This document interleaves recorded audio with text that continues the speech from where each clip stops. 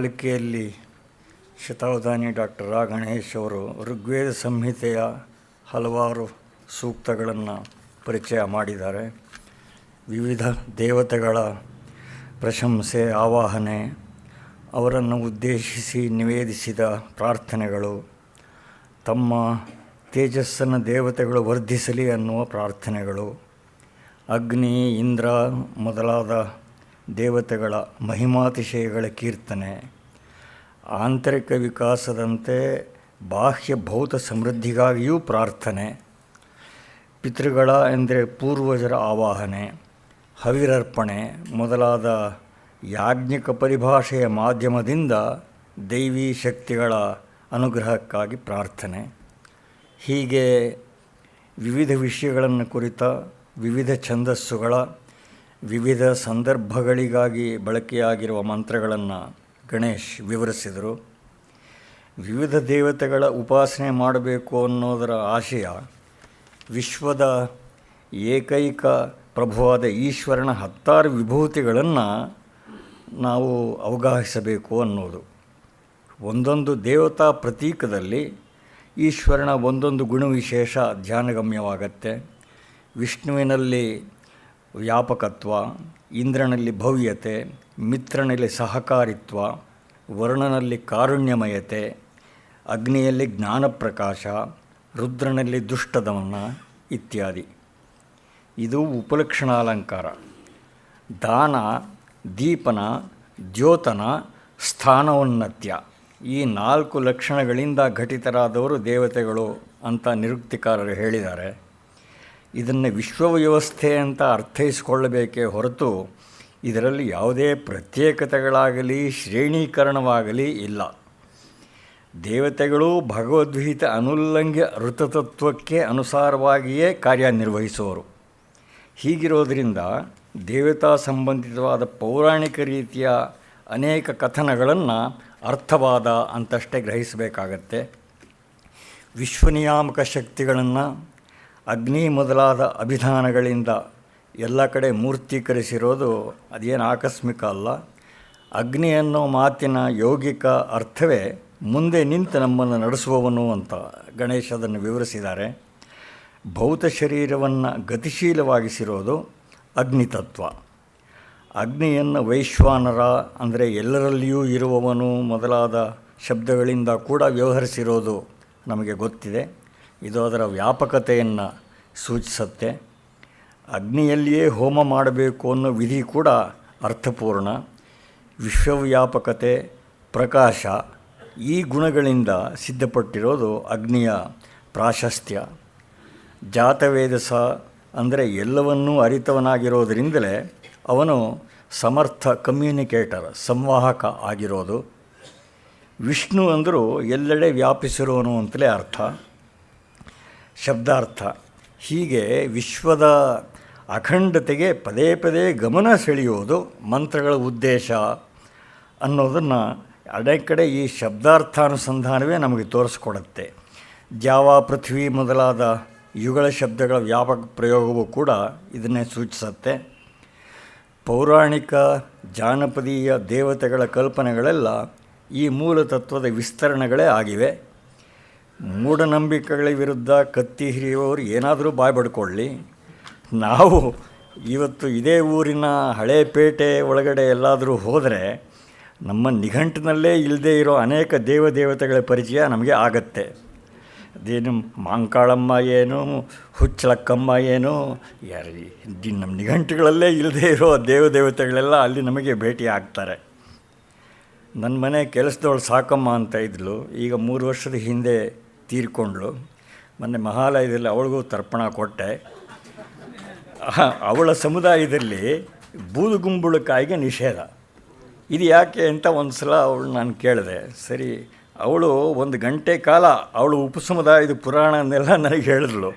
ಯಾವ ದೇವತೆಗಳು ಎಲ್ಲೆಲ್ಲಿಗೆ ಹೋದರು, ಏನೇನು ಮಾಡಿದ್ರು, ಅಲ್ಲಿ ಏನೇನಾಯಿತು. ಹೀಗೆ ನಮ್ಮ ಯಾವ ಜಾನಪದ ವಿಶ್ವವಿದ್ಯಾಲಯ ಅಕಾಡೆಮಿಗಳು ಕೂಡ they have to throw up their hands in despair before this variety. ಒಂದು ಘಟನೆ ನೆನಪಾಗುತ್ತೆ.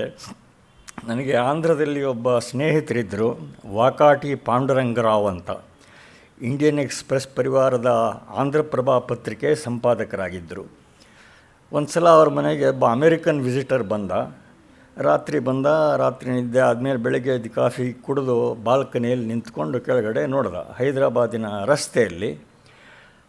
ರಸ್ತೆಯಲ್ಲಿ ಜನ ನಡ್ಕೊಂಡು ಹೋಗ್ತಾ ಇದ್ದಾರೆ, ಕೆಲವರು ಸೈಕಲಲ್ಲಿ ಹೋಗ್ತಾ ಇದ್ದಾರೆ, ಕೆಲವರು ಸೈಕಲ್ ರಿಕ್ಷಾದಲ್ಲಿ ಹೋಗ್ತಾ ಇದ್ದಾರೆ, ಚಕ್ಕಡಿ ಬಂಡಿಗಳು ಹೋಗ್ತಾ ಇವೆ, 4-6 ನಮೂನೆ ಕಾರುಗಳು ಹೋಗ್ತಾ ಇವೆ, ಸ್ತ್ರೀಯೇತರ ಮಧ್ಯೆ ಜಾಗ ಮಾಡ್ಕೊಂಡು ಹಸು ಎಮ್ಮೆಗಳು ಹೋಗ್ತಾ ಇವೆ. ಇಂಥ ದೃಶ್ಯ ಅವನಿಗೆ ಅಮೆರಿಕಾದಲ್ಲಿ ಎಲ್ಲೂ ನೋಡೋದಕ್ಕೆ ಅವನ ಕಲ್ಪನೆಯೂ ಮಾಡೋದಕ್ಕೆ ಸಾಧ್ಯ ಇಲ್ಲ. ಅವನು ಇದನ್ನು ದಿಗ್ಭ್ರಾಂತನಾಗಿ ಅರ್ಧ ಗಂಟೆ ನೋಡ್ತಾ ನಿಂತುಬಿಟ್ಟ. ಆಮೇಲಿಂದ ಪಾಂಡುರಂಗರಾವ್ ಹೇಳ್ದ, I now understand why you need 33 crore gods ಅಂತ. ಹೀಗೆ ಇದು ಈ ದೇವತೆಗಳ ಸಮೃದ್ಧಿ, ಆಚರಣೆಗಳ ವೈವಿಧ್ಯ, ಇವೆಲ್ಲ ಜೀವಂತ ಸಂಸ್ಕೃತಿಯ ಅಭಿವ್ಯಂಜನೆಗಳು. ಇದನ್ನು ನಾವು ಗುರುತಿಸಬೇಕು. ಅಗ್ನಿ, ಸೋಮ, ಇಂದ್ರ, ರುದ್ರ, ವರುಣ ಮೊದಲಾದ ದೇವತೆಗಳ ಸ್ತವನಗಳ ಪ್ರಸ್ತಾವ ಆಯಿತು.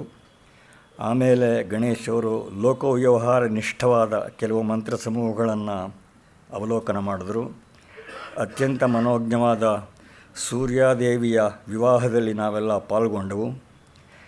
ಜ್ಞಾನವೂ ಆನಂದವೂ ಸೇರಿದಾಗ ವಿವಾಹ ಅನ್ನುವ ಅವರ ವಿಶ್ಲೇಷಣೆ ತುಂಬ ಹೃದಯವಾಗಿತ್ತು. ಮಂಡೂಕ್ ಸೂಕ್ತ, ಅಕ್ಷ ಸೂಕ್ತ, ಅನ್ನ ಸೂಕ್ತ ಇವುಗಳನ್ನೆಲ್ಲ ಪರಿಚಯ ಮಾಡಿಕೊಂಡವು. ಕೆಲವು ಅನ್ಯ ಸೂಕ್ತಗಳ ಪರಿಚಯ ಇವತ್ತು ಆಗೋದಿದೆ. ಬಹುಶಃ ಮೃತ್ಯು ಸೂಕ್ತ ಇವುಗಳ ಅದರ ಅವಲೋಕನ ಇವತ್ತು ಆಗೋದಿದೆ. ಈ 6 ದಿವಸಗಳ ಪ್ರವಚನ ಮಾಲೆಯನ್ನು ಶ್ರೀಮತಿ ವಿದುಷಿ ಇಂದಿರಾ ವೆಂಕಟೇಶ್ ಅವರ ಸ್ಮರಣೆಯಲ್ಲಿ ಶ್ರೀ ಇಂದಾವರ ಎಸ್ ವೆಂಕಟೇಶ್ ಅವರು ಪ್ರಾಯೋಜನೆ ಮಾಡಿದ್ದಾರೆ. ಅವರ ಪರಿವಾರಕ್ಕೆಲ್ಲ ಸಕಲ ಶ್ರೇಯಸ್ಸು ಉಂಟಾಗಲಿ ಅಂತ ಹಾರೈಸ್ತೇನೆ.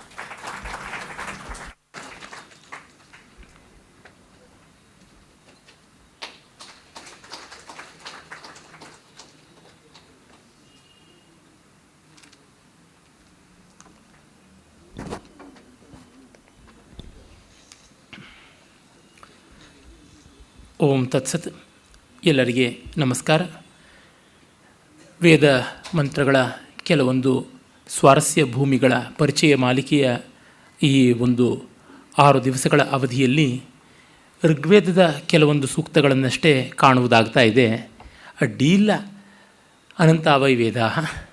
ಹಾಗಾಗಿ ನನಗೆ ತುಂಬ ಅಭಿಮಾನಾಸ್ಪದವಾದ ವೇದ ಋಗ್ವೇದ ಹಾಗೂ ಅಥರ್ವವೇದ.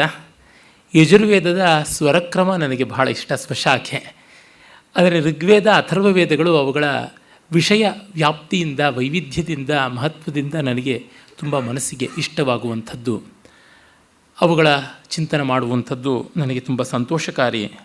ಅದನ್ನು ಒದಗಿಸಿಕೊಟ್ಟದ್ದಕ್ಕಾಗಿ ಗೋಖಲೆ ಸಾರ್ವಜನಿಕ ವಿಚಾರ ಸಂಸ್ಥೆಯ ಎಲ್ಲರಿಗೂ ಮತ್ತು ಕೀರ್ತಿಶೇಷರಾದ ಶ್ರೀಮತಿ ಇಂದಿರಾ ವೆಂಕಟೇಶ್ ಅವರ ಸಂಸ್ಮೃತಿಯಲ್ಲಿ ಇದನ್ನು ಆಯೋಜನೆ ಮಾಡಿದ ಅವರ ಕುಟುಂಬದವರ ಎಲ್ಲರಿಗೂ ಕೂಡ, ಮತ್ತು ವೇದ ಇದು ಏನಪ್ಪ ಅಂತ ಬೇಸರ ಮಾಡಿಕೊಳ್ಳದೆ ಒಂದಷ್ಟು ಜನ ಶ್ರೋತೃ ಮಹಾತ್ಮ್ಯದ ಉಪವಸ್ತಿಯನ್ನು ಕಲ್ಪಿಸಿದ್ದೀರಾ. ಅದಕ್ಕಾಗಿ ತಮ್ಮೆಲ್ಲರಿಗೆ ನಮಸ್ಕಾರ. ನಿನ್ನೆ ದಿವಸ ಋಗ್ವೇದದ ಅನ್ನಸೂಕ್ತದ ಬಗ್ಗೆ ನಾನು ಹೇಳಿದೆ. ಯಜುರ್ವೇದದಲ್ಲಿ ಕೂಡ ಅನ್ನಸೂಕ್ತ ಅಂತ ಉಂಟು. ಇದರದೇ ಕೆಲವು ಮಂತ್ರಗಳು ಬರ್ತವೆ. ಇನ್ನು ಕೆಲವು ಬೇರೆ ಬೇರೆ ರೀತಿಯಾಗಿ ಸಂಗ್ರಹ ಮಾಡಿ ಕಾಲೋಚಿತ ಮಂತ್ರಗಳು ಅಂತ ಮಾಡಿಕೊಂಡಿದ್ದಾರೆ. ಅದು ನಾನು ಹಲವು ಬಾರಿ ಈ ವೇದಿಕೆಯಿಂದಲೇ ನಿವೇದನೆ ಮಾಡಿದಂತೆ, ನಮ್ಮ ಕಾಲೋಚಿತ ಮಂತ್ರಗಳು, ನಿತ್ಯ ಪ್ರಯೋಗ ಮಂತ್ರಗಳು, ನೈಮಿತ್ತಿಕ ಪ್ರಯೋಗ ಮಂತ್ರಗಳು ಇವುಗಳೆಲ್ಲ ವೇದ ಸಂಹಿತೆಗಳಲ್ಲಿ, ಬ್ರಾಹ್ಮಣಾರಣ್ಯಕಗಳಲ್ಲಿ ಅಲ್ಲಲ್ಲಿ ಮುಖ್ಯ ಅಂತ ಕಾಣಿಸ್ತಕ್ಕಂಥ ಮಂತ್ರಗಳನ್ನೆಲ್ಲ ಸೇರಿಸಿ ಒಂದು ಕಡೆ ಕೊಟ್ಟಿದ್ದಾರೆ. ಎಷ್ಟೋ ಬಾರಿ ಆ ಕರ್ಮಕ್ಕೂ ಆ ಮಂತ್ರಕ್ಕೂ ಅಂಥ ತಾಳಮೇಳ ಇಲ್ಲದೆ ಇರಬಹುದು. ಆದರೆ ಮಂತ್ರಾರ್ಥ ಮಾತ್ರ ತುಂಬ ಮಹತ್ತರವಾದದ್ದು, ದೊಡ್ಡದಾದದ್ದು. ಅದಕ್ಕಾಗಿ ಇದನ್ನಾದರೂ ಉಳಿಸಿಕೊಳ್ಳಲಿ ಅನ್ನುವ ಅರ್ಥದಲ್ಲಿ ಮಾಡಿಕೊಟ್ಟಿದ್ದಾರೆ. ಹಾಗಾಗಿ ಈ ಕಾಲೋಚಿತ ನಿತ್ಯ ನೈಮಿತ್ತಿಕ ಪ್ರಯೋಗ ಸಂದರ್ಭದ ಮಂತ್ರಗಳ ಸಂಕಲನಕರ್ತರು ಯಾವ ಮಹಾನುಭಾವರೋ ಗೊತ್ತಿಲ್ಲ. ಅವರಿಗೆಲ್ಲರಿಗೂ ನಮ್ಮ ಕೃತಜ್ಞತೆ ತುಂಬ ಸಲ್ಲಬೇಕು. ಮತ್ತೆ ನೋಡ್ತಿದ್ದೀನಿ ಎಷ್ಟೋ ಪ್ರಯೋಗದ ಗ್ರಂಥಗಳನ್ನು, ಷೋಡಶ ಕರ್ಮಗಳ ಸಂದರ್ಭದಲ್ಲಿ ಬರತಕ್ಕಂಥ ಮಂತ್ರಗಳನ್ನು ಮತ್ತು ಸಂಹಿತಾ ಬ್ರಾಹ್ಮಣಾರಣ್ಯಕಗಳಲ್ಲಿ ವಿನಿಯುಕ್ತವಾಗಿರ್ತಕ್ಕಂಥ ಯಜ್ಞೀಯವಾದ ಮಂತ್ರಗಳನ್ನು ನೋಡ್ತಾ ಬರ್ತಿದ್ದರೆ ಅವರು ಅದೆಷ್ಟು ಚೆನ್ನಾಗಿ ಸಂಗ್ರಹ ಮಾಡಿದ್ದಾರೆ. ಅವರು ಸಂಗ್ರಹ ಮಾಡಿರ್ತಕ್ಕಂಥ ಅಡಕದಿಂದ ನಾವು ಯಾವುದನ್ನು ತೆಗೆಯೋಕ್ಕೆ ಆಗೋಲ್ಲ, ಇನ್ನೊಂದಿಷ್ಟು ಬೇಕಾದ್ರೆ ಸೇರಿಸಬಹುದು ಅನ್ನುವಂತೆ ಮಾಡಿದ್ದಾರೆ. ಒಂದು ಸಂಕಲನದ ಯೋಗ್ಯತೆ ಇರೋದು ಅಲ್ಲಿಂದ ಏನನ್ನೂ ತೆಗೆಯುವಂತಿಲ್ಲ ಅನ್ನುವಂಥದ್ರಿಂದ, ಏನು ಹಾಕ್ಬೋದು ಅನ್ನೋದಿರುತ್ತೆ. ಸಂಕಲನ ಅನ್ನೋದೇನೆ ಅಬ್ರಿಜ್ಮೆಂಟ್ ಅಂದ್ರೇ ಒಂದಷ್ಟು ಬಿಟ್ಟಿದ್ದೀವಿ ಅಂತ, ಆದರೆ ಸೇರಿಸಿಕೊಂಡಿದ್ದನ್ನು ಯಾವುದು ತೆಗೆಯುವಂತೆ ಇಲ್ಲ ಅನ್ನೋದು ಅದರ ಮಹತ್ವ. ಅಲ್ಲಿ ಓದನಮುದ್ಭ್ರವತೆ ಪರಮೇಷ್ಠಿವ ಯಶಃ ಯದೋದನ ಪರಮಾವೈ ವೈನಗ್ಗಂ ಶ್ರಿಯಂ ಗಮಯತಿ ಯಂತು ನದಯೋ ವರ್ಷಂತು ಪರ್ಜನ್ಯಾ ಸುಪಿಪ್ಪವಲ ಓಷಧಯೋ ಭವಂತು ಅನ್ನವತಾಮೋದನವತಾಂ ಆಮಿಕ್ಷವತಾಂ ಅಂತ ಈ ಪ್ರಸಿದ್ಧವಾದ ಮಂತ್ರ. ಅಲ್ಲಿ ಆಹಾರಕ್ಕೆ ಸಾಕ್ಷಾತ್ತಾಗಿ ಬ್ರಹ್ಮವಸ್ತು ಇದು ಪರಮೇಷ್ಠೀವ ಯಶಃ ಯದ್ ಓದನ, ಅನ್ನ ಅಂತಕ್ಕಂಥದ್ದು ಓದನ ಅನ್ನೋದ್ರಿಂದಲೇ ಓಗರೆ, ಪುಳಿಯೋಗರೆ, ಎಳ್ಳೋಗರೆ, ಈ ಥರ ಓಗರೆ ಅನ್ನೋ ಶಬ್ದ ಬಂದಿದ್ದು ಓದನದಿಂದ. ಓದನ ಅಂತಂದರೆ ರೈಸ್, ಅನ್ನ ಅಂದರೆ ಫುಡ್ ಅನ್ನುವ ಅರ್ಥದಲ್ಲಿರ್ತಕ್ಕಂಥದ್ದು. ಅನ್ನ ಸೂಕ್ತ ಭಿಕ್ಷು ಅನ್ನುವ ನಾಮಾಂತರವನ್ನು ಪಡೆದಂಥ ಆಂಗ್ಯರ್ಸ ಮಹರ್ಷಿಗಳು ಕಂಡುಕೊಂಡದ್ದು ಅಂತ ನಮಗೆ ಗೊತ್ತಾಗುತ್ತದೆ. ಪರಮಾಂ ಏವೈನಗಂ ಶ್ರೀಯಂಗಮಯತಿ, ಇದು ಎಲ್ಲರಿಗೂ ಸಂಪತ್ತನ್ನು ತಂದುಕೊಡ್ತಕ್ಕಂಥದ್ದು. ಎಂತು ನದಯೋ ವರ್ಷಂತು ಪರ್ಜನ್ಯಾ, ಅಂದರೆ ಕಾಲಕ್ಕೆ ಸರಿಯಾಗಿ ಮಳೆ ಬಂದು ನದಿ ತುಂಬಿ ಹರಿದಾಗ ಈ ಆಹಾರ ಬರ್ತಕ್ಕಂಥದ್ದು.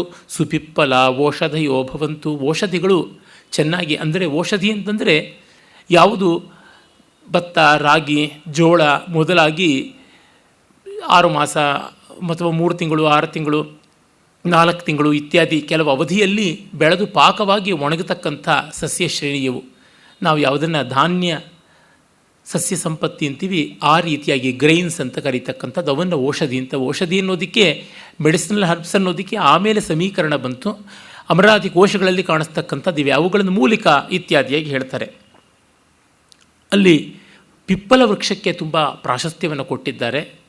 ಅಂದರೆ ಅರಳಿ ಮರ ನಮಗೆ ಗೊತ್ತಿರುವಂತೆ ನಾವು ಅನ್ನವಂತರಾಗೋಣ, ಓದನವಂತರಾಗೋಣ. ಆಮಿಕ್ಷ ಅಂತಂದರೆ ಗವ್ಯ, ಯಾವುದನ್ನು ಮಿಲ್ಕ್ ಪ್ರಾಡಕ್ಟ್ಸ್ ಅಂತಾರೆ, ಅವುಗಳನ್ನೆಲ್ಲವನ್ನು ಪಡ್ಕೊಳ್ಳೋಣ ಅನ್ನುವ ಮಾತು ಅಲ್ಲಿ ಬರುತ್ತದೆ.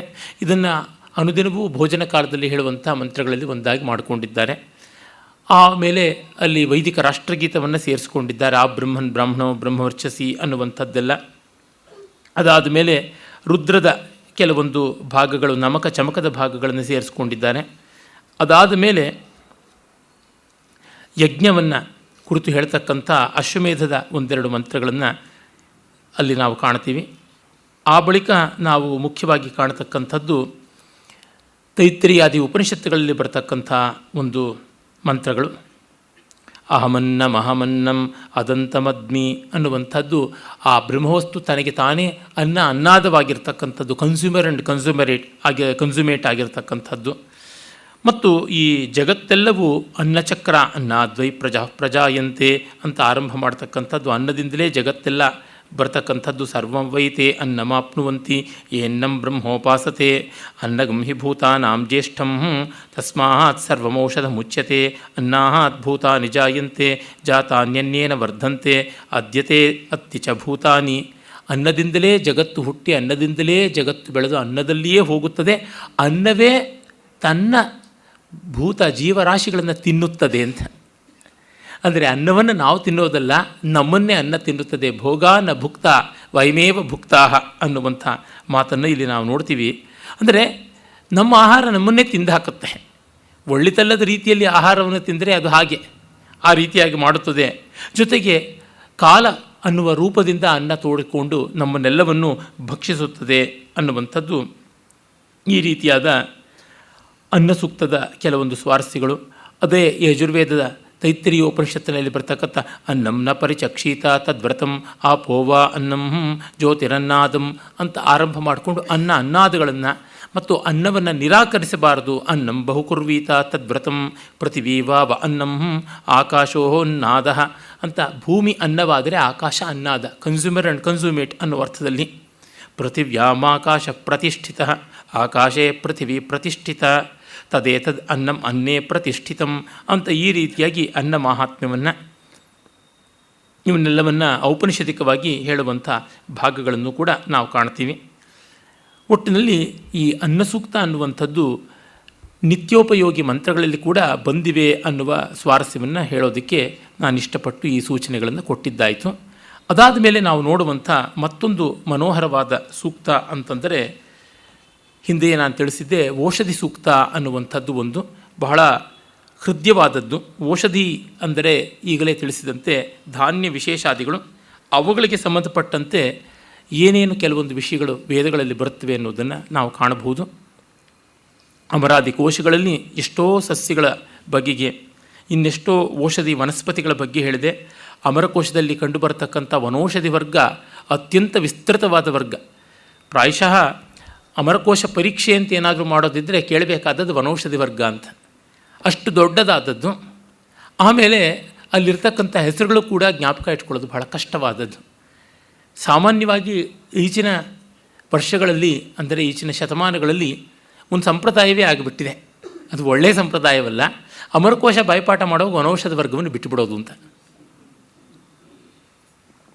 ಯಾಕೆಂದರೆ ನಿತ್ಯ ವ್ಯವಹಾರಕ್ಕೆ ಸಂಸ್ಕೃತ ಇಲ್ಲದೇ ಇದ್ದಾಗ ಈ ಕಾಡಿನ ಮರ, ನಾರು, ಬೇರು ಇತ್ಯಾದಿಗಳು, ವೃಕ್ಷಗಳು, ವೀರುದ್ಗಳು, ವನಸ್ಪತಿಗಳು, ವಾನಸ್ಪತ್ಯಗಳು ಇವುಗಳೆಲ್ಲ ಯಾತಕ್ಕೆ ಬೇಕು, ಅವಿಲ್ಲದೇ ಇದ್ದರೂ ನಡೆಯುತ್ತೆ ಅನ್ನೋ ಅರ್ಥದಲ್ಲಿ ಮಾಡಿಕೊಂಡದ್ದು. ಆ ಮಟ್ಟಕ್ಕೆ ನಮ್ಮ ಭಾರತೀಯರ ಸಸ್ಯಜ್ಞಾನ ತುಂಬ ದೊಡ್ಡದಾಗಿತ್ತು ಅಂತ ತಿಳಿಯುತ್ತದೆ. ಭಿಷಗಾಥರ್ವಣ ಈ ಥರ ಋಷಿ ಋಗ್ವೇದದ ದಶಮ ಮಂಡಲದ 97ನೇ ಸೂಕ್ತ. ಆ ಓಷಧಿ ಪೂರ್ವಾಜಾತ ದೇವೇಭ್ಯಸ್ತ್ರಿಯುಗಂಪುರ ಮನೆ ನ ಬಭ್ರೂಣಾಮರ್ಹಂ ಶತಂಧಾಮಾನಿ ಸಪ್ತಚ ಅಂತ ಹೇಳಿ, ಔಷಧಿಗಳು 106 ಪೂರ್ವಾಜಾತ ಬೇಕಾದಷ್ಟು ಬಂದಿರತಕ್ಕಂಥದ್ದು. ಮತ್ತು ಯುಗ ಯುಗಗಳಿಂದಲೂ ದೇವತೆಗಳು ಅದನ್ನು ಬೆಳೆಸಿದ ಬಗೆ ತುಂಬ ದೊಡ್ಡದಾದಂಥದ್ದು, ತೇಜಸ್ವಿಗಳಾದಂಥವು. ಅವುಗಳ ನೆಲೆ 106 ಶತಂಧಾಮಾನಿ ಸಪ್ತಚ 700 ಬಗೆಯಲ್ಲಿ ಉಂಟು ಅಂತ. ಸಪ್ತ ಶತಂಧಾಮಾನಿ ಅನ್ನುವುದು ಅಲ್ಲಿ ತಾತ್ಪರ್ಯ. ಅಮರಕೋಶದಲ್ಲಿ ಸುಮಾರು ತುಂಬ ದೊಡ್ಡ ಸಂಖ್ಯೆಯಲ್ಲಿ ಬರುತ್ತವೆ. ನೋಡಿದರೆ ಹೆಚ್ಚು ಕಡಿಮೆ 700ಕ್ಕೂ ಹೆಚ್ಚು ವನಸ್ಪತಿಗಳು, ವಾನಸ್ಪತ್ಯಗಳು, ವೃಕ್ಷಗಳು, ಲತೆಗಳು, ವೀರುಧಗಳು, ಗುಲ್ಮಗಳು ಇವುಗಳೆಲ್ಲ ಕಾಣಿಸುತ್ತವೆ. ಅದೊಂದು ಕಾಕತಾಲೀಯವಾಗಿ ಇಲ್ಲಿ ತೋರ್ತಕ್ಕಂಥದ್ದು. ಶತಂ ವೋ ಅಂಬಧಾಮಾನಿ ಸಹಸ್ರಂ ಉತ ವೋ ರುಹ ಅಧಾ ಶತಕ್ರಥವೋ ಯೂಯಮಿಮಮ್ಮೆ ಅಗದಂಕೃತ. ಅವುಗಳನ್ನು ಪ್ರಾರ್ಥನೆ ಮಾಡ್ತಾರೆ. ಏನಂದರೆ, ಅಂಬ ತಾಯಂದಿರೇ, ನೀವು 1000ವಾಗಿ 100ಆಗಿ ಬೇಕಾದಂತೆ ಬೆಳೆದಿರ್ತಕ್ಕಂಥದ್ದು. ನಿಮ್ಮ ನೆಲೆಗಳು ತುಂಬ ದೊಡ್ಡದು, ನೀವು ಬೆಳೆದ ಬಗೆ ಕೂಡ ಬಹಳ ದೊಡ್ಡದು. ಮತ್ತು ಇಂದ್ರನೇ ನಿಮ್ಮನ್ನು ಮೆಚ್ಚುತ್ತಾನೆ, ಗೌರವಿಸ್ತಾನೆ. ನಮ್ಮ ರೋಗಾದಿಗಳನ್ನು ನೀವು ನಿವಾರಿಸಿ ಅಂತ ಪ್ರಾರ್ಥನೆ ಮಾಡುವುದಾಗುತ್ತದೆ. ಈ ಪ್ರಾರ್ಥನೆಯ ಉದ್ದೇಶ ಇಷ್ಟೇ.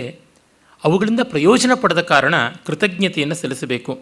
ಓಷಧಿ ಪ್ರತಿಮೋದಧ್ವಂ ಪುಷ್ಪವತಿ ಪ್ರಸೂವರಿ ಅಶ್ವ ಇವ ಸಜಿತ್ವರೀರ್ವೀರುಧಂ ಪರಾಯಿಷ್ಣ್ವ. ಕುದುರೆಗಳಂತೆ ತೇಜಸ್ವಿಗಳಾದವು, ಪಟುತ್ವವನ್ನು ಉಳ್ಳಂಥವು, ಊರ್ಜೆ ಶಕ್ತಿಯನ್ನು ಪಡೆದಂಥವು. ಅವುಗಳು ನಮ್ಮನ್ನು ಸಂತೋಷಪಡಿಸಲಿ.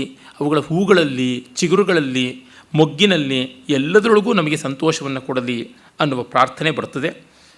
ಅದು ಮಾತ್ರವಲ್ಲದೆ ಮನುಷ್ಯನ ಶರೀರದೊಳಗೆ ಪ್ರವೇಶಿಸಿ ಯಾವ ಯಾವ ರೋಗ ಇದ್ದರೆ ಆ ರೋಗವೆಲ್ಲವನ್ನ ಕೂಡ ನಿವಾರಣೆ ಮಾಡಲಿ, ಪ್ರತಿಯೊಂದು ಅಂಗದಲ್ಲಿಯೂ ಹೋಗಿ ಪ್ರವೇಶ ಮಾಡಲಿ ಅನ್ನುವ ಪ್ರಾರ್ಥನೆ ಕೂಡ ನಮಗೆ ಇಲ್ಲಿ ಕಾಣಸಿಗುತ್ತದೆ. ಮತ್ತು ಎಲ್ಲಿ ಔಷಧಿಗಳು ಸೇರಿಕೊಳ್ಳುತ್ತವೋ ಅಲ್ಲಿ ಎಲ್ಲ ರೋಗಗಳು ಕೂಡ ಹೋಗುತ್ತವೆ. ಮಾತ್ರವಲ್ಲ, ಹೇಗೆ ರಾಕ್ಷಸರು ದೇವತೆಗಳ ಪ್ರವೇಶದ ತಕ್ಷಣವೇ ದೂರವಾಗ್ತಾರೋ ಹಾಗೆ ಔಷಧಿಗಳನ್ನು ಆ ವೈದ್ಯರು, ಜ್ಞಾನಿಗಳು ಹಿಡಿದುಕೊಂಡ ತಕ್ಷಣವೇ ಅವೆಲ್ಲ ದೂರ ಆಗೋಗ್ಬಿಡ್ತಾರೆ. ಯತ್ರೌಷಧಿ ಸಮಗ್ಮತರಾಜಾನಃ ಸಮಿತಾವಿವ ವಿಪ್ರಸ್ಸ ಉಚ್ಯತೆ ಭಿಷಗ ರಕ್ಷೋಹಾಮೀವ ಚಾತನ. ಅದೇ ಯತ್ರ ಔಷಧೀ ಸಮಗ್ಮತ, ಎಲ್ಲಿ ಔಷಧಿಗಳು ಬಂದು ಸೇರಿಕೊಳ್ಳುತ್ತವೋ ಸಮಿತಾಮಿವ, ಸಮಿತಿಯಲ್ಲಿ ಸಭೆಗಳಲ್ಲಿ ರಾಜಪ್ರವೇಶ ಆಗ್ತಾ ಇದ್ದಂತೆ ಆ ರೀತಿ ವಿಪ್ರಸ್ಸ ಭಿಷಗುಚ್ಯತೆ ರಕ್ಷೋಹಾಮೀವ ಚಾತನ. ರಾಕ್ಷಸರು ದೂರ ಹೋಗುವಂತೆ ದೇವತೆಗಳ ಸತ್ವದ ಎದುರಿಗೆ ಹಾಗೆ ತಕ್ಷಣವೇ ಅವರು ದೂರವಾಗಿಬಿಡ್ತಾರೆ. ಅವರ ಎಲ್ಲ ತೊಂದರೆ ಕ್ಲೇಶಗಳು ಕೂಡ ಹೊರಟೋಗ್ಬಿಡ್ತದೆ. ಅಶ್ವಾವತಿ ಸೋಮವತೀರ್ ಸೋಮವತೀಂ ಊರ್ಜಯಂತೀಂ ಉದೋಜಸಂ ಆವಿತ್ಸಿ ಸರ್ವಾವೋಷಧೀರಸ್ಮ ಅರಿಷ್ಟತಾತಯೇ ಅರಿಷ್ಟಿತಾತಯೇ. ನಮ್ಮ ನೆಮ್ಮದಿಗೋಸ್ಕರವಾಗಿ ಅರಿಷ್ಟಿತಾತ, ಯಾವುದೇ ತೊಂದರೆ ಇಲ್ಲದೆ ಇರೋದಕ್ಕೋಸ್ಕರವಾಗಿ, ಆ ಕ್ಷೇಮಕರತೆಯನ್ನು ಪಡ್ಕೊಳ್ಳೋದಕ್ಕೋಸ್ಕರವಾಗಿ ಅಶ್ವಾವತಿ, ಸೋಮವತಿ, ಊರ್ಜಯತಿ ಈ ರೀತಿಯಾಗಿ ಇರುವ ಬೇರೆ ಬೇರೆ ಮೂಲಿಕೆಗಳು ಬಂದು ನಮಗೆ ಒಳಿತನ್ನು ಉಂಟು ಮಾಡಲಿ ಅನ್ನುವ ಪ್ರಾರ್ಥನೆ ಉಂಟು. ಇವೆಲ್ಲವೂ ಕೂಡ ನಮಗೆ ತುಂಬ ಬೇಕಾಗಿರ್ತಕ್ಕಂಥವು ಅನ್ನೋದನ್ನು ಮತ್ತೆ ಮತ್ತೆ ವೇದ ತೋರ್ಪಡಿಸುತ್ತದೆ. ನಿಜ, ನಾವು ಅಥರ್ವ ವೇದದಲ್ಲಿ ಕಾಣ್ತಕ್ಕಂಥದ್ದು ಮೋರ್ ಆಫ್ ಫೇತ್ ಹೀಲಿಂಗ್ ಅನ್ನುವಂಥದ್ದು. ರ್ಯಾಷನ್ಯಾಲಿಟಿ ಬಿಹೈಂಡ್ ಹೀಲಿಂಗ್ ಅಂತ ನಾವು ಏನು ಹೇಳ್ತೀವಿ, ತರ್ಕಶುದ್ಧಿ ಅಲ್ಲಿ ಕಾಣಿಸ್ತಕ್ಕಂಥದ್ದು ಅಲ್ಲ. ಅಂದರೆ ಯಾವುದನ್ನು ನಾವು ಶ್ರದ್ಧಾ ವೈದ್ಯ ಅಂತ ಹೇಳ್ತೀವಿ, ಆ ರೀತಿಯಾದದ್ದು ವೇದಗಳಲ್ಲಿ ಎಷ್ಟೋ ಬಾರಿ ಕಾಣಿಸುತ್ತದೆ. ಅದೇ ಹೊರತು ಹೇತುವೈದ್ಯ ಅಲ್ಲ, ಹೈತುಕವಾದದ್ದು ಅಂದರೆ ರೀಸನಿಂಗಿನಿಂದ ಬಂದಂಥದ್ದು ಅಲ್ಲ. ಚರಕನಿಂದ ಈಚೆಗೆ ಅದು ಎದ್ದು ತೋರುತ್ತದೆ. ಆದರೆ ಅವರು ಸಾಕಷ್ಟು ಕಂಡುಕೊಂಡಿದ್ರಲ್ಲ, ಅದನ್ನು ಗೌರವಿಸ್ತಾ ಇದ್ದರು. ಅದು ನಮಗೆ ಕಾಣಬೇಕಾದಂಥ ದೊಡ್ಡ ಗುಣ ಅಂತ ಅನಿಸುತ್ತದೆ. ಆಮೇಲೆ ಅವರು ಹೇಳ್ತಾರೆ, ನಾವು ರೋಗವನ್ನು ಪಾಪದಿಂದ ಪಡ್ಕೊಂಡಿದ್ದೀವಿ, ಆ ಪಾಪವನ್ನೆಲ್ಲ ದಾಟ್ಕೊಂಡು ಹೋಗ್ಬಿಡೋಣ, ಪಾಪವನ್ನೆಲ್ಲ ನಿವಾರಣೆ ಮಾಡ್ಕೊಂಡು ಬಿಡೋಣ ಅನ್ನುವಂಥದ್ದು. ಯಸ್ಯೌಷಧೀ ಪ್ರಸಾರ್ಪಥಾ ಅಂಗಮಂಗಂ ಪುರುಷ್ಪರು ತಥೋ ಯಕ್ಷ್ಮಂ ವಿಭಾದಸ್ವ ಉಗ್ರೋ ಮಧ್ಯಮಶೀರಿವ. ಇದು ಪಾಪದಿಂದಾಗಿ ರೋಗ ಬರುತ್ತದೆ ಎನ್ನುವುದು ಪ್ರಾಚೀನ ಕಲ್ಪನೆ. ಆದರೆ ಈ ಕಾಲದಲ್ಲಿ ಅದಕ್ಕೆ ಯಾವುದೇ ನೆಲೆ ಬೆಲೆ ಕಾಣಿಸೋದಿಲ್ಲ. ಒಂದಂತೂ ನಿಜ, ಪಾಪ ಭೀತಿಯನ್ನು ತಂದು, ರೋಗ ಭೀತಿಯನ್ನು ತಂದು ತನ್ಮೂಲಕ ಮನುಷ್ಯ ಸಮಾಜದಲ್ಲಿ ಕಂಟಕನಾಗದೇ ಇರುವಂತೆ ಮಾಡುತ್ತದೆ. ಆ ಮಟ್ಟಿಗೆ ಈ ಭಯಕ್ಕೆ ಬೆಲೆ ಉಂಟು. ಆದರೆ ರೋಗ ಬಂದವನನ್ನು ನಿನ್ನ ಪಾಪದಿಂದ ಹೀಗಾಗಿದ್ದೀಯಾ ಅಂತ ನಾವು ನಿಂದಿಸಿ ಆತನಿಗೆ ನೋವನ್ನು ಕೊಡೋದಾದರೆ ಅದು ತುಂಬ ತಪ್ಪಾಗುತ್ತದೆ. ಒಂದು ಮಟ್ಟಕ್ಕೆ ಪ್ರಿವೆಂಟಿವ್ ಆಗಿರುವ ದೃಷ್ಟಿಯಿಂದ ಇದು ಉತ್ತಮ. ಈಗ ಜನ್ಮಾದಿಗಳಿಗೆ ಸಂಬಂಧಪಟ್ಟಿಯೂ ಅಷ್ಟೇ. ಮೊನ್ನೆ ಯಾರು ಇಲ್ಲಿ ಸಹೃದಯರು ಕೇಳಿದ್ರು, ನಿಮ್ಮನ್ನು ಕೇಳಿದ್ರೆ ಹೀಗಂತೀರಾ, ಬನ್ನಂಜಿಯವ್ರನ್ನ ಕೇಳಿದ್ರೆ ಹಾಗಂತಾರೆ, ನಾವು ಯಾವುದನ್ನು ನೆಚ್ಚಬೇಕು ಅಂತೆಲ್ಲ ಹೇಳಿಬಿಟ್ಟು ನಾನು ಅವರಿಗೆ ಹೇಳಿದೆ, ಜನ್ಮಾದಿಗಳ ಉಲ್ಲೇಖ ಅಂತಕ್ಕಂಥದ್ದು ಉಪನಿಷತ್ತುಗಳಲ್ಲಿ, ವಿಶೇಷತಃ ಛಾಂದೋಗ್ಯದಲ್ಲಿ ಒಂದು ಸ್ವಲ್ಪ, ಬೃಹದಾರಣ್ಯಕ, ಪೂರ್ವದ ಶತಪಥ ಬ್ರಾಹ್ಮಣ, ಕಠ ಹೀಗೆ ಕಾಣಿಸಿಕೊಳ್ಳುತ್ತದೆ. ಆದರೆ ವೇದ ಸಂಹಿತೆಗಳಲ್ಲಿ ಅಂಥದ್ದು ಬರುವುದಲ್ಲ. ಮತ್ತು ಈ ಜನ್ಮಾದಿಗಳು ಸನಾತನ ಧರ್ಮದ ಬುನಾದಿ ಅಲ್ಲ. ಕರ್ಮ ಸಿದ್ಧಾಂತವೇ ಸನಾತನ ಧರ್ಮದ ಬುನಾದಿ ಅಲ್ಲ. ಎರಡನೇ ಅಂಶ ಆನಂದ ಸಿದ್ಧಾಂತವೇ ತುಂಬ ದೊಡ್ಡದಾದದ್ದು. ಸಚ್ಚಿದಾನಂದ ಘನವೇ ಸನಾತನ ಧರ್ಮದ ಮೂಲ. ಯಾಕೆಂದರೆ ಕಾಸೇಷನ್ ಥಿಯರಿ, ಕಾರ್ಯಕಾರಣ ಭಾವ ಅನ್ನುವಂಥದ್ದು ಯಾವುದಿದೆ ಅದೇ ಅವಿದ್ಯಕವಾದದ್ದು. ಅವಿದ್ಯೆಯಿಂದ ದೇಶಕಾಲಗಳು, ದೇಶಕಾಲಗಳಿಂದ ಕಾರ್ಯಕಾರಣ ಭಾವ. ಇದು ಸನಾತನ ಧರ್ಮದ ಬುನಾದಿ ಅಂದರೆ ಅವಿದ್ಯೆಯೇ ಸನಾತನ ಧರ್ಮದ ಬುನಾದಿ ಆಗಿಬಿಡುತ್ತೆ, ವಿದ್ಯೆ ಆಗೋದಿಲ್ಲ. ಈ ಕಾರಣದಿಂದ ಕರ್ಮ ಸಿದ್ಧಾಂತ ಅನ್ನುವುದನ್ನು ಅವಲಂಬಿಸೋತಕ್ಕಂಥವರು ಸನಾತನ ಧರ್ಮೀಯರು ಅಂತ ಹೇಳಿದ್ರೆ ಅಲ್ಲ. ಆನಂದ ಸಿದ್ಧಾಂತ, ಸಚ್ಚಿದಾನಂದ ಘನ ಸಿದ್ಧಾಂತ ತುಂಬ ಮುಖ್ಯವಾದದ್ದು ಅಂತನ್ನುವುದು. ಮತ್ತು ಈ ಜನ್ಮಾದಿಗಳನ್ನು ನಾವು ಅರ್ಥವಾದವಾಗಿ ಎಷ್ಟೋ ಕಡೆ ತೆಗೆದುಕೊಳ್ಳಬೇಕಾಗುತ್ತದೆ. ಆದರೆ ಸಚ್ಚಿದಾನಂದ ಹಾಗಲ್ಲ. ಯಾವ ಅಂಶವನ್ನು ನಾವು ಅರ್ಥವಾದವಾಗಿ ತಗೊಳ್ಳುವ ಸಾಧ್ಯತೆ ಇದೆಯೋ ಅದು ಎಂದೂ ಮೂಲಭೂತವಾದ ಅಂಶ ಆಗೋಕ್ಕೆ ಸಾಧ್ಯವಿಲ್ಲ. ಹೀಗಾಗಿ ಅರ್ಥವಾದವನ್ನು ನಾವು ಪ್ರಧಾನವಾಗಿ ಇಟ್ಟುಕೊಂಡು ಹೋದರೆ ನಷ್ಟ ನಮ್ಮ ಪಾಲಿಗೆ ಆಗುತ್ತದೆ. ಮತ್ತು ಪ್ರತಿವಾದಿಗಳಿಗೆ, ಸನಾತನ ಧರ್ಮವನ್ನು ಆಕ್ಷೇಪಿಸುವವರಿಗೆ ನಾವೇ ಆಯುಧಗಳನ್ನು ಇಟ್ಟುಕೊಟ್ಟಂತೆ ಆಗುತ್ತದೆ. ಇದು ಬೇಡ ಅನ್ನುವಂಥದ್ದಷ್ಟೇ. ಮತ್ತು ಜನ್ಮಾದಿಗಳಲ್ಲೂ ಅಷ್ಟೇ ಅದರ ಪಾಸಿಟಿವ್ ಎಫೆಕ್ಟ್ ಹೇಗಿದೆಯೋ ಹಾಗೆ ನೆಗೆಟಿವ್ ಎಫೆಕ್ಟ್ ಕೂಡ ಕಾಣಿಸುತ್ತದೆ. ಈ ಪಾಪದಿಂದ ರೋಗ ಇತ್ಯಾದಿಗಳಲ್ಲಿ ಮೂಳೆಯನ್ನು ತರಬಲ್ಲ ನಾಯಿ ಮೂಳೆಯನ್ನು ಕೊಂಡೊಯ್ಯಲೂ ಬಹುದು ಅನ್ನುವಂಥದ್ದು ಗಾದೆ ಉಂಟಲ್ಲ. The dog which can fetch a bone can also snatch it ಅವೇ ಅಂತ ಇಂಗ್ಲೀಷ್ನಲ್ಲಿ ಉಂಟು. ಆ ರೀತಿಯಲ್ಲಿ ನಾವು ಈ ಹಿಂದಿನ ಜನ್ಮದಲ್ಲಿ ಅವನು ಒಳ್ಳೆಯ ಕೆಲಸ ಮಾಡಿದ್ದ, ಅದಕ್ಕೆ ಈ ರೀತಿಯಾಗಿ ನೆಮ್ಮದಿಯಾಗಿದ್ದಾನೆ ಅಂತ ಸಮಾಧಾನ ಮಾಡಿಕೊಂಡ್ರೆ ಪರವಾಗಿಲ್ಲ. ಮತ್ತು ನಾವು ಹಾಗೆ ಮಾಡೋಣ ಅಂತಲೇ ಮಾಡಿದ್ರೆ ಪರವಾಗಿಲ್ಲ. ಸರಿ, ಅದಕ್ಕಾಗಿ ಅವನೇನು ತಪ್ಪು ಮಾಡಿದ್ರೂ ಕೂಡ ತೊಂದರೆ ಇಲ್ಲ, ಮುಂದಿನ ಜನ್ಮದಲ್ಲಿ ಅವನಿಗೆ ದಂಡನೆ ಆಗುತ್ತೆ, ನಾವು ಯಾಕೆ ಕೊಡಬೇಕು ಈಗ ಅಂತ ಆ ರೀತಿಯಾಗಿ ನಮ್ಮ ಕಾರುಣ್ಯ ಹರಿದು ಬಿಟ್ಟರೆ, ಆ ರೀತಿಯಾಗಿ ನಮ್ಮ ಜಾಡ್ಯ ಪ್ರವರ್ತಿಸಿಬಿಟ್ರೆ ಬಹಳ ಕಷ್ಟ. ಹಾಗಾಗಿ ಇಲ್ಲೆಲ್ಲ ನಾವು ನೋಡಬೇಕಾದದ್ದು ದಿ ಕಾನ್ವರ್ಸ್, ಕರಾಲರಿ ಏನಾಗಿರುತ್ತದೆ ಅಂತ, ಅದರ ಇನ್ವರ್ಷನ್ ಏನಾಗುತ್ತದೆ ಅಂತ. ಸಾಮಾನ್ಯವಾಗಿ ಗಣಿತ ಶಾಸ್ತ್ರದಲ್ಲಿ ಲೆಕ್ಕ ಮಾಡುವಾಗ ತಾಳೆ ನೋಡೋದು ಅಂತ ಹೇಳ್ತಾರೆ, ರಿವರ್ಸ್ ಇಂಜಿನಿಯರಿಂಗ್ ಅಂತಾರೆ. ವಿಲೋಮದಿಂದ ಮಾಡಿ ನೋಡಬೇಕು. ಮಾಡಿ ನೋಡಿದಾಗಲೂ ಅದು ಸರಿಯಾಗಿದ್ದರೆ ಲೆಕ್ಕ ಸರಿ ಅಂತ. ಉತ್ತರದಿಂದ ಮತ್ತೆ ಪ್ರಶ್ನೆ ಬರಬೇಕು. ಬರೋಲ್ವೋ, ವ್ಯತಿರಿಕ್ತವಾಗುತ್ತದೆಯೋ, ಅಪಾಯಕಾರಿ. ಆಗ ಎಲ್ಲೋ ತಪ್ಪಾಗಿದೆ ಅಂತ ಅರ್ಥ. ಹೀಗಾಗಿ ಇವುಗಳೆಲ್ಲ ಶ್ರದ್ಧಾಮೂಲೀಯವಾದದ್ದು. ಇದಕ್ಕೆ ಶ್ರೌತ ತರ್ಕ, ಪೂರ್ಣ ತರ್ಕ, ಅನುಭವನಿಷ್ಠವಾದ ತರ್ಕ ಇಲ್ಲ. ಅದು ಇಲ್ಲದೇ ಇದ್ದದ್ದು ಸನಾತನ ಧರ್ಮದ ಮೂಲ ಅಲ್ಲ. ಇದು ಯಾರು ಹೇಳಿದ್ರು ಒಪ್ಕೊಂಡು ತೀರಬೇಕಾದದ್ದು. ಇದಕ್ಕೆ ಎಲ್ಲಿ ಯಾರ ಹತ್ರ ಹೋಗಿ ನೀವು ಕರೆಕ್ಷನ್ಗೆ ಮಾಡಿಕೊಂಡ್ರೂ ಏನು ಪ್ರಯೋಜನವಾಗೋಲ್ಲ, ನನಗೇನು ನಷ್ಟವಿಲ್ಲ.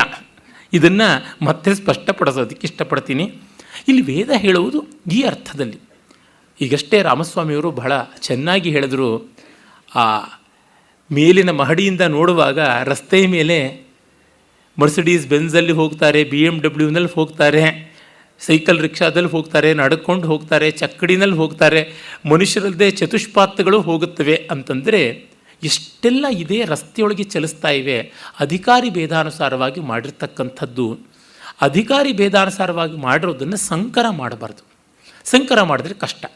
ಈ ಹೊತ್ತಿನ ಜನಕ್ಕೇನಾಗಿದೆ ಅಂದರೆ, ಉತ್ತಮಾಧಿಕಾರಿಗಳಿಗೆ ಬೇಕಾಗಿರುವ ವಿಷಯ ಅಧಮಾಧಿಕಾರಿಗಳಿಗೆ ಸಿಗ್ತಾ ಇದೆ, ಮಂದಾಧಿಕಾರಿಗಳಿಗೆ ಸಿಗ್ತಾ ಇದೆ. ಅವರಿಗೆ ಶಾಬ್ದಿಕವಾಗಿ ಅರ್ಥ ಆಗ್ತಾ ಇದೆ, ಆರ್ಥಿಕವಾಗಿ ಅಂತರಂಗಕ್ಕೆ ಬರ್ತಾ ಇಲ್ಲ. ಆಗ ಉತ್ತಮಾಧಿಕಾರಿಯ ನೆಲೆಯಲ್ಲಿ ನಿಂತೇ ಹೇಳಬೇಕಾಗುತ್ತೆ, ಬೇರೆ ದಾರಿ ಇಲ್ಲ. ಇದು ಬರುವಂಥ ದೊಡ್ಡ ಸಮಸ್ಯೆ. ನಿಮಗೆ ಶೋಕೇಸ್ನಲ್ಲಿ ₹1,00,000 ಸೀರೆ ಕಾಣಿಸ್ದೇ ಇದ್ದರೆ, ಜನತಾ ಸೀರೆಯೇ ಕಾಣಿಸ್ತಾ ಇದ್ದರೆ ಆಗ ತೊಂದರೆಯೇ ಇಲ್ಲ, ಗಲಿಬಿಲಿಯೇ ಉಂಟಾಗೋಲ್ಲ. ಜನತಾ ಸೀರೆ ಪಕ್ಕನೇ ₹1,00,000 ರೇಷ್ಮೆ ಸೀರೆನೂ ಕಾಣಿಸ್ತಾ ಇದ್ದರೆ ಅದಕ್ಕ್ಯಾಕೆ ₹1,00,000, ಇದಕ್ಕ್ಯಾಕೆ ₹100 ಅಂತ ಅನ್ನುವ ಹೊಯ್ದಾಟ ಬಂದಾಗ ಅದರ ನೇಯ್ಗೆ, ಅದರ ವಿನ್ಯಾಸ, ಅದರ ಬೆಡಗು, ಭಿನ್ನಾಣ ಅದನ್ನೆಲ್ಲ ಹೇಳಲೇ ಬೇಕಾಗುತ್ತದೆ, ಬೇರೆ ದಾರಿ ಇರೋದಿಲ್ಲ. ಹೀಗಾಗಿ ಎಲ್ಲಿ ಇನ್ಫಾರ್ಮೇಷನ್ ಅನ್ನೋದು ಓಪನ್ ಸೋರ್ಸ್ ಅಂತ ಆಗಿಬಿಟ್ಟಿದೆ, ಆಗ ಈ ಸಮಸ್ಯೆಗಳು ತುಂಬ ಉಂಟು. ಹಾಗಿಲ್ಲ, ಒಂದು ದ್ವಾರದಿಂದ ಮಾತ್ರ ಸಿಗುತ್ತದೆ, ಇನ್ನೆಲ್ಲೂ ಸಿಗೋಲ್ಲ ಅಂದರೆ ವ್ಯಕ್ತಿಯನ್ನು ನೋಡಿ ಹಿಂದೆ ಮುಂದೆ ಮಾಡಿ ಹೇಳಬಹುದು. ಈಗ ಎಲ್ಲರಿಗೂ ಎಲ್ಲವೂ ಸಿಗ್ತಾ ಇದ್ದಾಗ ಜೀರ್ಣವಾಗೋದು ಹೇಗೆ, ಯಾರಿಗೆ? ಅದಕ್ಕಾಗಿ ವಿವೇಕಾನಂದರು ಒಂದು ಕಡೆ ಹೇಳ್ತಾರೆ, ಉತ್ತಮಾಧಿಕಾರಿಯದೇ ಹೇಳಬೇಕು. ರಮಣ ಮಹರ್ಷಿಗಳು ಹಾಗೆ ಹೇಳ್ತಾರೆ, ಮಂದ ಮಧ್ಯಮ ಉತ್ತಮಾಧಿಕಾರಿಗಳಿಗೆ ಸಂಬಂಧಪಟ್ಟಂತೆ ಎಲ್ಲರೂ ಒಂದೇ ಕಡೆಗೆ ಯಾವುದೇ ವ್ಯವಸ್ಥೆ ಇಲ್ಲದೆ ಯಥಾತಥ ಬಂದು ಸೇರಿದಾಗ ಅತ್ಯುತ್ತಮವಾದದ್ದನ್ನೇ ಹೇಳಿ ಮುಗಿಸಬೇಕಾಗುತ್ತದೆ. ಇಲ್ಲದೇ ಇದ್ದರೆ ಶಾಸ್ತ್ರಹಾನಿಯಾಗುತ್ತದೆ, ತತ್ವಹಾನಿಯಾಗುತ್ತದೆ ಅನ್ನುವಂಥದ್ದು ಈ ಔಷಧಿ ಇತ್ಯಾದಿ ಸೂಕ್ತಗಳಲ್ಲಿ ನಾವಿದನ್ನು ಕಾಣಬಹುದು. ಮತ್ತು ಅವರು ಔಷಧಿಯನ್ನು ಕುರಿತು ಹೇಳ್ತಾರೆ, ಈ ಔಷಧಿಯನ್ನು ನಾವು ನೆಲದಿಂದ ಅಗೆಯುವಾಗ ಅಕಸ್ಮಾತ್ ಅವುಗಳಿಗೆ ತೊಂದರೆ ಆದಾಗ ಯದಿಮಾ ವಾಜಯನ್ನಹಂ ಓಷಧೀರ್ ಹಸ್ತ ಆದದೆ ಆತ್ಮ ಯಕ್ಷ್ಮಸ್ಯ ನಶ್ಯತಿ ಪುರಾಜೀವ ಗೃಭೋಯತ ಅತಿ ವಿಶ್ವಾಪರಿಷ್ಠಾ ತೇನ ಇವ ವ್ರಜಂ ಅಕ್ರಮು ಓಷಧೀ ಪ್ರಾಚುಚ್ಯರ್ಯುವತ್ ಕಿಂಚ ತನ್ವೋರಪಃ. ಅಂದರೆ ನಾವು ಔಷಧಿಯನ್ನು ಅಗೆಯುವಾಗ ಭೂಮಿಯಲ್ಲಿ ಆ ಗಿಡವನ್ನು ಬುಡದ ಸಹಿತವಾಗಿ ತೆಗೆಯುವಾಗ, ಮೂಲದ ಸಹಿತವಾಗಿ ತೆಗೆಯುವಾಗ ಅದಕ್ಕೆ ಏನೂ ತೊಂದರೆ ಆಗದೇ ಇರಲಿ, ಅದಕ್ಕೆ ಹಿಂಸೆ ಆಗದೇ ಇರಲಿ, ನಮಗೆಷ್ಟು ಬೇಕೋ ಅಷ್ಟು ಪ್ರಯೋಜನವನ್ನು ಕೊಡಲಿ. ಆಮೇಲೆ ಅದು ವ್ಯಾಧಿ ಪೀಡಿತರನ್ನು, ರೋಗ ಪೀಡಿತರನ್ನು ಗುಣಪಡಿಸಿ ಸಂತೋಷವುಳ್ಳವರನ್ನಾಗಿ ಮಾಡಿ ಆ ಮೂಲಕವಾಗಿ ಅದರ ಜನ್ಮವನ್ನು, ನಮ್ಮ ಬದುಕನ್ನು ಕೂಡ ಸಾರ್ಥಕ ಮಾಡಿಕೊಳ್ಳಲಿ ಅಂತ. ಮತ್ತು ಅಲ್ಲಿ ಇನ್ನೊಂದು ಮಾತು ಕೂಡ ಬರುತ್ತದೆ. ಯಾವ ಯಮಪಾಶ ಮತ್ತು ವರುಣಪಾಶ ಅನ್ನೋದನ್ನು ನಾನು ಹೇಳ್ತಾ ಇದ್ದೆ, ಆ ಪಾಶಗಳನ್ನು ಕೂಡ ಅವು ಬಿಡುಗಡೆ ಮಾಡಲಿ, ಆ ಪಾಶದಿಂದ ಕೂಡ ನಮ್ಮನ್ನು ದೂರ ಮಾಡಲಿ ಅನ್ನುವಂಥ ಮಾತನ್ನು ನಾವು ಕಾಣ್ತೀವಿ. ನಾನು ನೆನ್ನೆಯೇ ಹೇಳಿದ್ದೆ ಯಾವ ರೀತಿಯಲ್ಲಿ ಆ ಒಂದು ಋತಭೀತಿ ಅನ್ನುವಂಥದ್ದು ವರುಣನಿಗೆ ಸಂಬಂಧಪಟ್ಟದ್ದಾಗಿದೆ, ಮತ್ತು ದೇಹ ನಾಶ ಅಂತಕ್ಕಂಥದ್ದು ಅದು ಹೇಗೆ ಯಮನಿಗೆ ಸಂಬಂಧಪಟ್ಟದ್ದಾಗಿದೆ. ಆ ಪಾಶಗಳೆರಡರಿಂದಲೂ ಕೂಡ ಮುಕ್ತಿಯನ್ನು ಪಡೆದುಕೊಳ್ಬೇಕು ಅನ್ನುವಂಥದ್ದು. ಈ ರೀತಿಯಲ್ಲಿ ಔಷಧಿಗಳ ಬಗ್ಗೆ ಸ್ತುತಿ ಬರುತ್ತದೆ. ಮತ್ತು ಕೆಲವೊಂದು ಅಲ್ಲಿಯ ಮಂತ್ರಗಳು ಲೋಕವಿಖ್ಯಾತವಾಗಿ ನಿತ್ಯ ಪೂಜಾದಿಗಳಲ್ಲಿ ಕೂಡ ಇದೆ. ಯಾ ಫಲ ವೀರ್ಯ ಫಲ ಪುಷ್ಪ ಯಾಶ್ಚ ಪುಷ್ಪಿಣಿ ಬೃಹಸ್ಪತಿ ಪ್ರತೂಸ ಸ್ಥಾನೋ ಮುಂಚಂತ್ವ ಗುಂಹಸಃ. ನಮ್ಮ ಪಾಪಗಳನ್ನು ಫಲಿನೀಹಿ ಫಲವಂತಿಯಾದ ವೃಕ್ಷಗಳು, ಅಫಲಾಹ ಅಪುಷ್ಪಾಹ ಪುಷ್ಪಿಣೀಹಿ ಅಂದರೆ flowering non flowering, fruit bearing and non fruit bearing, ಇವೆಲ್ಲವೂ ಕೂಡ ನಮ್ಮನ್ನು, ಅದು ಬೃಹಸ್ಪತಿ ಪ್ರಸೂತವಾದಂಥವು, ಅವು ನಮ್ಮನ್ನು ಕಾಪಾಡಲಿ ಅನ್ನುವಂಥದ್ದು. ಮುಂಚಂತು ಮಾ ಶಪಥ್ಯಾದಥೋ ವರುಣ್ಯಾದುತ ಅಥೋ ಯಮಸ್ಯ ಬಡ್ವೀಷಾತ್ ಸರ್ವಸ್ಮಾತ್ ದೇವಕಿಲ್ಬಿಷಾತ್. ಅದೇ ಯಮಪಾಶ ವರುಣಪಾಶಾದಿಗಳನ್ನು ಮೋಚನ ಮಾಡ್ತಕ್ಕಂಥದ್ದರ ಬಗ್ಗೆ ಹೇಳ್ತಕ್ಕಂಥದ್ದು. ಯಾವೋಷಧಿ ಸೋಮರಾಜ್ಞೀರ್ ಬಹ್ವೀ ಶತವಿಚಕ್ಷಣಾ ತಾಸಾಂ ತ್ವಂ ಅಸ್ಯುತ್ತಮಾರಂ ಕಾಮಾಯ ಸಂಹೃದೆ. ಸೋಮರಾಜ್ಞಿ ಅಂದರೆ ಸೋಮನ ರಾಜ್ಞಿಯರಾಗಿ ಈ ಔಷಧಿಗಳು ಕಾಣುತ್ತವೆ. ಸೋಮ ಔಷಧೀನಾಂ ಪತಿ, ಹಾಗಾಗಿ ಔಷಧಿಗಳೆಲ್ಲ ಸೋಮರಾಜ್ಞಿಯರು, ಸೋಮನಿಗೆ ಸಂಬಂಧಪಟ್ಟಂತೆ ಪ್ರೀತಿಪಾತ್ರರಾದ ಕನ್ಯೆಯರು, ಸ್ತ್ರೀಯರು ಅಂತ ಹೇಳ್ಬಿಟ್ಟಿದ್ವಿ. ಅದನ್ನು ಬಲ್ಲಂಥವರು ಜ್ಞಾನಿಗಳು ಬೇಕಾದಷ್ಟು ಜನ ಇದ್ದಾರೆ. ಶತಸಹಸ್ರಾತ್ಮಕವಾದವು ಅವುಗಳು ಉಂಟು. ಅವು ಉತ್ತಮೋತ್ತಮವಾದ ನೆಲೆಗೆ, ಸ್ವಾಸ್ಥ್ಯಕ್ಕೆ ನಮ್ಮನ್ನು ಕಲ್ಪಿಸುತ್ತವೆ. ನಮ್ಮ ಬಯಕೆಗಳನ್ನು ಈಡೇರಿಸಿ ನಮ್ಮಗಳನ್ನು ಶಾಂತಿಯ ಕಡೆಗೆ, ಮಂಗಳದ ಕಡೆಗೆ ಕೊಂಡೊಯ್ಯಲಿ ಅನ್ನುವ ತಾತ್ಪರ್ಯ ಉಂಟು. ಯಾವೋಷಧೀ ಸೋಮರಾಜ್ಞೇರ್ವಿಷ್ಟಿತ ಪೃಥಿವೀಮನು ಬೃಹಸ್ಪತಿ ಪ್ರಸೂತ ಅಸ್ಯೇತಂ ದತ್ತ ವೀರ್ಯಂ. ಬೃಹಸ್ಪತಿ ಪ್ರಸೂತವಾಗಿ ಬಂದವು, ಪ್ರಜಾಪತಿಯಿಂದ ಬಂದಂಥವು, ಅವು ನಮಗೆ ಶಕ್ತಿಯನ್ನು, ಸಂಪತ್ತಿಯನ್ನು ಕೊಡಲಿ ಅಂತಕ್ಕಂಥದ್ದು. ಮತ್ತು ವೈದ್ಯನನ್ನು ಯಾವನು ಹಿಂಸೆ ಮಾಡ್ತಾನೆ ಅವನು ವೈದ್ಯನಿಗೆ ಬಾಗುವಂತೆ ಆಗಲಿ. ವೈದ್ಯ ಹಿಂಸೆ ಸಲ್ಲದಾದದ್ದು. ಔಷಧಿ ಹಿಂಸೆ ಹೇಗೆ ಸಲ್ಲದ್ದೋ ಹಾಗೆ ವೈದ್ಯ ಹಿಂಸೆ ಕೂಡ ಸಲ್ಲದೇ ಇರತಕ್ಕಂಥದ್ದು. ಆಮೇಲೆ ಕೃತಾರ್ಥನಾದ ರೋಗಿ ವೈದ್ಯನಿಗೆ ತನ್ನ ಎಲ್ಲ ಪ್ರೀತಿ ಗೌರವಗಳನ್ನು ಎಲ್ಲವನ್ನು ಸಲ್ಲಿಸಲಿ ಅನ್ನುವಂಥ ಮಾತು ಕೂಡ ನಮಗೆ ಇಲ್ಲಿ ಕಾಣಿಕೊಳ್ಳುತ್ತದೆ. ತ್ವಂ ಉತ್ತಮಾಸ್ಯೇ ಔಷಧೇ ತವ ವೃಕ್ಷ ಉಪಸ್ಥಯ ಉಪಸ್ಥಿರಸ್ತು ಸೋ ಅಸ್ಮಾಕಂ ಯೋ ಅಸ್ಮಾಂ ಅಭಿದಾಸತಿ ಅನ್ನುವ ಮಂತ್ರದಲ್ಲಿ ನಮಗಿದೇ ಕಾಣುತ್ತದೆ. ಔಷಧಯ ಸಂವದಂತೆ ಸೋಮೇನ ಸಹ ರಾಜ್ಞ ಯಸ್ಮೈ ಕೃಣೋತಿ ಬ್ರಾಹ್ಮಣಸ್ತಂ ರಾಜನ್ ಪಾರಯಾಮಸಿ. ಆ ಸೋಮರಾಜನಿಂದ ಅನುಗ್ರಹಿತವಾಗಿ ಬರ್ತಕ್ಕಂಥ ಔಷಧಿಗಳು ರೋಗಿಗಳಿಗೆ ಶಾಂತಿಯನ್ನು ಕೊಡುವಂಥ ರೀತಿಯಲ್ಲಿ ಅವುಗಳ ಸಾಮರ್ಥ್ಯ ಇರಲಿ, ಅದನ್ನು ವೈದ್ಯರು ಚೆನ್ನಾಗಿ ಬಳಸ್ಕೊಳ್ಳಲಿ. ಮಾವೋರ್ಷತ್ ಖನಿತ ಯಸ್ಮೈ ಚಾಹಂ ಖನಾಮ್ಯಃ ದ್ವಿಪತ್ ಚತುಷ್ಪತ್ ಅಸ್ಮಾಕಂ ಸರ್ವಂ ಅಸ್ವನುನಾತುರಂ. ಆತುರರಾದವರು ಯಾರಿದ್ದಾರೆ ಅವರು ರೋಗಿಗಳು, ಅವರಿಗೆ ನೆಮ್ಮದಿ ಬರಲಿ, ಅವರು ದ್ವಿಪಾದಿಗಳಾಗಲಿ ಚತುಷ್ಪಾದಿಗಳಾಗಲಿ ಅಂತ. ಇಲ್ಲಿ ನೋಡಿ, ವೇದದಲ್ಲಿ ಆಗಲೇ ಪ್ರಾಣಿ ಚಿಕಿತ್ಸೆ ಇತ್ತು ಅನ್ನೋದು ನಮಗೆ ಗೊತ್ತಾಗುತ್ತದೆ. ಪಶುಗಳಿಗೆ ಕೂಡ ಚಿಕಿತ್ಸೆ ಇತ್ತು. ನಮ್ಮ ಭಾರತ ದೇಶದಲ್ಲೇ ಪ್ರಾಣಿವೈದ್ಯ, ಗೋವೈದ್ಯ, ಅಶ್ವವೈದ್ಯ, ಗಜವೈದ್ಯ, ಕುಕ್ಕುರ ವೈದ್ಯ ಇತ್ಯಾದಿಗಳೆಲ್ಲ ಇತ್ತು. ಅಲ್ಲಿಂದ ಮುಂದಕ್ಕೆ ಬಂದು ವೃಕ್ಷಾಯುರ್ವೇದ ಅಂತ ಕೂಡ ಇತ್ತು ಅಂತ ಗೊತ್ತು. ಎಷ್ಟೋ ಬಾರಿ ಇದನ್ನು ಹೇಳಿದ್ದೀನಿ. ಹೀಗೆ ಇವೆಲ್ಲರಿಗೂ ಕೂಡ ಔಷಧಿಗಳನ್ನು ಬಳಸ್ತಕ್ಕಂಥವರು ಕ್ಷೇಮವನ್ನು ತಂದುಕೊಡಲಿ ಅನ್ನೋ ಮಾತು ಇಲ್ಲಿ ಕಾಣುತ್ತದೆ. ಹೀಗೆ ಆ ಔಷಧಿ ಸೂಕ್ತದ ಒಂದು ಪರಿಚಯದ ಬಳಿಕ ನಾವು ಮನ್ಯು ಸೂಕ್ತದ ಕಡೆಗೆ ಹೋಗೋಣ. ಮನ್ಯು ಅಂದರೆ ಕೋಪ ಅಂತನ್ನುವ ಅರ್ಥ ನಮಗೆಲ್ಲರಿಗೂ ಗೊತ್ತೇ ಇದೆ. ಮನ್ಯು ಹೇಗೆ ಸ್ತವನೀಯನಾಗ್ತಾನೆ ಅನ್ನುವಂಥದ್ದು ಒಂದು ದೊಡ್ಡ ಪ್ರಶ್ನೆ. ಅದಕ್ಕಿಷ್ಟೇ, ನಮಗೆ ಬೇಕಾದದ್ದು ಅನ್ನೋದು ಬೇಡವಾದದ್ದು ಕೂಡ, ಬೇಡವಾದದ್ದು ಬೇಡವಾಗಿಯೇ ಇರಲಿ ಅನ್ನುವಂಥದ್ದು ಅಲ್ಲಿರುವ ಉದ್ದೇಶ ಅಂತ. ಮನ್ಯು ಸೂಕ್ತದ ದರ್ಶಕ ಅಂದರೆ ಅದನ್ನು ದ್ರಷ್ಟಾರ ಕಂಡುಕೊಂಡಂಥವರು ಮನ್ಯುಸ್ತಾಪಸಃ ಅಂತ, ತಪಸ್ವಿ ಮನ್ಯು. ಆ ಮನ್ಯುವೇ ತನ್ನನ್ನು ಕಂಡುಕೊಂಡು ತಾನೇ ಸ್ತೋತ್ರ ಮಾಡಿಕೊಂಡದ್ದು ಅಂತ ಕೂಡ ಅರ್ಥ ಮಾಡ್ಬೋದು. ಅದು ದಶಮ ಮಂಡಲದ 83ನೇ ಸೂಕ್ತ. ಅಲ್ಲಿಯ ಒಂದೆರಡು ಮಂತ್ರಗಳನ್ನು ನಾವು ನೋಡಬಹುದು.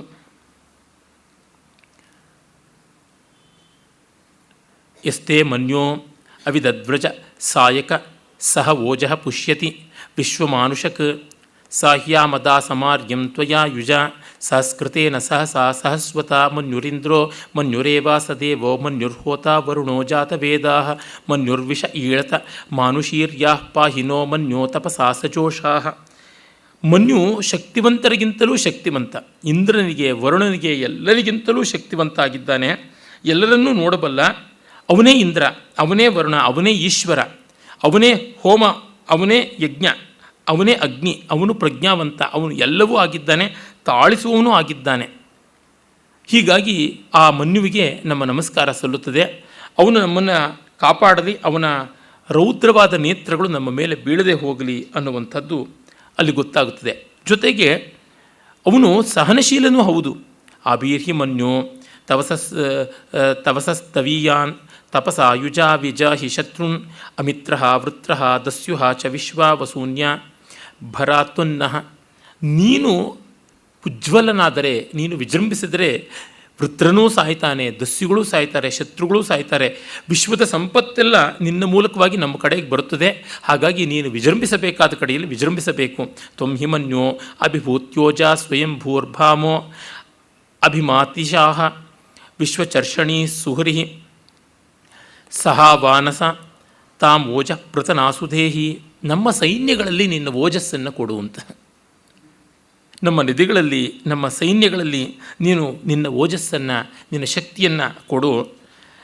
ನಿನ್ನ ಓಜಸ್ಸಿನಿಂದ ನಮ್ಮ ಶತ್ರುಗಳನ್ನು, ನಮ್ಮ ಪರಿಪಂಥಿಗಳು ಯಾರಿದ್ದಾರೆ ಅವರನ್ನು ನೀನು ಧ್ವಂಸ ಮಾಡು. ನೀನು ಅಮಿತ್ರಃ, ವೈರಿಗಳನ್ನು ಧ್ವಂಸ ಮಾಡ್ತಕ್ಕಂಥವನು ಅಂತ. ಅಂದರೆ ಕೋಪಕ್ಕೆ ಎಲ್ಲಿ ಬೆಲೆ ಉಂಟು, ಎಲ್ಲಿ ಸಲ್ಲಬೇಕೋ ಅಲ್ಲಿ. ನಮ್ಮ ಸೈನ್ಯದಲ್ಲಿ ಕೋಪ ಇರಬೇಕು. ನಮ್ಮ ಸೈನ್ಯ ಶತ್ರುಗಳ ಮೇಲೆ ಕೋಪ ಮಾಡಿಕೊಂಡು ಅವ್ರನ್ನ ಜಯಿಸಬೇಕು, ಗೆಲ್ಲಬೇಕು, ಈ ರೀತಿಯಾಗಿ ಮಾಡಬೇಕು. ಹೀಗೆ constructive way of wrath, constructive way of employment of wrath, ಇದು ಬಹಳ ಮುಖ್ಯ. ಕೋಪವನ್ನು ರಚನಾತ್ಮಕವಾಗಿ ಬಳಸ್ಕೊಳ್ತಕ್ಕಂಥದ್ದು. ಇದು ಅಲ್ಲಿ ನಮಗೆ ಗೊತ್ತಾಗುತ್ತದೆ ವೇದರ್ಷಿಗಳ ಜ್ಞಾನ ಎಂಥದ್ದು ಅಂದರೆ, ಜಗತ್ತಿನಲ್ಲಿ ಹಿಂಸೆ ಇದೆ, ಕೋಪ ಇದೆ, ಕ್ರೋಧ ಇದೆ, ಕ್ರೋಧದ ಪರಿಣಾಮವಾಗಿ ಬರುವ ಹಿಂಸೆ ಇದೆ. ಅದು ದುರ್ನಿವಾರ್ಯ. ಅದು ಯುಕ್ತವಾದ ರೀತಿಯಲ್ಲಿ ಆದಾಗ ಸಜ್ಜನರು ಮತ್ತು ಅಹಿಂಸಾಳುಗಳು ಅವರು ರಕ್ಷಿತರಾಗ್ತಾರೆ ಅಂತ. ಅಹಿಂಸೆ ಅನ್ನುವ ಒಳ್ಳೆಯ ತೋಟವನ್ನು ಕಾಪಾಡೋದಕ್ಕೆ ಹಿಂಸೆ ಅನ್ನುವ ಬೇಲಿ ಅನಿವಾರ್ಯ. ಇವುಗಳು ಯಮಲ ರೂಪಿಯಾಗಿ ಇದ್ದೇ ಇರುತ್ತವೆ. ಇದನ್ನು ನಾವು ಕಾಣಬೇಕಾಗುತ್ತದೆ. ಒಳ್ಳೆಯವರು ಒಳ್ಳೆಯವರಾಗಿ ಉಳಿಯಬೇಕು ಅಂತಂದರೆ ಕೆಲವರಿಗೆ ಕೆಟ್ಟವರಾಗಬೇಕು. ನಮ್ಮ ವಿಜಯದಶಮಿ ಆ ರೀತಿಯಾದ ಒಂದು ಹಬ್ಬ. ಈಗ ಬರ್ತಾ ಇರ್ತಕ್ಕಂಥ ವಿಜಯದಶಮಿ ಕ್ಷಾತ್ರ ಪರ್ವ ಅಂತ ನಾವು ಹೇಳ್ತೀವಿ. ಅಲ್ಲಿ ಅದೇನೆ, ಯೋಸ್ಮಾನ್ ದ್ವೇಷ್ಟಿ ಎಂಚ ವಿಂದಿಷ್ಮ ಜಂಭೆ ದದಾಮಿ ಅಂತ ವೇದ ಮತ್ತೆ ಮತ್ತೆ ಹೇಳುತ್ತಲ್ಲ. ಯಾರು ನಮ್ಮನ್ನು ದ್ವೇಷಿಸ್ತಾನೋ, ನಾವು ಯಾರನ್ನು ದ್ವೇಷಿಸ್ತಾನೋ ಅವನನ್ನು ನಾವು ಬಡ್ದು ಹಾಕ್ತೀವಿ ಅಂತಕ್ಕಂಥದ್ದು. ಹೀಗಿಲ್ಲದೆ ಇದ್ದರೆ ನಡೀತಕ್ಕಂಥದ್ದು ಅಲ್ಲ.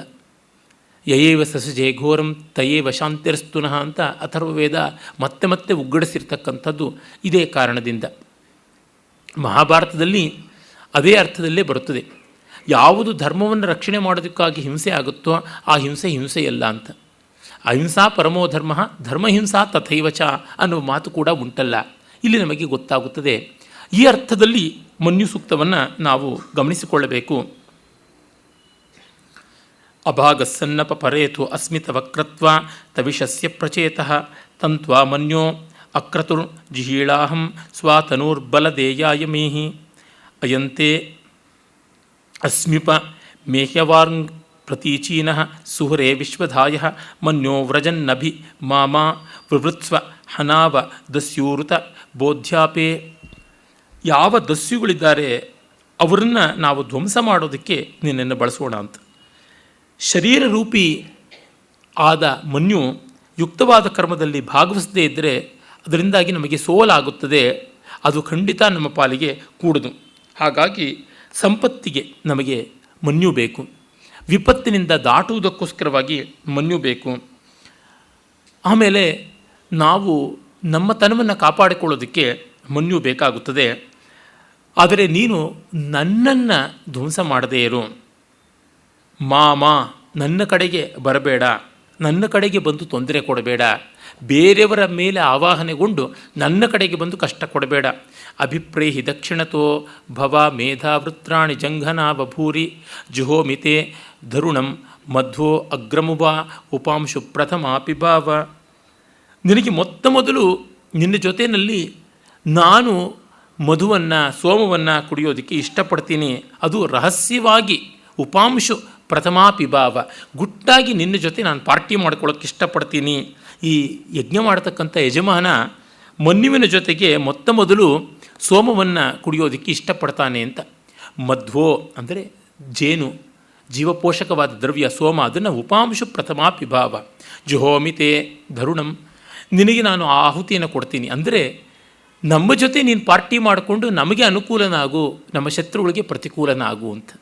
ಕ್ರೋಧವನ್ನು ರಚನಾತ್ಮಕವಾಗಿ ಬಳಸಿಕೊಳ್ಳುವ ರೀತಿಯಾಗಿ ಈ ಒಂದು ಸೂಕ್ತ ನಮಗೆ ತುಂಬ ಉಪಾದೇಯವಾಗಿ ಕಾಣುತ್ತದೆ.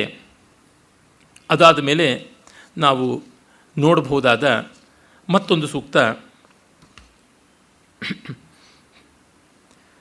ಬಹಳ ಪ್ರಖ್ಯಾತವಾದ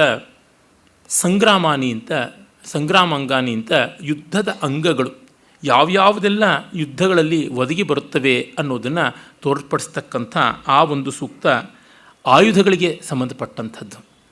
ಅಂದರೆ ನಿನ್ನೆ ದಿವಸ ನಾನು ರಾಷ್ಟ್ರ ಸೂಕ್ತವನ್ನು ಹೇಳಿದೆ. ಧ್ರುವಂತೆ ರಾಜ ವರುಣೋ ಧ್ರುವನ್ ದೇವೋ ಬೃಹಸ್ಪತಿ ಇತ್ಯಾದಿಯಾಗಿ.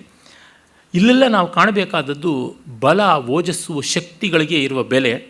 ಮತ್ತು ಆ ಯುದ್ಧ ಪರಿಕರಗಳು ನಮಗೆ ತುಂಬ ಪ್ರಯೋಜನಕಾರಿಯಾಗಿ ಬಂದು ಹೇಗೆ ದೇಶದ ರಕ್ಷಣೆ, ದೇಹದ ರಕ್ಷಣೆ, ಸಮಾಜದ ರಕ್ಷಣೆ ಇವನ್ನೆಲ್ಲವನ್ನು ಮಾಡುತ್ತವೆ ಅನ್ನೋದನ್ನು ಕಾಣಬೇಕಾಗುತ್ತದೆ. ಇದು 6ನೇ ಮಂಡಲದಲ್ಲಿ ಬರತಕ್ಕಂಥ 75ನೆಯ ಸೂಕ್ತ. ಸಾಕಷ್ಟು ವಿಸ್ತೃತವಾದದ್ದು. ಇಲ್ಲಿ ಆಯುಧಗಳು ಆ ಕಾಲದಲ್ಲಿ ಯಾವುದಿದ್ವು ಅವುಗಳನ್ನೆಲ್ಲವನ್ನೂ ಪ್ರಸ್ತಾವಿಸ್ತಾರೆ. 18 ಮಂತ್ರಗಳು ಈ ಸೂಕ್ತದಲ್ಲಿ ಇವೆ. ಇದನ್ನು ಕಂಡವನು ಪಾಯು ಭರದ್ವಾಜ ಮಹರ್ಷಿ. ಅಲ್ಲಿ ಹೇಳ್ತಾರೆ, ಜೀಮೂತಸ್ಯೇವ ಭವತಿ ಪ್ರತೀಕಂ ಯದ್ವರ್ಮಿ ಯಾತಿಂ ಸಮಧಾಮುಪಸ್ಥೆ ಅನಾವಿದ್ಧಯಾ ತನ್ವಾ ಜಯತ್ವಂ ಸತ್ವಾ ವರ್ಮಣೋ ಮಹಿಮಾ ಪಿಪರ್ತು. ಅಂದರೆ ರಾಜ ಧರಿಸಿರ್ತಕ್ಕಂಥ ವರ್ಮ ಕವಚ ಯಾವುದಿದೆ ಅದು ಯುದ್ಧರಂಗಗಳಲ್ಲಿ ಶತ್ರುಗಳಿಗೆ ಸಿಲುಕದೆ ಅನವಿದ್ಧಯ, ಯಾವ ಬಾಣ ಇತ್ಯಾದಿಗಳಿಗೂ ತುತ್ತಾಗಿ ಹರಿದು ಹೋಗದೆ ಜಯಿಸುವಂಥ ಆಗಲಿ. ಹಾಗಾಗಿ ವರ್ಮಣೋ ಮಹಿಮ, ಆ ಕವಚದ ಮಹಿಮೆ ನಮ್ಮನ್ನು ರಕ್ಷಿಸಲಿ, ಪಿಪರ್ತು ಪೋಷಣೆಯನ್ನು ಮಾಡಲಿ ಅನ್ನುವಂಥದ್ದು. ಅಂದರೆ ಇಲ್ಲಿ ಕವಚವನ್ನು ಬಳಸ್ತಾ ಇದ್ದರು ಆಗ ಅಂತ ಅನ್ನೋದು ಗೊತ್ತಾಗುತ್ತದೆ. ಮೊದಲು ನನ್ನ ರಕ್ಷಣೆ, ಆಮೇಲೆ ಶತ್ರುವಿನ ದಂಡನೆ. ಹೀಗಾಗಿ ಆತ್ಮರಕ್ಷಣೆ ಇಲ್ಲದೆ ದಂಡನೆ ಮಾಡುವಂತೆ ಇಲ್ಲ. ಇದನ್ನು ನಾವು ಗಮನಿಸಿಕೊಳ್ಳಬೇಕು. ಎಷ್ಟೋ ಬಾರಿ ಅರಕ್ಷಿತವಾಗಿ ನಾವು ಹೋರಾಡ್ತೀವಿ, ಅದು ಅವಿವೇಕ. ಸುರಕ್ಷಿತವಾಗಿ ನಾವು ಯುದ್ಧ ಮಾಡಬೇಕು. ಯುದ್ಧವೇ ಮಾಡುವುದಾದರೆ ಜಯ ಅನ್ನೋದು ಬಹಳ ಮುಖ್ಯ. ನಮ್ಮಲ್ಲಿ ಕವಚದ ಕಲ್ಪನೆ ಎಷ್ಟು ವಿಸ್ತೃತವಾಗಿ ಬಂದಿದೆ ಅಂತಂದರೆ, ಸ್ತುತಿಗಳನ್ನು ಕವಚರೂಪವಾಗಿ ಮಾಡುವಂಥದ್ದು ಉಂಟು. ಶಿವಕವಚ, ವಿಷ್ಣು ಕವಚ, ನಾರಾಯಣ ಕವಚ, ದೇವಿ ಕವಚ ಹೀಗೆಲ್ಲ ಬಂದಿವೆ. ಅದು ಮಾತ್ರವಲ್ಲದೆ ದೇವಿಯ ಆಯುಧಾದಿಗಳು ನಮ್ಮನ್ನು ಕಾಪಾಡಲು ಎನ್ನುವ ಬಹಳ ಪ್ರಸಿದ್ಧವಾದ ಸ್ತೋತ್ರ ಅರ್ಗಳ ಸ್ತೋತ್ರ ಅಂತ ಉಂಟು. ಬೋಲ್ಟಿಂಗ್, ಎಲ್ಲ ತೊಂದರೆಗಳು ಕಷ್ಟಗಳು ನಮ್ಮೊಳಗೆ ಬಂದು ಸೇರಿಕೊಳ್ಳದಂತೆ ನಮ್ಮ ಅಂತರಂಗದ ಬಾಗಿಲುಗಳನ್ನು ಹಾಕಿಕೊಂಡು ಅಗಳಿಯನ್ನು ನಾವು ಬೆಸೆಯುತ್ತೀವಿ ಅನ್ನೋ ಅರ್ಥದಲ್ಲಿ ಅರ್ಗಲಾ ಸ್ತೋತ್ರ. ಅಲ್ಲಿ ದೇವಿಯ ಬೇರೆ ಬೇರೆ ಆಯುಧಗಳು ನಮ್ಮನ್ನು ಕಾಪಾಡಲಿ ಅಂತಕ್ಕಂಥದ್ದು. ನಮ್ಮ ದೇವದೇವತೆಗಳ ಕೈನಲ್ಲಿರತಕ್ಕಂಥ ಆಯುಧಗಳನ್ನು ಕಂಡು ಎಲ್ಲ ಇವತ್ತಿನ ಸೋಕಾಳು ವಿಚಾರವಾದಿಗಳು ಇದು ಉಗ್ರವಾದದ್ದು, ಇದು ಹಿಂಸಾಕಾಂಡ, ಹಾಗೆ ಹೀಗೆ ಅಂತೆಲ್ಲ ಅಂತಾರೆ. ಅದು ಅಬದ್ಧವಾದದ್ದು. ಇವರೆಲ್ಲ ಹೇಳ್ತಕ್ಕಂಥವ್ರು ಬೆಚ್ಚಿಗೆ ಬೆಂಗಳೂರಿನಲ್ಲಿ ಕೂತ್ಕೊಂಡು ಎಲ್ಲವನ್ನ ಹೇಳ್ತಾರೆ. ಅದೇ ನಮ್ಮ ಗಡಿನಾಡುಗಳಲ್ಲಿ ಇರ್ತಕ್ಕಂಥವ್ರು ಇವರೆಲ್ಲ ಹೋಗ್ಬಿಟ್ಟು ಕಾಶ್ಮೀರದಲ್ಲಿ ಎಂದಾದರೂ ಹೀಗೆ ಕೂತು ಭಾಷಣ ಮಾಡ್ತಾರಾ? ಎಲ್ಲ ಆಯುಧ ಸನ್ಯಾಸ, ಗಾಂಧಿಯೂ ಸೇರಿದಂತೆ ಬೆಚ್ಚಗೆ ಮಾಡ್ತಕ್ಕಂಥದ್ದು.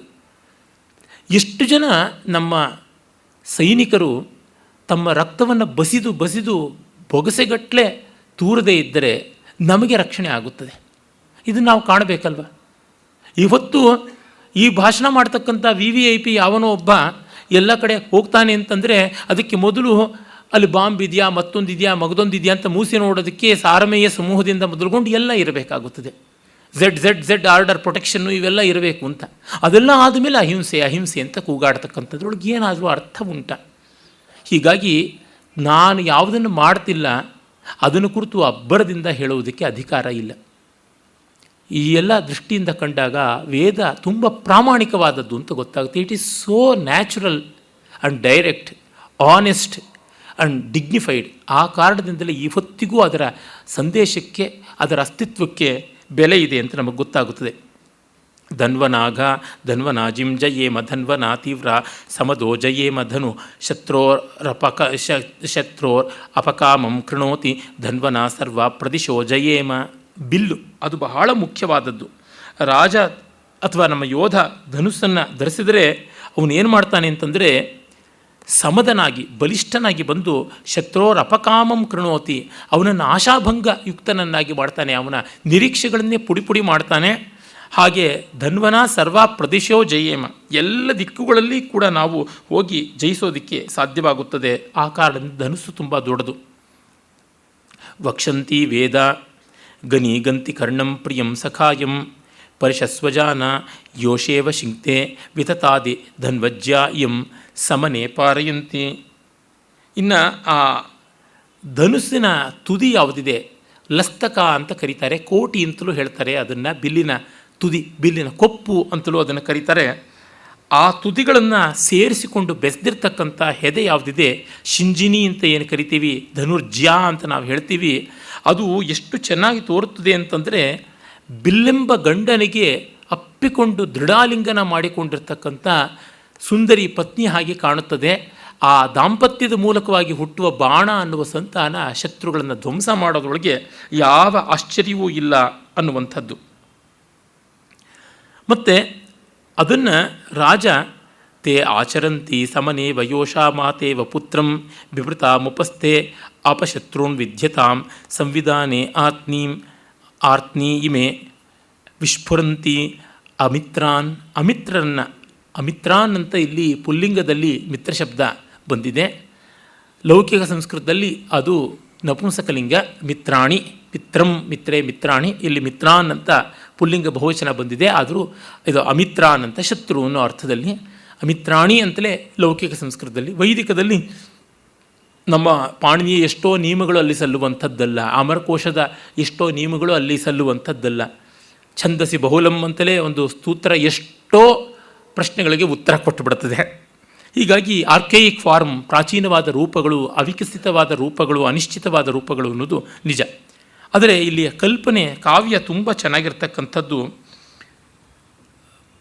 ಪ್ರಿಯನ ತೊಡೆಯ ಮೇಲೆ ಇರುವ ಪತ್ನಿ ಹಾಗೆ ಆ ಒಂದು ಬಿಲ್ಲು ಬಾಣದ ಜೊತೆಗೆ ಸೇರಿಕೊಂಡು ಶಿಶುವಿನ ಹಾಗೆ ಆ ಬಾಣ ಉಂಟು.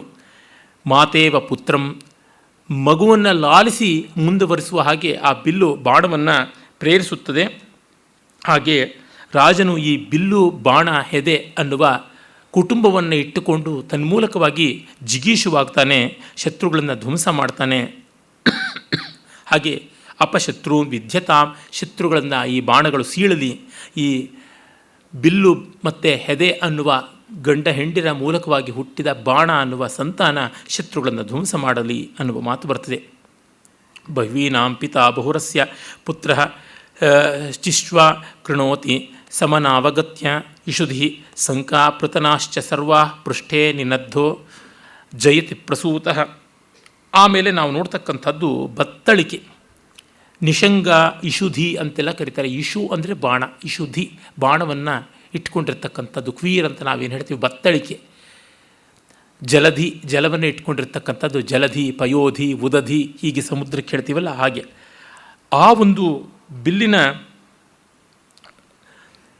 ಮಕ್ಕಳಾದ ಬಾಣಗಳನ್ನು ಹೊತ್ತಿರ್ತಕ್ಕಂಥ ಬತ್ತಳಿಕೆಯಿಂದ ಬಾಣಗಳನ್ನು ಸೆಳೆಯುವಾಗ ಆಗತಕ್ಕಂಥ ಧ್ವನಿ ಯಾವುದಿದೆ ಅದೇ ಶತ್ರುಗಳನ್ನು ಪೃಷ್ಠೇ ನಿನದ್ಧೋ ಜಯತಿ ಪ್ರಸೂತಃ, ಹೀಗೆ ಸರಕ್ಕನೆ ಆ ಹೆಗಲಿಗೆ ಕಟ್ಟಿದ ಬತ್ತಳಿಕೆಗಳಿಂದ ಒಡಮೂಡುವ ಬಾಣಗಳು ಶತ್ರುಗಳ ಎದೆಯನ್ನು ಭೇದಿಸುತ್ತವೆ. ಆ ಶಬ್ದವೇ ಸಾಕು ಧ್ವಂಸ ಮಾಡಬೇಕು, ಹಾಗಿರಬೇಕು ಅಂತ.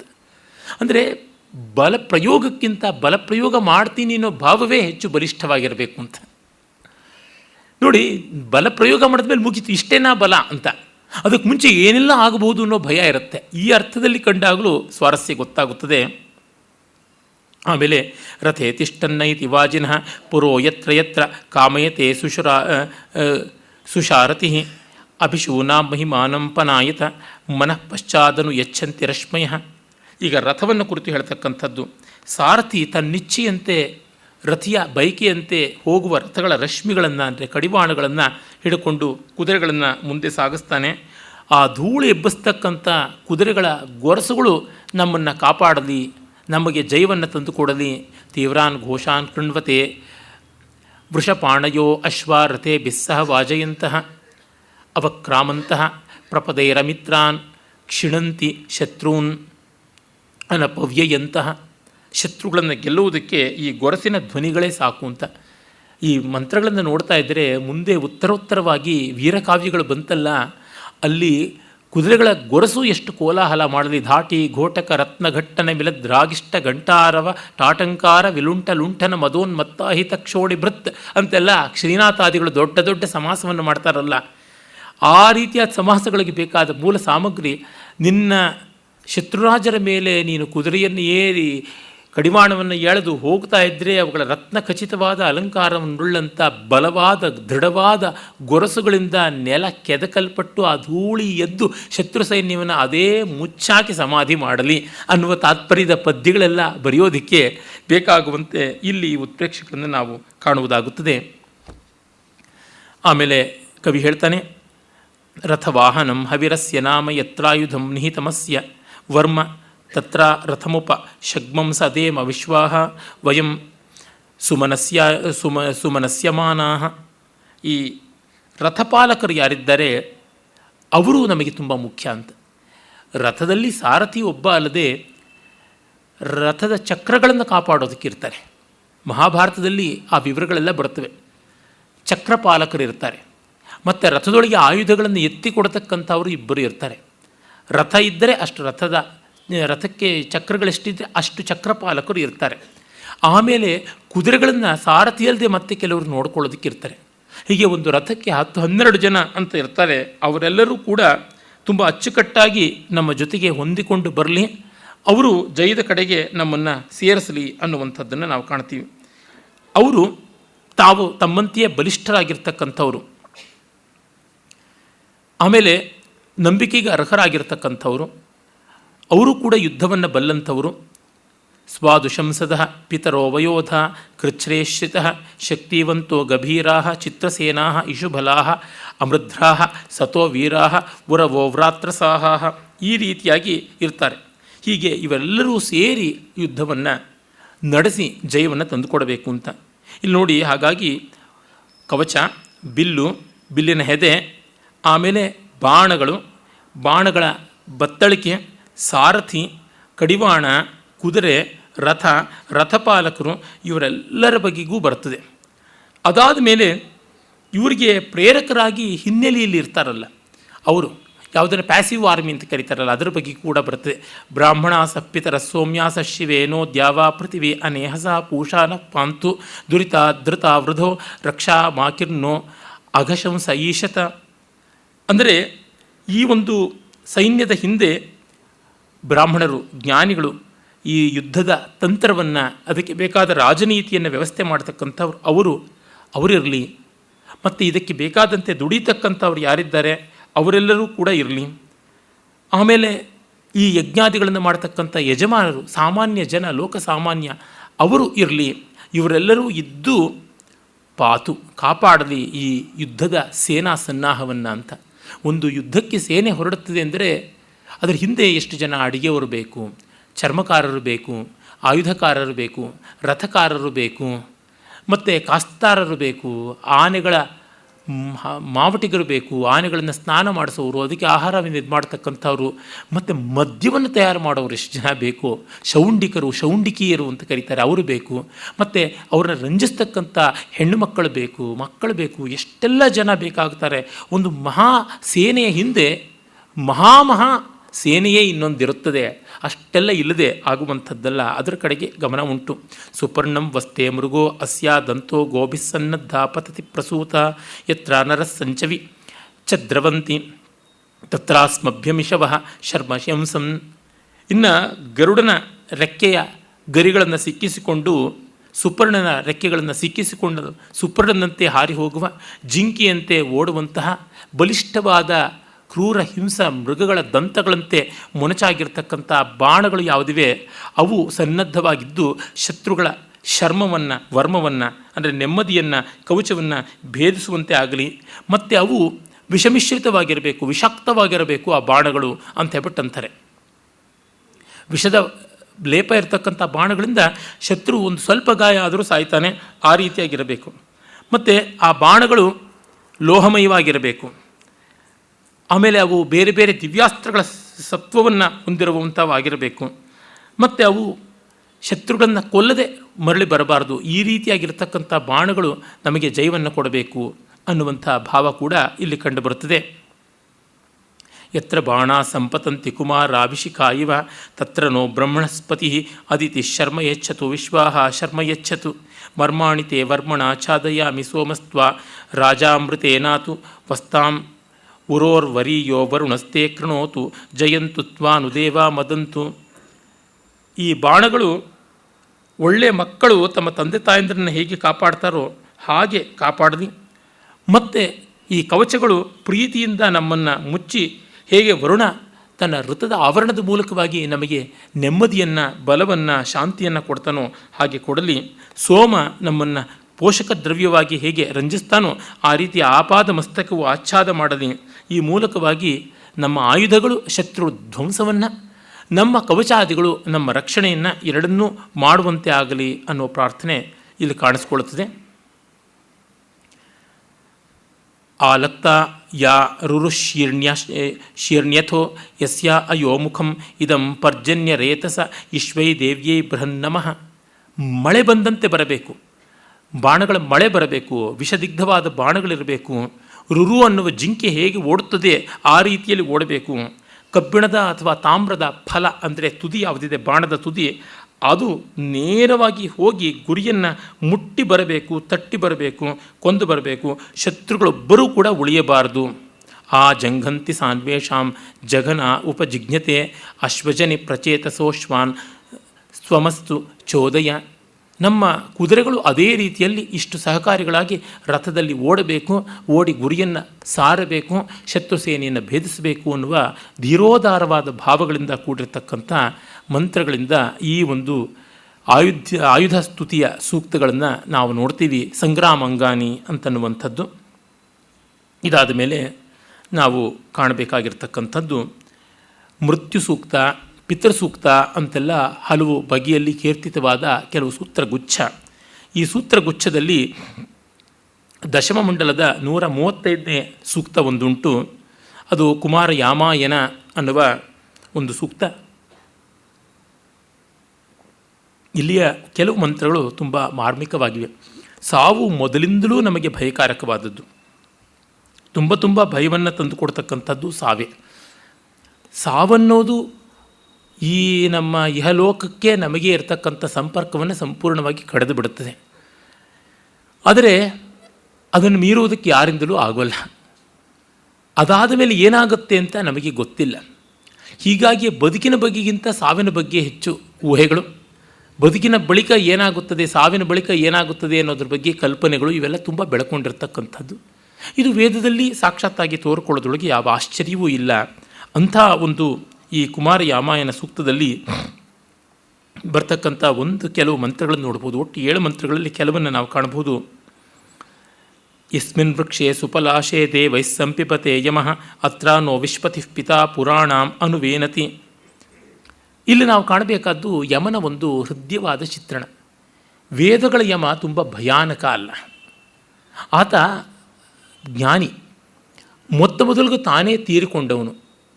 ವೇದಗಳಲ್ಲಿ ಕಥೆ ಬರ್ತದೆ, ಮೊದಲು ಸತ್ತವನು ಯಮ, ಹಾಗಾಗಿ ಅವನು ಮೃತ್ಯುಲೋಕದ ದೇವತೆ ಆದ ಅಂತ. ಅದರೊಳಗೆ ಒಂದು ಧ್ವನಿ ಕಾಣುತ್ತದೆ, ಸಾವಿಗೆ ಅಂಜದೇ ಇದ್ದವನೇ ಸಾವಿನ ಲೋಕದ ಒಡೆಯನಾದವನು ಅಂತ.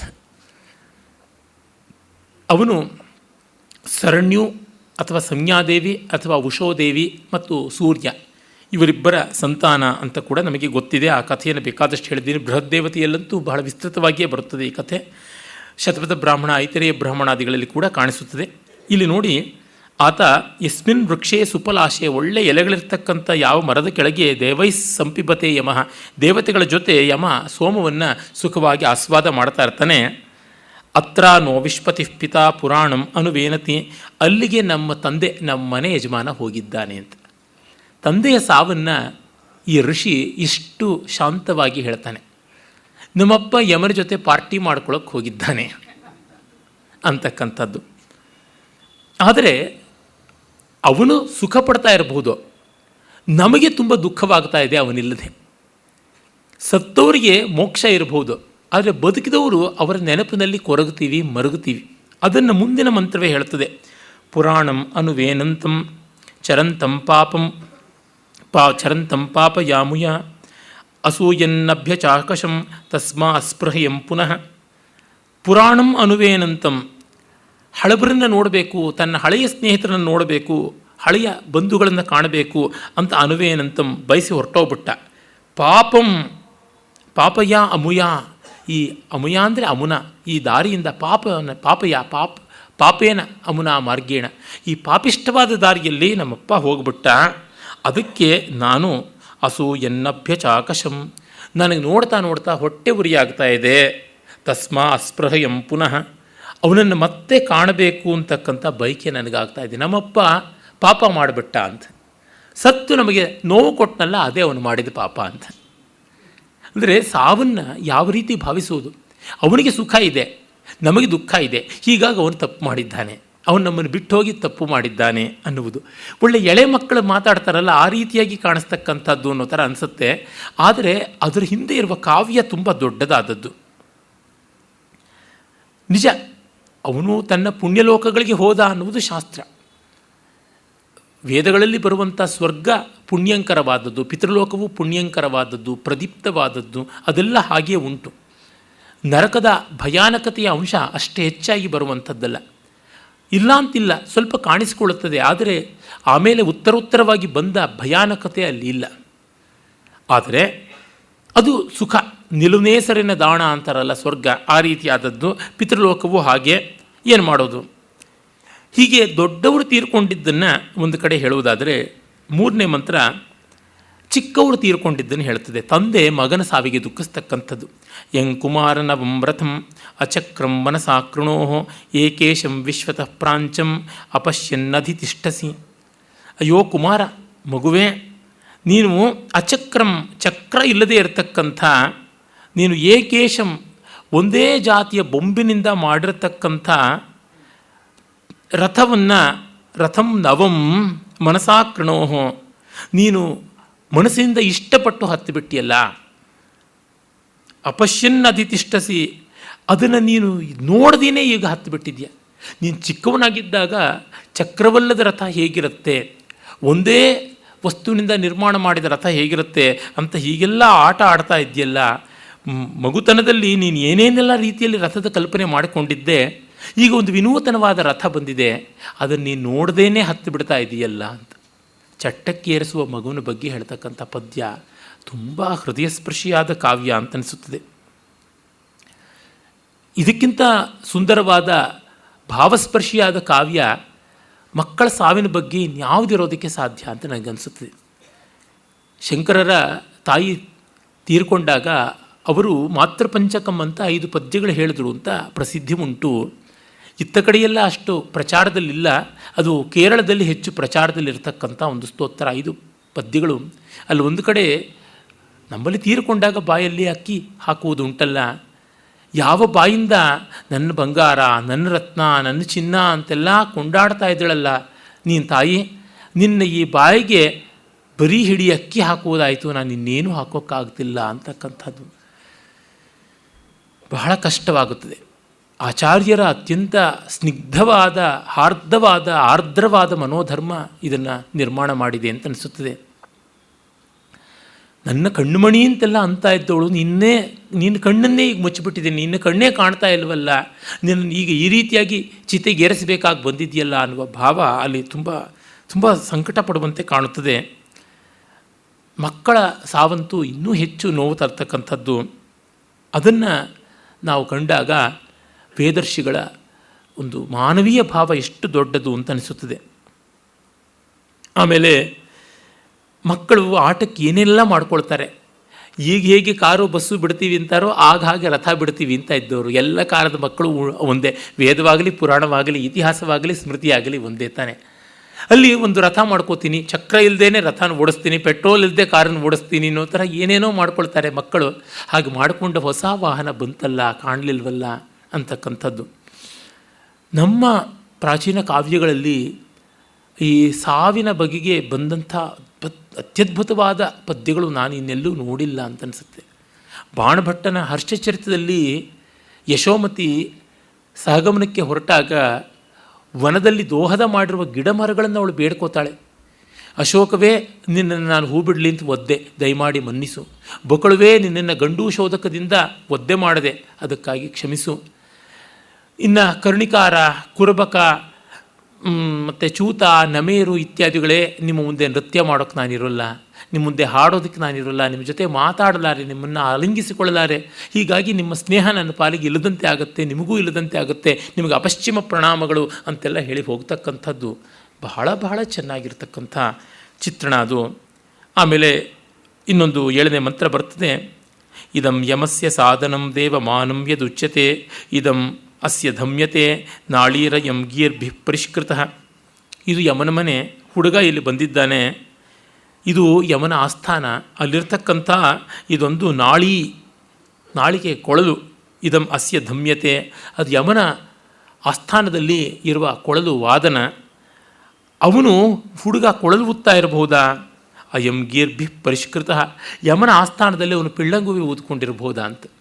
ಆ ಹುಡುಗನಿಗೆ ಕೊಳಲು ಇತ್ಯಾದಿಗಳು ಇಷ್ಟ. ಅವನು ಯಮಲೋಕದಲ್ಲಿ ವಂಶವಾದಕನಾಗಿ ವೇಣುವಾದಕನಾಗಿ ಇರ್ತಾನ ಏನೋ ಗೊತ್ತಿಲ್ಲ ಅಂತಕ್ಕಂಥದ್ದು. ಅಂದರೆ ಗೊತ್ತಿಲ್ಲದ ಆ ಒಂದು ಸಂಗತಿಯನ್ನು ಇಷ್ಟು ಚಿಂತೆಯಿಂದ ದುಃಖದಿಂದ ತಂದೆ ತಾಯಿಗಳು ವ್ಯಕ್ತ ಮಾಡುವಂಥದ್ದನ್ನು ನಾವು ಕಾಣ್ತೀವಿ. ಈ ರೀತಿಯಾಗೆಲ್ಲ ಮೃತ್ಯು ಸಂಬಂಧಿಯಾದ ಸ್ನಿಗ್ಧ ಭಾವಗಳನ್ನು ನಾವು ಕಾಣಬಹುದು ವೇದದಲ್ಲಿ. ಆ ಥರದ ಕೆಲವೊಂದು ಸೂಕ್ತಗಳನ್ನು ನಾವಿನ್ನು ಹಲವು ಗುಚ್ಛಗಳಾಗಿರುವಂಥದ್ದೊಳಗೆ ಕೆಲವು ಮಂತ್ರಗಳನ್ನು ನೋಡೋಣ. ಎಲ್ಲವೂ ದಶಮಮಂಡಲದಿಂದಲೇ ಬಂದಿರತಕ್ಕಂಥದ್ದು. ಮೊದಲನೆಯ ಮತ್ತು 10ನೆಯ ಮಂಡಲ ಋಗ್ವೇದದಲ್ಲಿ ತುಂಬ ವಿಶೇಷವಾದದ್ದು. ಇಲ್ಲಿ ಎರಡರೊಳಗೂ 191 ಸೂಕ್ತಗಳಿವೆ. ಅಷ್ಟು ದೊಡ್ಡ ಮಂಡಲಗಳು ಇನ್ಯಾವೂ ಇಲ್ಲ. ಮತ್ತು ಅಲ್ಲಿ ಮೊದಲನೇ ಮಂಡಲದಲ್ಲಿ ಶತರ್ಚಿನ ಅಂದರೆ 100ಕ್ಕೂ ಹೆಚ್ಚು ಜನ ಋಷಿಗಳು, 100ಕ್ಕೂ ಹೆಚ್ಚು ಮಂತ್ರಗಳನ್ನು ಕಂಡಂಥ ಋಷಿಗಳಿದ್ದಾರೆ, ಶತರ್ಚಿನ ಅಂತ. ಇಲ್ಲಿಯೂ ಅದೇ ತರಹ ಕಾಣಿಸ್ತಾರೆ. ಮತ್ತು ಅಲ್ಲಿ ಮಹಾಸೂಕ್ತ, ಕ್ಷುದ್ರ ಸೂಕ್ತ ಅಂತಿವೆ. ತುಂಬ ಮೊದಲನೇ ಮಂಡಲದಲ್ಲಿ ದೀರ್ಘವಾದಂಥ ಸೂಕ್ತಗಳು ಬರ್ತವೆ, ಆಮೇಲೆ ಚಿಕ್ಕ ಚಿಕ್ಕದಾದ ಸೂಕ್ತಗಳು ಬರ್ತವೆ. ದಶಮ ಮಂಡಲದಲ್ಲಿ ಹೆಚ್ಚು ಕಡಿಮೆ ಇದೇ ರೀತಿಯಾಗಿವೆ. ಆಮೇಲೆ ಈ ಎರಡೂ ಮಂಡಲಗಳು ಅತ್ಯಂತ ಕಾಲಮಾನದಿಂದ ಈಚಿನ ಮಂಡಲಗಳು ಅಂತ ಆಧುನಿಕ ವಿದ್ವಾಂಸರು ಅಭಿಪ್ರಾಯಪಡ್ತಾರೆ. ಜೊತೆಗೆ ಈ ಮಂಡಲದಲ್ಲಿ ಅಂದರೆ ದಶಮ ಮಂಡಲದಲ್ಲಂತೂ ತುಂಬ ವ್ಯಾಪಕವಾಗಿ ತತ್ವಚಿಂತನೆಯ ಎಷ್ಟೋ ಸೂಕ್ತಗಳನ್ನು ನೋಡ್ತೀವಿ. ಉದಾಹರಣೆಗೆ ಪುರುಷ ಸೂಕ್ತ ಇರ್ಬೋದು, ವಿಶ್ವಕರ್ಮ ಸೂಕ್ತ ಇರ್ಬೋದು, ಪ್ರಜಾಪತಿ ಸೂಕ್ತ ಇರ್ಬೋದು, ಸಂಜ್ಞಾನ ಸೂಕ್ತ, ಈ ಥರದ್ದೆಲ್ಲ ಇಲ್ಲಿಯೇ ಬರ್ತಕ್ಕಂಥದ್ದಾಗಿದೆ. ಅದಾದ ಮೇಲೆ ಜೀವನ ವ್ಯಾಪಾರಕ್ಕೆ ಸಂಬಂಧಪಟ್ಟಂಥದ್ದು, ಅದು ಅನ್ನ ಸೂಕ್ತ ಇರಬಹುದು, ದಾನ ಸೂಕ್ತ ಇರಬಹುದು, ರಾಷ್ಟ್ರ ಸೂಕ್ತ ಇರಬಹುದು, ಅಕ್ಷ ಸೂಕ್ತ ಇರಬಹುದು, ವಿವಾಹ ಸೂಕ್ತ ಇರಬಹುದು, ಅಂತ್ಯೇಷ್ಟಿ ಸೂಕ್ತ, ಯಮ ಸೂಕ್ತ, ಈ ಥರದ್ದೆಲ್ಲ ಇಲ್ಲಿ ಕಂಡು ಬರ್ತಕ್ಕಂಥದ್ದು. ಒಟ್ಟಿನಲ್ಲಿ ಅಪಾರವಾದ ವೈವಿಧ್ಯ, ಜೀವನ ಸ್ವಾರಸ್ಯ ಇವನ್ನೆಲ್ಲವನ್ನು ನಾವು ಕಾಣ್ತೀವಿ. ವೇದಗಳಲ್ಲಿ ನರಕವನ್ನು ವೀಚ್ಯ ಅಂತ ಕರೆಯುವಂಥದ್ದು ಕೂಡ ನೋಡ್ತಾರೆ. ವೀಚಿ ಅಂದರೆ ನರಕ. ವೀಚ್ಯ ಅಂತನ್ನೋದು ಬ್ರಹ್ಮನ್ ಮಿತ್ರಸ್ಯ ವರುಣಸ್ಯ ಧಾಮ ಕದಬ್ರುವ ಅಹನೋ ವೀಚ್ಯಾನ್ರನ್ ಅಂತನ್ನುವ 10ನೇ ಮಂಡಲದ ಒಂದು ಮಂತ್ರದ ಮಾತಿಗೆ ಸಾಯಣಾಚಾರ್ಯರು ನರಕ ವೀಚಿ ಅಂತ ಅರ್ಥ ಮಾಡ್ತಾರೆ. ಅದನ್ನೇ ನಿರುಕ್ತಕಾರರು ಕೂಡ ಹೇಳ್ತಾರೆ. ಅಲ್ಲಿ ನರಕದಲ್ಲಿ ಸಾಕಷ್ಟು ಹಿಂಸೆಗಳು ಇತ್ಯಾದಿಯಾಗೆಲ್ಲ ಇರುತ್ತವೆ ಅನ್ನುವ ಉಲ್ಲೇಖ ತೈತ್ತಿರೀಯ ಸಂಹಿತೆಯಲ್ಲಿ ಬರುತ್ತೆ. ಯಹ ಅಪಗುರಾತೇಶತೇನ ಯಾತಯಾದ್ಯೋ ನಿಹನತ್ ಸಹಸ್ರೇಣ ಯಾತಯಾದ್ಯೋ ಲೋಹಿತಂ ಕರವದ್ಯಾತ್ ಯಾವತಃ ಪ್ರಸ್ಕಂದಪಾಗಂ. ಆ ಮಾತಲ್ಲಿ ನಮಗೆ ಗೊತ್ತಾಗುತ್ತದೆ, ಯಾರು ದೊಡ್ಡವರನ್ನು ಹಿಂಸೆ ಮಾಡ್ತಾರೋ ಅವರಿಗೆ ಉತ್ತಮ ಲೋಕ ಪ್ರಾಪ್ತಿಯಾಗೋದಿಲ್ಲ. ಮೃತಿಯಲ್ಲಿ ಅವರಿಗೆ ತೊಂದರೆಗಳೇ ಉಂಟಾಗುತ್ತವೆ. ಮತ್ತು ಎಷ್ಟು ರಕ್ತದ ಬಿಂದುಗಳನ್ನು ಉತ್ತಮರಿಂದ ಸುರಿಸುವಂತೆ ಮಾಡಿದ್ರೋ ಆ ರಕ್ತ ಬಿಂದುಗಳು ಎಷ್ಟು ಮರಳನ್ನು ಕಣಗಳನ್ನು ಒದ್ದೆ ಮಾಡ್ತೋ ಅಷ್ಟು ಸಂಖ್ಯೆ. ಪ್ರಸ್ಕಂದ್ಯ ಪಾಂಗ್ಸೂನ್ ಅಂದರೆ ಮರಳನ್ನು ಗೃಹಾತ್ತಾ ಅಸೌ ಸಂವತ್ಸರಾನ್ ಪಿತೃಲೋಕಂ ನ ಪ್ರಜಾನಾದಿತಿ. ಅಲ್ಲಿವರೆಗೆ ಕೂಡ ಅವರುಗಳು ಪಿತೃಲೋಕವನ್ನು ಸೇರೋದಿಲ್ಲ. ಅವರು ಪಿಶಾಚಿಗಳು ಅಂತ ಅನ್ನಿಸ್ಕೊಳ್ತಾರ. ಪೈಶಾಚ ಅನ್ನುವಂಥ ಶಬ್ದ ವೇದದಲ್ಲಿ ಬರ್ತದೆ, ಆದರೆ ಅದು ಅಷ್ಟು ಸ್ಪಷ್ಟವಾಗಿ ಕಾಣೋಲ್ಲ. ಒಟ್ಟಿನಲ್ಲಿ ಅವರಿಗೆ ಪಿತೃಲೋಕದ ನೆಮ್ಮದಿ ಸಿಗೋದಿಲ್ಲ ಅನ್ನುವ ಮಾತನ್ನು ನಾವು ನೋಡ್ತೀವಿ. ಪುನರಾವೃತ್ತಿ, ಪುನರ್ಜನ್ಮ ಈ ಥರದ್ದೆಲ್ಲ ಸ್ಪಷ್ಟವಾಗಿ ವೇದ ಸಂಹಿತೆಗಳಲ್ಲಿ ಬರುವುದೇ ಇಲ್ಲ ಎಲ್ಲಿಯೂ ಕೂಡ. ಆದರೆ ಮುಂದೆ ನಾವು ನೋಡ್ತೀವಿ, ವಿಶೇಷವಾಗಿ ಉಪನಿಷತ್ತಲ್ಲಿ ಸ್ಪಷ್ಟವಾಗಿ ಕಾಣ್ತೀವಿ ಪುನರ್ಜನ್ಮದ ಒಂದೆರಡು ಉಲ್ಲೇಖಗಳನ್ನು ನಾವು ನೋಡ್ತೀವಿ. ಆದರೆ ಪುರಾಣಾದಿಗಳಲ್ಲಿ ಬಹಳ ವಿಸ್ತೃತವಾಗಿ ಮುಂದೆ ನಾವು ಕಾಣ್ತಕ್ಕಂಥದ್ದು ಇರಲಿ. ಆಮೇಲೆ ಪ್ರೇತ ಸಂಸ್ಕಾರ ಹೇಗೆ ಮಾಡ್ತಾಯಿದ್ರು, ಸ್ಮಶಾನಕ್ಕೆ ಯಾವ ಥರ ಹೋಗ್ತಾಯಿದ್ರು, ಅಲ್ಲಿ ಏನೇನು ನಡೀತಾ ಇತ್ತು, ಇದನ್ನೆಲ್ಲವನ್ನೂ ಕೂಡ ನಾವು ಕಾಣ್ತೀವಿ. ಅಂಥ ವಿವರಗಳ ಕೆಲವೊಂದು ಅಂಶಗಳನ್ನು ನಾವು ನೋಡಬಹುದು. ಇಲ್ಲಿ ಷಟ್ಕಪಾಲ, ಚತುಷ್ಕಪಾಲ ಈ ಥರದ ಶ್ರಾದ್ದ ಪ್ರಯೋಗಗಳು ಕಾಣಿಸುತ್ತವೆ. ಷಟ್ಕಪಾಲ ಶ್ರಾದ್ದ, ಷಟ್ಕಪಾಲದಲ್ಲಿ ಪುರೋಡಾಶ, ಈ ತರಹ 6 ಕಪಾಲಗಳು ಅಂದರೆ 6 ಋತುಗಳು ಅನ್ನುವಂಥದ್ದೇನೆ. ಪಿತೃಗಳು ಋತುರೂಪಿಗಳು, 6 ಋತುರೂಪಿಗಳಾಗಿರ್ತಾರೆ. ಅವರಿಗೆ ಋತುಗಳು ಅನ್ನುವ ಪಾತ್ರೆಯಲ್ಲಿಯೇ ಆಹಾರವನ್ನು ಕೊಡ್ತಕ್ಕಂಥದ್ದು ಅಂತ. ಈ ಸಂದರ್ಭದಲ್ಲಿ ಇನ್ನೊಂದು ಮಾತು ಹೇಳಬೇಕು. ಆಹುತಿಗಳನ್ನೆಲ್ಲ ಕೊಡುವಾಗ ಸ್ವಾಹ, ಸ್ವಧ, ವೌಷಟ್, ವಷಟ್, ಹಂತ ಈ ಥರದ್ದೆಲ್ಲ ಸ್ತೋಭಾಕ್ಷರಗಳನ್ನು ಹೇಳ್ತಾರೆ. ಅದು ಸ್ತೋಭಾಕ್ಷರ ಅಂತಂದರೆ ಅದಕ್ಕೆ ಲಿಂಗ ವಚನ ವಿಭಕ್ತಿ ಯಾವುದೂ ಇಲ್ಲ. ಅದಕ್ಕೇನು ಅರ್ಥ ಅಂದರೆ ವೇದಗಳಲ್ಲಿ ಸ್ಪಷ್ಟವಾಗಿ ಬರುತ್ತದೆ. ಇಂದ್ರಾಯ ಅಂತಂದಮೇಲೆ ಸ್ವಾಹ ಅಂತಂತೀವಿ, ಅಸ್ತು ವೌಷಟ್ ಅಂತ ಹೇಳ್ಬಿಟ್ಟು ಅಂತೀವಿ. ಹಾಗೆಲ್ಲ ಹೇಳುವಾಗ ಆ ಸ್ವಾಹ, ವೌಷಟ್, ವಷಟ್ ಇವುಗಳಿಗೆ ತಾತ್ಪರ್ಯ ಮಂತ್ರದ ಮೂಲಕವಾಗಿ ಆಹುತಿ ಕೊಡ್ತಾ ಇದ್ದೀವಿ. ಈಗ ನಮ್ಮ ಕೈಯಿಂದ ಇರತಕ್ಕಂಥ ದರ್ವಿ ಅಥವಾ ಸುರ್ಕು ಸ್ರುವ ಈ ಥರದ್ರಿಂದ ಆಹುತಿಯನ್ನು ಕೊಡ್ತೀವಿ. ಅದು ಹೋದ ಮೇಲೆ ಅಗ್ನಿಗೆ ಹೋಗುವಾಗ ಪಾತ್ರೆ ಇರುವುದಿಲ್ವಲ್ಲ, ಪಾತ್ರೆ ಹೇಗೆ ಅದನ್ನು ಹಾಕೋಕ್ಕಾಗೋಲ್ಲ ಅಗ್ನಿಗೆ. ಹಾಗಿದ್ದಾಗ ಪಾತ್ರೆ ಇಲ್ಲದೆ ದೇವತೆಗಳು ಹೇಗೆ ತಗೊಳ್ತಾರೆ ಅಂದರೆ ವೌಷಟ್ ವಷಟ್ ಸ್ವಾಹ ಇತ್ಯಾದಿಗಳೇ ಪಾತ್ರೆಗಳು ಅಂತ. ಆ ಮಂತ್ರೋಕ್ತಿಗಳೇ ಪಾತ್ರೆಗಳಾಗಿ ಆ ಮೂಲಕವಾಗಿ ಆಹುತಿಗಳು ಹೋಗುತ್ತವೆ ಅಂತೆಲ್ಲ ಬರುತ್ತವೆ. ಪಿತೃಗಳಲ್ಲಿ ನವಗ್ವ, ವಿರೂಪ, ಅಂಗಿರಸ, ಅಥರ್ವ, ಭೃಗು, ವಸಿಷ್ಠ ಅಂತ ಗಣಗಳು ಉಂಟು ಅಂತ ಗೊತ್ತಾಗುತ್ತೆ. ಇಲ್ಲಿ ಎಷ್ಟೋ ಜನ ವೇದರ್ಶಿಗಳೇ ಆಗಿರ್ತಕ್ಕಂಥದ್ದು ನಮಗೆ ಗೊತ್ತಾಗುತ್ತದೆ. ದೇವತೆಗಳು ಉದ್ವತ ಅಂತ ಮತ್ತು ಪ್ರವತ ಅಂತಕ್ಕಂಥದ್ದು ಉತ್ಕೃಷ್ಟ ಕರ್ಮ ಮಾಡಿದಂಥ ಮನುಷ್ಯರು ಅಂತ ಹೇಳ್ಬಿಟ್ಟು ನಮಗೆ ಗೊತ್ತಾಗುತ್ತದೆ. ಆಮೇಲೆ ನಿವತ ಅಂತಂದರೆ ತಿರ್ಯಕ್ ಜೀವಿಗಳು ಅಂತ. ಹೀಗೆ 3 ವಿಧವಾಗಿ ಉತ್ತಮರು, ಮಧ್ಯಮರು, ಅಧಮರು ಅಂತೆಲ್ಲ ವಿಭಾಗ ಮಾಡಿಕೊಂಡಿದ್ದಾರೆ. ಇವರೆಲ್ಲರಿಗೂ ಕೂಡ ಸ್ವರ್ಗ, ನರಕ ಇತ್ಯಾದಿಗಳ ಸೂಚನೆಯನ್ನು ಮತ್ತೆ ನಾವು ಪುರಾಣಗಳಲ್ಲಿ ಕಾಣ್ತೀವಿ. ಋಗ್ವೇದದ ದಶಮ ಮಂಡಲದ 14ನೇ ಸೂಕ್ತದ ಒಂದು ಇದನ್ನು ನೋಡ್ಬೋದು. ಇಲ್ಲಿ ಯಮ ದೇವತೆ ಅಂತ ಅಲ್ಲಿ ಹೇಳ್ತಾರೆ, ಪರೈವಾಂಸಂ ಪ್ರವತಮಹಿ ಅನುಬಹುಭ್ಯ ಪಂಥಾಂ ಅನುಪಸ್ಪಶಾನಂ ವೈವಸ್ವತಂ ಸಂಗಮನಂ ಜನಾನಾಂ ಯಮರಾಜಾನಂ ಹವಿಷಾ ದುವಸ್ಯ ಅಂದರೆ ಹೇಳ್ತಾರೆ, ಪ್ರವತಃ ಉತ್ತಮ ಕರ್ಮಗಳನ್ನು ಆಶ್ರಯಿಸಿರ್ತಕ್ಕಂಥ ಮಾಡಿದಂಥ ಪುರುಷರಿಗೆ ಮಹೀಹಿ ಅನು ಪರೈವಾಂಸಂ ಬಹುಭ್ಯ ಪಂಥಾಂ ಅನುಪಸ್ಪಶಾನಂ, ಮರಣಾನಂತರ ಪರೈವಾಂಸಂ ಅಂದರೆ ದೇಹತ್ಯಾಗ ನಂತರ ಅವರನ್ನು ಪರಲೋಕಕ್ಕೆ ಪುಣ್ಯಲೋಕಕ್ಕೆ ಕೊಂಡೊಯ್ತಕ್ಕಂಥವನು ಅವನಿದ್ದಾನೆ. ಅನುಪಸ್ಪಶಾನಂ, ಹಿಂಸೆಯೇ ಇಲ್ಲದೆ ಅವರನ್ನು ನೆಮ್ಮದಿ ಮಾಡ್ತಕ್ಕಂಥವನು ವಿವಸ್ವಾನ್ ಸೂರ್ಯನ ಮಗ. ಜನಾನಾಂ ಸಂಗಮನಂ ರಾಜಾನಂ ಯಮಂ ಹವಿಷ ದುವಸ್ಯ. ವಿವಸ್ವಾನ್ನ ಸೂರ್ಯನ ಮಗನಾದ ವೈವಸ್ವತ ಜನರಿಗೆ ಅಂದರೆ ದುಷ್ಟರಿಗೆ ದಂಡನೆಯನ್ನು ಕೊಡುವನಾಗಿ ಪಿತೃಗಳಿಗೆ ರಾಜನಂತೆ ಆಗಿ ಹವಿಸ್ಸುಗಳಿಂದ ತೃಪ್ತನಾಗಿ ನಮ್ಮನ್ನು ಸಮಾಧಾನಪಡಿಸಲಿ ಅಂಥೇಳಿ ಯಮನ ಪ್ರಾರ್ಥನೆ ಮಾಡುವುದಾಗುತ್ತದೆ. ಆಮೇಲೆ ಇಂದ್ರನ ಸಾರಥಿ ಮಾತಲಿ ಕೂಡ ಇದಕ್ಕೆ ತುಂಬ ಸಂತೋಷ ಪಡ್ತಾನೆ. ಅವನು ದೇವಸಾರಥಿ ಅಲ್ವೇ.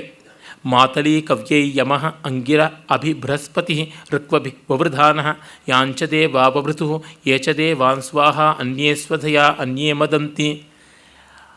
ಇಂದ್ರ ಮಾತಲಿ ಅಂತ ಅನ್ನಿಸ್ಕೊಳ್ತಾನೆ. ಮಾತಲಿಯನ್ನು ಹೊಂದಿದವನು ಅಂತ ಅವನ ಸಾರಥಿ. ಮತ್ತು ಬೃಹಸ್ಪತಿ, ಅಂಗಿರಸ್ಸು ಇವರೆಲ್ಲರೂ ಕೂಡ ಈ ಹವ್ಯ ಕವ್ಯಗಳನ್ನು ಸ್ವೀಕರಿಸಿ ಯಮನಿಗೆ ಸಂತೋಷವನ್ನು ಉಂಟು ಮಾಡಿ ತನ್ಮೂಲಕ ಈ ಜೀವಕ್ಕೆ ಸದ್ಗತಿಯನ್ನು ಕೊಡೋದಕ್ಕೆ ಅವಕಾಶ ಮಾಡಿಕೊಡ್ತಾರೆ ಅಂತ. ಇಮಂ ಯಮ ಪ್ರಸ್ತರಮ ಮಾ ಅಹಿಂಸೀ ಅಂಗಿರಾಭಿ ಪಿತೃಭಿ ಸಂವಿಧಾನ ಆತ್ವಾ ಮಂತ್ರ ಕವಿಶಸ್ತಾವಹಂತು ಏನಾರಾಜನ್ ಹವಿಷಾ ಮಾದಯಸ್ವ. ನೀನು ಈ ಹವಿಸ್ಸುಗಳಿಂದ ಮಾದಯಸ್ವ, ಸಂತೋಷಪಟ್ಟು ತೃಪ್ತನಾಗಿ ಈ ಜೀವವನ್ನು ಸ್ವರ್ಗಕ್ಕೆ ಸೇರಿಸು ಅನ್ನುವಂಥ ಭಾವ ಬರ್ತದೆ. ಆಮೇಲೆ ಹೇಳ್ತಾನೆ, ಅಂಗಿರಸೋ ನ ಪಿತರೋ ನವಗ್ವ ಅಥರ್ವಾಣೋ ಭೃಗವಃ ಸೌಮ್ಯಾ ಸಹ ತೇಷಾಂ ವಯಂ ಸುಮತೋ ಯಜ್ಞಿಯಾನಪಿ ಭದ್ರೇ ಸೋಮನಸೇ ಸ್ಯಾಮ. ಇದು ತರ್ಪಣಾದಿಗಳಲ್ಲಿ ಪ್ರಸಿದ್ಧವಾಗಿ ಬರ್ತಕ್ಕಂಥ ಮಂತ್ರ, ಯಜುರ್ವೇದಾದಿಗಳಲ್ಲಿ ಕಾಣಿಸ್ಕೊಳ್ತದೆ. ಅಂಗಿರಸ್ಸು ಅಂದರೆ ಅಗ್ನಿಯ ಅಂಶದಿಂದ ಉತ್ಪನ್ನನಾದ ಋಷಿ. ಅಥರ್ವ ಅಂತಲೂ ಅವನ್ನ ಕರೀತಾರೆ. ಇನ್ನು ಕೆಲವರು ಅಥರ್ವ ಅಂಗಿರಸ ಅಂತ ಇಬ್ಬರು ಋಷಿಗಳು ಅಗ್ನಿಯ ಸಂತಾನ ಅಂತ ಅವರುಗಳು. ಮತ್ತು ಅಗ್ನಿ ಪೂಜಕರಾದ ಭೃಗುಗಳು ಇವರೆಲ್ಲರೂ ನಮ್ಮ ಪಿತೃವರ್ಗವೇ ಆಗಿದ್ದಾರೆ. ಇವರು ಸೋಮಕ್ಕೆ ಅರ್ಹರಾಗಿದ್ದಾರೆ. ಅವರ ಅನುಗ್ರಹಕ್ಕೆ ನಾವು ಪಾತ್ರರಾಗೋಣ ಅನ್ನೋ ಮಾತು ಬರ್ತದೆ. ಆಮೇಲೆ ಹೇಳ್ತಾರೆ, ಪ್ರೇಹಿ ಪತಿಭಿ ಪೂರ್ವೇಭಿರ್ಯತ್ರ ನ ಪೂರ್ವೇ ಪಿತರಃ ಪರೇಯು ಉಭಾರಾಜ ನ ಸ್ವಧಯ ಮದಂತ ಯಮಂ ಪಶ್ಯಾಸಿ ವರುಣಂಚ ದೇವಂ. ಪಿತೃಗಳಿಗೆ ಸಂಬೋಧನೆ ಮಾಡ್ತಾರೆ. ಯಾವ ಮಾರ್ಗದಲ್ಲಿ ಪ್ರೇಹಿ ಪತಿಭಿ, ಒಳ್ಳೊಳ್ಳೆ ಮಾರ್ಗದಿಂದ ನಮ್ಮ ಪೂರ್ವಜರು ಹೋದರಲ್ಲ, ಅದೇ ದಾರಿಯಿಂದ ನೀನು ಮತ್ತೆ ಮತ್ತೆ ಪ್ರಯಾಣವನ್ನು ಮಾಡು. ಆ ಪೂರ್ವಜರ ಒಳ್ಳೆಯ ದಾರಿಯಲ್ಲಿಯೇ ನೀನು ಮತ್ತೆ ಪರಲೋಕಕ್ಕೆ ಹೋಗು. ಅದು ಮಾತ್ರವಲ್ಲದೆ ನೀನು ಸ್ವಧಯಾ ಮದಂತ, ಅಮೃತಾನ್ನದಿಂದ ಸಂತೋಷ ಪಡು. ಮತ್ತು ರಾಜಾನಾಯಮಂ ದೇವಂ ವರುಣಂಚ ಉಭಾಪಶ್ಯಸಿ, ಅಲ್ಲಿ ಋತಾಧಿಪತಿಯಾದ ವರುಣನನ್ನು ಮತ್ತು ಮರಣ ಲೋಕಾಧಿಪತಿಯಾದ ಯಮನನ್ನು ಕಾಣುವುದಾಗುತ್ತದೆ. ಅವನಲ್ಲಿ ನೀವು ಸದ್ಗತಿಯನ್ನು ಬೇಡಿಕೊಳ್ಳಬೇಕು. ಋತದ ಆ ವರುಣಪಾಶವನ್ನು ಅವನು ಬಿಡಿಸ್ತಾನೆ ವರುಣ, ಆಮೇಲೆ ಯಮಪಾಶಗಳನ್ನು ಯಮ ಬಿಡಿಸ್ತಾನೆ. ಹಾಗಾಗಿ ನಿನಗೆ ನೆಮ್ಮದಿ ಸಿಗುತ್ತದೆ ಅನ್ನೋ ಮಾತು ಬರ್ತದೆ. ಸಂಗಚ್ಛಸ್ವ ಪಿತರ್ಭಿ ಸಂಯಮೇನ ಇಷ್ಟಾಪೂರ್ತೇನ ಪರಮೇ ವ್ಯೋಮನ್ ಹಿತ್ವಾ ಅವದ್ಯಂ ಪುನರಸ್ತಮೇಹಿ ಸಂಗಚ್ಛಸ್ವ ತನ್ವಾ ಸುವರ್ಚಾಹ.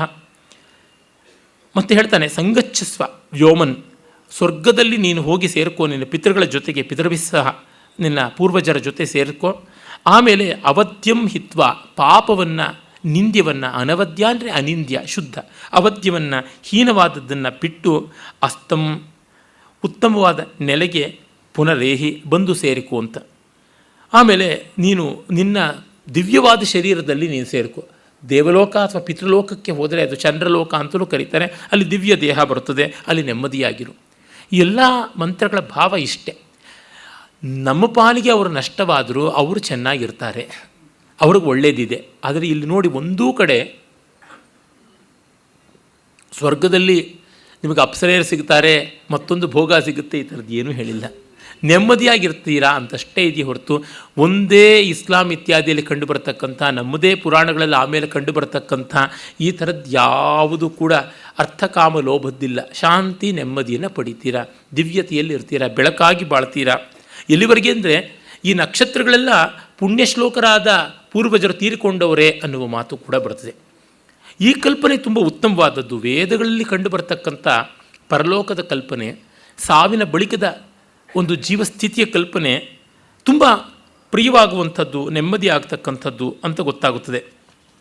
ಆಮೇಲೆ ಭೂತ ಪ್ರೇತಾದಿಗಳು ಬಂದು ತೊಂದರೆ ಕೊಡದೇ ಇರಲಿ. ಅಪೇತ ವೀತ ಚ ಸರ್ಪತಾತೋಸ್ಮ ಏತಂಪಿತರೋ ಲೋಕಮಕ್ರನ್ ಅಹೋಭಿರ್ ಅದ್ಭಿರ್ ಅಕ್ತುಭಿರ್ವ್ಯಕ್ತಂ ಯಮೋ ದತ್ತಾತ್ಯವಸಾನಮಸ್ಮೈ. ಆ ಪ್ರೇತಾದಿಗಳಿಗೆ ಹೇಳ್ತಾರೆ, ನೀವು ಈ ದಹನ ಪ್ರದೇಶದಿಂದ ದೂರ ಹೋಗ್ಬಿಡಿ ಅಂತ. ಅತಃ ಅಪೇತ, ಈ ಸ್ಮಶಾನದಿಂದ, ಈ ದಹನ ಮಾಡುವ ಜಾಗದಿಂದ ಅಂತ. ವೇದದಲ್ಲಿ ಖನನ ತುಂಬ ಕಡಿಮೆ ಇದ್ದದ್ದು, ದಹನವೇ ಇದ್ದದ್ದು. ಅಂದರೆ ಕ್ರಿಮೇಷನ್ ಇತ್ತೇ ಹೊರತು ಬರಿಯಲ್ ಅನ್ನುವುದು ಇದ್ದಿರಲಿಲ್ಲ. ಮತ್ತು ಯಾವುದಾದ್ರೂ ಖನನ ಮಾಡುವುದಿದ್ದರೆ ಭಸ್ಮವನ್ನು ತೆಗೆದುಕೊಂಡು ಒಂದು ಪಾತ್ರೆಯಲ್ಲಿ ಹಾಕಿ, ಕರಂಡಕದಲ್ಲಿ ಹಾಕಿ, ಭಸ್ಮ ಸಂಪುಟದಲ್ಲಿ ಹಾಕಿ ಅದನ್ನು ಹಾಗೆ ಖನನ ಮಾಡಿ ಇಡ್ತಾಯಿದ್ರು. ಗ್ರೀಕರಲ್ಲಿ ಕೂಡ ಆ ತತ್ವ ಇತ್ತು ಅಂತ ಗೊತ್ತಾಗುತ್ತದೆ.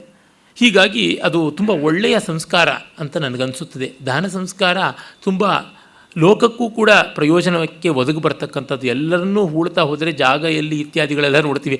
ಮತ್ತು ಅವರುಗಳಿಗೊಂದು ಸ್ಮಾರಕ. ಈಚೆಗೆ ನಾವು ನೋಡಿದ್ದೀವಿ, ಕೆಲವು ಕನ್ನಡ ಲೇಖಕರು ಸತ್ತ ಮೇಲೆ ಎಷ್ಟು ಕೋಲಾಹಲ ಆಯಿತು, ಅವ್ರನ್ನ ಎಲ್ಲಿ ಸುಡಬೇಕು, ಆ ಸಾರ್ವಜನಿಕ ಪ್ರದೇಶದಲ್ಲಿ ಸುಟ್ಟಿದ್ದು ಸರಿಯಾ ತಪ್ಪಾ ಅನ್ನುವಂಥ ಚರ್ಚೆಗಳೆಲ್ಲ ಕಂಡಾಗ ಎಲ್ಲರೂ ನಾಸ್ತಿಕರೇ, ಎಲ್ಲರೂ ಎಲ್ಲವನ್ನು ಧಿಕ್ಕರಿಸುವವರೇ, ಸತ್ತ ಮೇಲೂ ಗೂಟ ಹೊಡ್ಕೊಂಡು ಸ್ಮಾರಕ ಮಾಡ್ಕೊಂಡಿರಬೇಕು ಅಂತ. ಸ್ಮಾರಕದಲ್ಲಿ ಸಕಾರೋ ಲುಪ್ಯತೆ ತತ್ರ, ಮಾರಕ ಅಷ್ಟೇ, ಅವ್ರು ಇನ್ನೇನೂ ಅಲ್ಲ. ಆ ಪ್ರೇತಾದಿಗಳಿಗೆ ಅಂದರೆ ಹಾನಿಕಾರಕವಾದ ಶಕ್ತಿಗಳಿಗೆ ವಿಸರ್ಪತ ಬೇರೆ ಬೇರೆ ದಿಕ್ಕುಗಳಿಗೆ ಹೊರಟೋಗ್ಬಿಡಿ. ಯಾಕೆಂದರೆ ಇವನು ನಿಮ್ಮ ಜೊತೆ ಇಲ್ಲ, ದಿವ್ಯ ಲೋಕಗಳಿಗೆ ಹೋಗ್ತಾ ಇದ್ದಾನೆ. ಏತಂ ಲೋಕಂ ಅಕ್ರನ್ ಯಮಃ ಅಹೋಭಿ ಅದ್ಭಿ ಅಕ್ತುಭಿ ನ್ಯಕ್ತಂ ಅವಸಾನಂ ವ್ಯಕ್ತಂ ಅವಸಾನಮಸ್ಮೈ ದದಾತಿ. ಯಮ ಇವನಿಗೆ ಪುಣ್ಯಲೋಕವನ್ನು ಕೊಡ್ತೀನಿ ಅಂತ ನೆಲೆ ಮಾಡಿದ್ದಾನೆ. ಅದು ಇಲ್ಲಿ ದಹನದಿಂದ ಆಗಬೇಕು. ಅಂದರೆ ದಹನ ಸ್ಥಳದಲ್ಲಿ ಯಾವುದಾದ್ರು ಸತ್ವಗಳಿದ್ದರೆ ಅವು ದೂರ ಹೋಗಲಿ. ಯಾವುದೇ ದುಷ್ಟ ಸತ್ವಗಳಿಲ್ಲದ ಜಾಗದಲ್ಲಿ ದಹನವಾಗಬೇಕು ಅಂತ. ನಮ್ಮಲ್ಲಿ ಮನೆ ಕಟ್ಟುವಾಗಲೂ ಅದೇ ಥರ ಉಂಟು.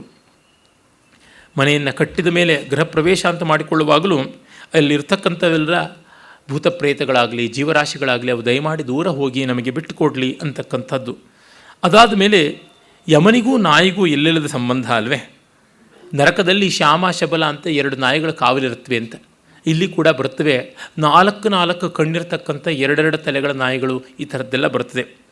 ಅತಿದ್ರವಸಾರಮೇಯೋ ಶ್ವಾನೋ ಚತುರಕ್ಷೋ ಶಬಲೋ ಸಾಧುನಾಪಥ ಅಥ ಪಿತೃನ್ ಸುವಿದತ್ರಾನುಪಹಿ ಉಪೇಹಿ ಯಮೇನಯೇ ಸದಮಾಧಂ ಮದಂತಿ ಅಂತ ಹೇಳಿ, ಸಾಧುನಾಪಥ ಸಾರಮೇಯೌ ಶಬಲೌ ಚತುರಕ್ಷೌ ಶ್ವಾನೌ ಅತಿದ್ರವ.